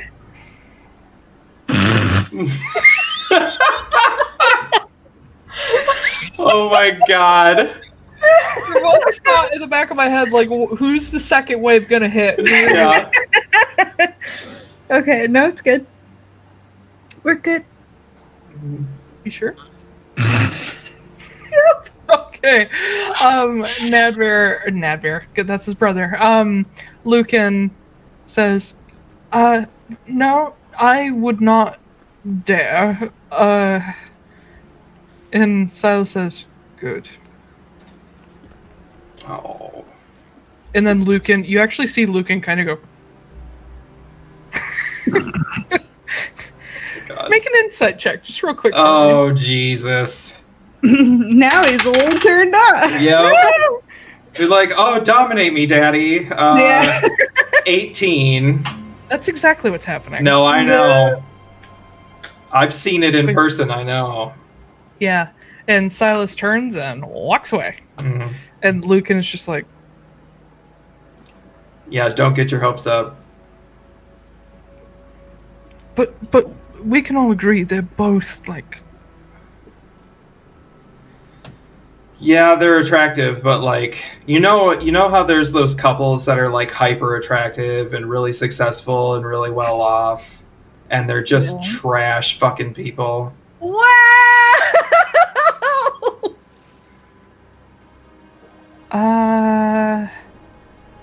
Sure.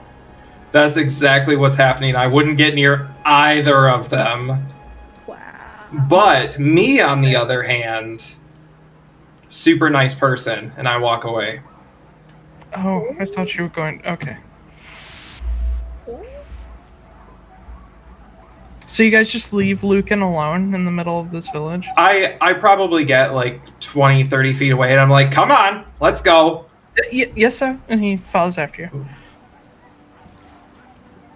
All right. So you guys all go to separate huts for the night and chill down. Yeah, even though it's like noon. We've had a very full day of continent jumping. I mean, yes. Yeah. I assume you guys take the rest of the day and like evening. But so Marin, you go to the place you guys stayed before, and once you get there, you realize it's like noon. So you find ways to distract yourself.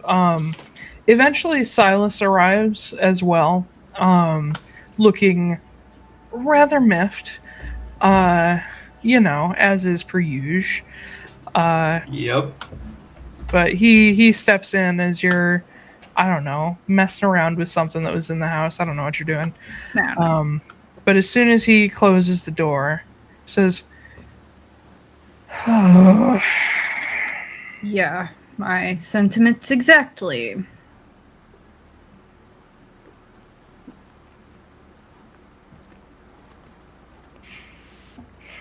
Are you? Oh. Yes. Are you? No.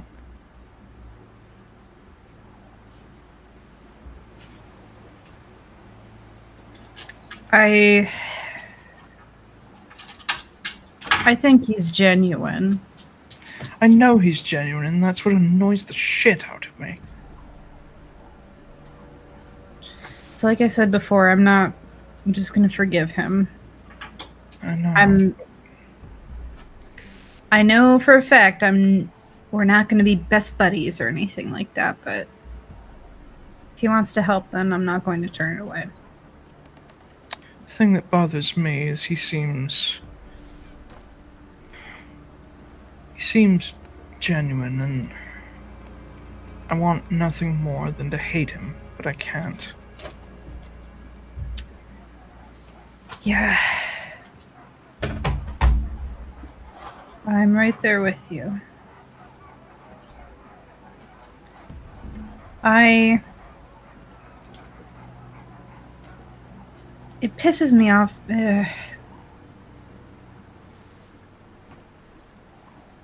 That maybe not the exact same, but like that could have been me. You know, a kid taken in by a shitty group of people. If I hadn't have put my foot down, and if Alistair hadn't killed me, I'd be an arbiter still. And I don't know. I think what bothers me most about him is that he's what I was supposed to be. If my mother had had her way.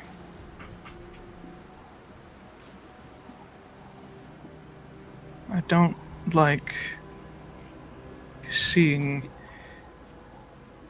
what could have been a mirror.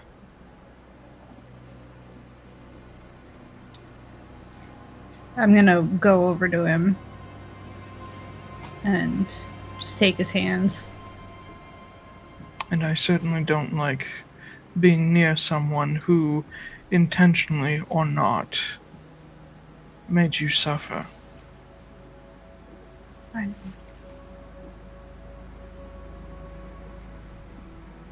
That isn't you.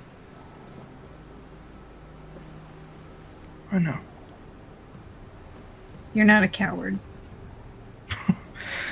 You don't know me very well at all, then. You're not. He's not a coward. Cowardice is different. He's just trying to stay alive. It's all any of us are trying to do, but some of us are a little braver than others and able to do more than just survive. He's getting there.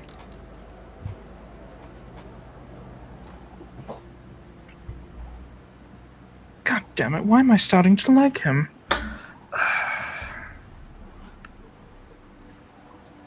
I don't think I'm quite there yet. That's okay. I shouldn't be there. I want to give him the benefit of the doubt. The way he talks, his mannerisms, they remind me of Justine.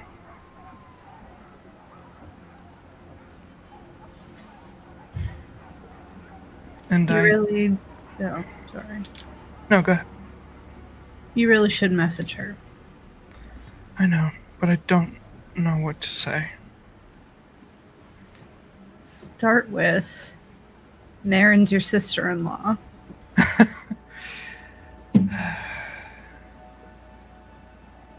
And finish with I love you and I'll see you soon. And you can figure out all the rest of the stuff in between. I'm going to ask Lucan tomorrow if he knows anything about her. That's a good idea. In the meantime, I believe you won a competition. Anytime you want to call up Dulcere, say the word. I know you've already had quite enough today, but I wanted to make it clear that anytime you're ready, so is he. Okay. I'll keep that in mind.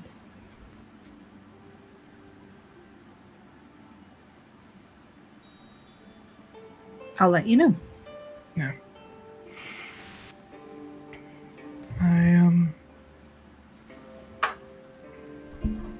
Yes, I think I can only do it once today, but I can at least say hello. Yeah. I think that'll make you feel better.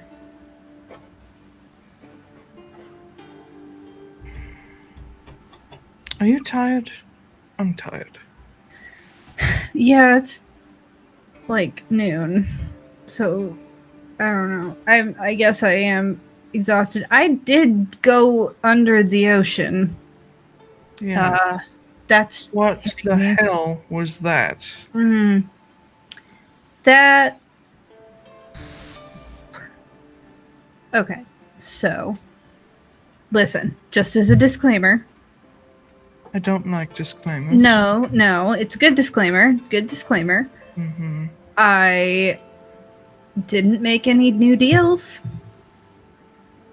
I guess that's kind of like the bars on the floor, right? Yes. Anyway. Literally trip over it. Yeah. I don't know. I just asked Taldonas to make me feel better, and I thought she was just going to send me Maz so that I could give him a little fish. The clownfish? Yeah. But then the whale showed up, and then I took the fun undersea adventure or whatever. I talked to her, and well, her and Maz, and she kind of told me what I already figured. The ring's not meant for me, it's for Sylphie when she comes back. But she wants to try and help. And what we're doing and with getting Sylphie back. So she's using Kit to do that.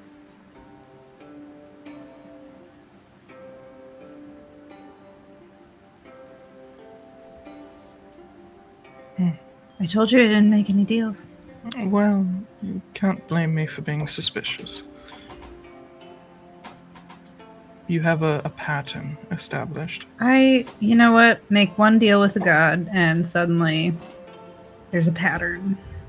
Well, you made two. She forgave one of them. Okay, well... Anyway. I really can't speak to that because I've made dozens of them, so... Well... Bit of a hypocrite, I guess. We'll talk about that. Well, they're all deals that are already done, so... Deals that you have to pay off all of them still? No, they've already been completed. I do owe some yet, but... Yep. Save for a handful, I've completed most of my deals with Dulthair. How many is a handful? I have a few targets left. How many is a few? 3? The list grows. Currently 5. How... Okay. How often is the list growing? It sort of depends on... Well, it's been growing ever since I set out with you from Moore's Rest. And you can see him kind of actually getting a little nervous as he talks about this. He says... Wait, you've made deals while we've been out? Yes. For what? Power, mostly. In what situations? Well, when we began our journey, that thing that I did to you on the beach just launched you into the air. I couldn't do that before. He trades me abilities for favors. So you're just doing it not even out of any sort of necessity. I'm building up so that I'm ready for anything. I understand that side, but then when you tell me not to do these things and then you do those things, I'm not trying to call you a hypocrite, I guess, but You're no longer attached to a god. I am. And for the time being, I'm stuck. The things he asks me to do are usually beneficial. So, I continue. The targets he gives me are people that I honestly think our group would end up killing anyway. anybody that I would know? Well, my mother is one of them. Okay, yeah. Kyla Urivela Okay, is one of yeah. them. The owner of the Huldron Company. Yeah, he's certainly there too. Yes. And oh God, who are the other two? Don't remember who the other two are. Is it Vinrith Courser and Kellogg? Alistair? Yeah, one of them would be Alistair. I think the other one is Kellogg. Okay. But we're being open and honest here. I came to follow you as you walked away, and I was held up for a moment because he had a new request for me. Okay. What is he asking? He is, I think, angry on perhaps my behalf. And he doesn't want me to kill Lucan. But he does want him hurt.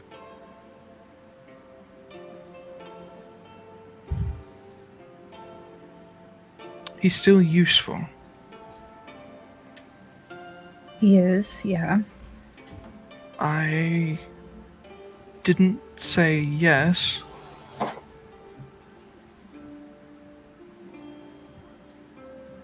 But Don't. I don't want to. You can't. I almost ruined the world because of a deal with God. I'm not going to let you make that same mistake. And maybe right now it's just getting rid of a few people and stuff, but I mean, what happens if he wants more? I don't know. Yeah. This is why I'm never sure where he stands. Because he asks for things that seem to be for the greater good, but then occasionally a request comes along that seems antithetical to that ideal. I don't see what purpose Lucan's death would serve. Unless Dolthair knows something we don't, which I highly doubt. Because people like me are supposed to be his eyes and ears. I think he's... As I said before, I think he's angry on my behalf. Or... maybe he's angry because of Lucan's involvement with you. I don't know. He doesn't explain himself. Yeah, well, when I meet him, he's going to be doing some fucking explaining. Good luck. Just don't. Sorry. Don't. No more. You have your 5. We'll get rid of those, and then you're done. I don't think it works that way, darling. What do you mean? It's not a single deal and it's over. It's a relationship. My grandfather served Dolthair his whole life. They traded back and forth an ability for a favor. 2 months ago, you said you were thinking about cutting ties with him. I was, and then I realized that it's not realistic. Neither is convincing the Grey Lady to do something new with herself. That I have far more confidence in you than I do myself. I Then think that's rather clear at this point.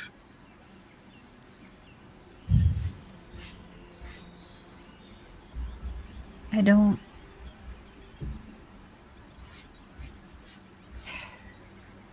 Then put confidence in me that I can find a way, and that you can find a way by extension.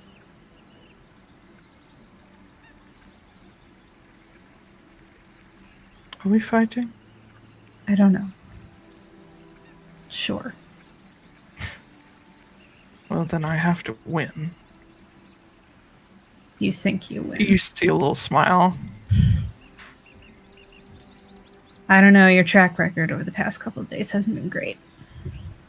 Well, your track record your lifetime hasn't been very great, so I think I stand a chance. Oh, wow, we're going for blood. Wow. Okay. fucking bitch. Do you actually want to fight? Because that He leans in and hugs you.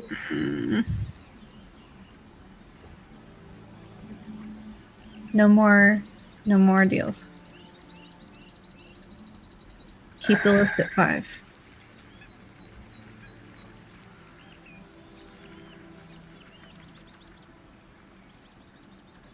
He doesn't confirm nor deny. Okay. I'm not going to push it. All right. Well, I think that's a good spot to stop because we've already gone over. Yeah. We always go over. So much shit is happening. We might as well just have 10 be the new stopping point. Yeah. No. 9 is supposed to be the stopping point. Yeah. And then when we hit 9:30, I'm like, okay, I need to fucking wrap this up. And then we have a Silas and Marin conversation. Yep. Yeah. Every time. We Midwestern goodbye to this fucking stream every time. Anyway, yeah. Hey, you're a god. You can control it I don't whenever you control want. time. For my choice, it'd be 5 o'clock forever. 5 o'clock Saturday specifically. But anyway, that's the third time I've said that. Thank you all for joining us at the Atlaran Adventuring Company. I forgot we were streaming a moment ago. You can find us on Twitter at LaurenADVCo. And you can find us on YouTube, Spotify, Google Podcasts, iTunes, SoundCloud. No SoundCloud.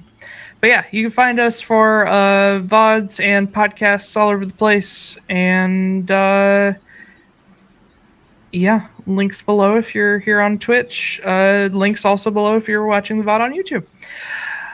Astrid Knight, do tell us about yourself, darling. Hello, my name is Astrid Knight. That doesn't even sound English. No. No, it doesn't. Shut up. Hello, I'm Astrid Knight. Hello. It's Step there. astounding. Step there. I found the gorillas. Oh, really? All I could hear. My God. Susan Curry is Nigel Thornberry. All I could hear was riffraff. You're like, it's astounding. Yeah. It's astounding. Madness. Madness takes its toll. Oh, whoops, wrong. I mean, it's like one step away from Tim Curry, so Yeah. Anyway, hi. My name's Astrid. Astrid. You can find me on Twitter at AstridKWrites, or you can visit my website, astridknight.com.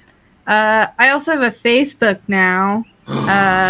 Yeah. Gotta get those boomers. All the old people can find me. I love you, old people.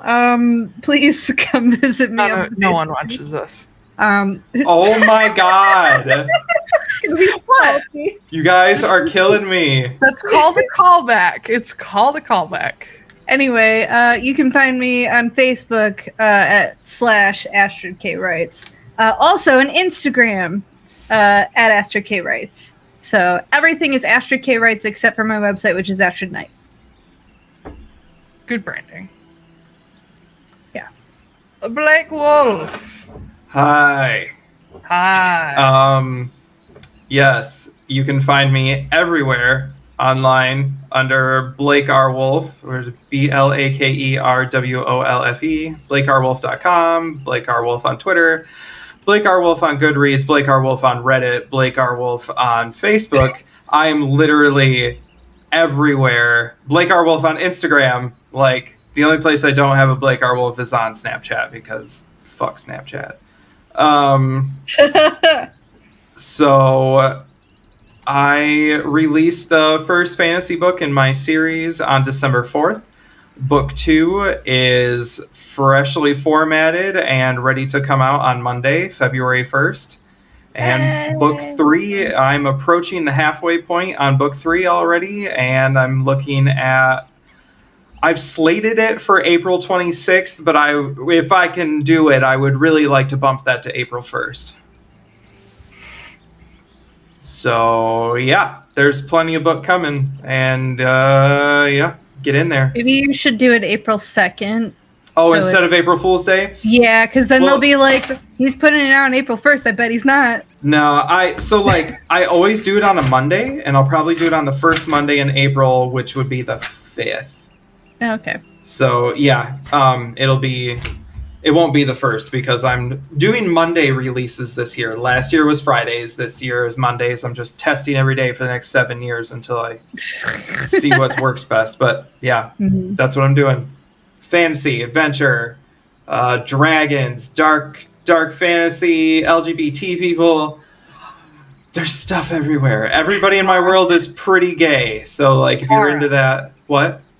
Tara, the queen. Oh, Tara. Yeah, she's my lesbian queen. My heart beats for you, Tara! Oh, I hope you'll be very excited when you read book 3, because Lex definitely says some like offhanded comment to Tara, and Tara goes back with "Shut the fuck up, twink." Like, so I'm very, very excited for their interactions in book 3. They're hilarious. I like it. Tara and Lex is like the best friend pair. Oh yeah, they love each other. I am like convinced. I thought it was going to be just Lex and Dusk, but no, it's Lex and Tara are best friends. Mm-hmm. Who hate each other. Yeah, they fuck with each other constantly. Mm-hmm. They're great. Love them. Tell us about yourself, Taiylor. Yeah. Hello. Hello. I am Taiylor Wallace. You can find me almost everywhere as Taiylor Wallace. Taiy. Yep. LOR. I was about to do the thing. Don't steal my fucking thunder. Sorry. Fuck you. Sorry, that was a little too aggressive. Yes, you can find me on Twitter as Taiylor Wallace, TAIYLOR WALLACE. You can also find me as Taiylor R. Wallace in places, but typically the username will be just Taiylor Wallace because I don't like the double R. You can also find me if you are interested in editing services. You can find me on sonderediting.com. You can find links on my Twitter and some other places and that kind of shit. If you are looking for a person to edit your book and not charge you your firstborn child, I'm your person. I have edited all of Blake's stuff so far, and got a good portfolio going, so it'll be fun. And hopefully we'll be editing for Astrid. We'll see. As soon as pressure. Finish it. No pressure. Hurry it up. Oh, I mean, like for. Never mind. Okay. What? Oh. For like we should hire you. Oh, I basically already told them I'm going. Okay. That's what I'm going off of, is that she said before that she was probably going to go with me, and so I'm like, hey, let's just keep that energy going. Just keep that energy going. Yeah, I need to market myself. So it's Yes, just you like, do. hey, remember that thing you once said offhandedly?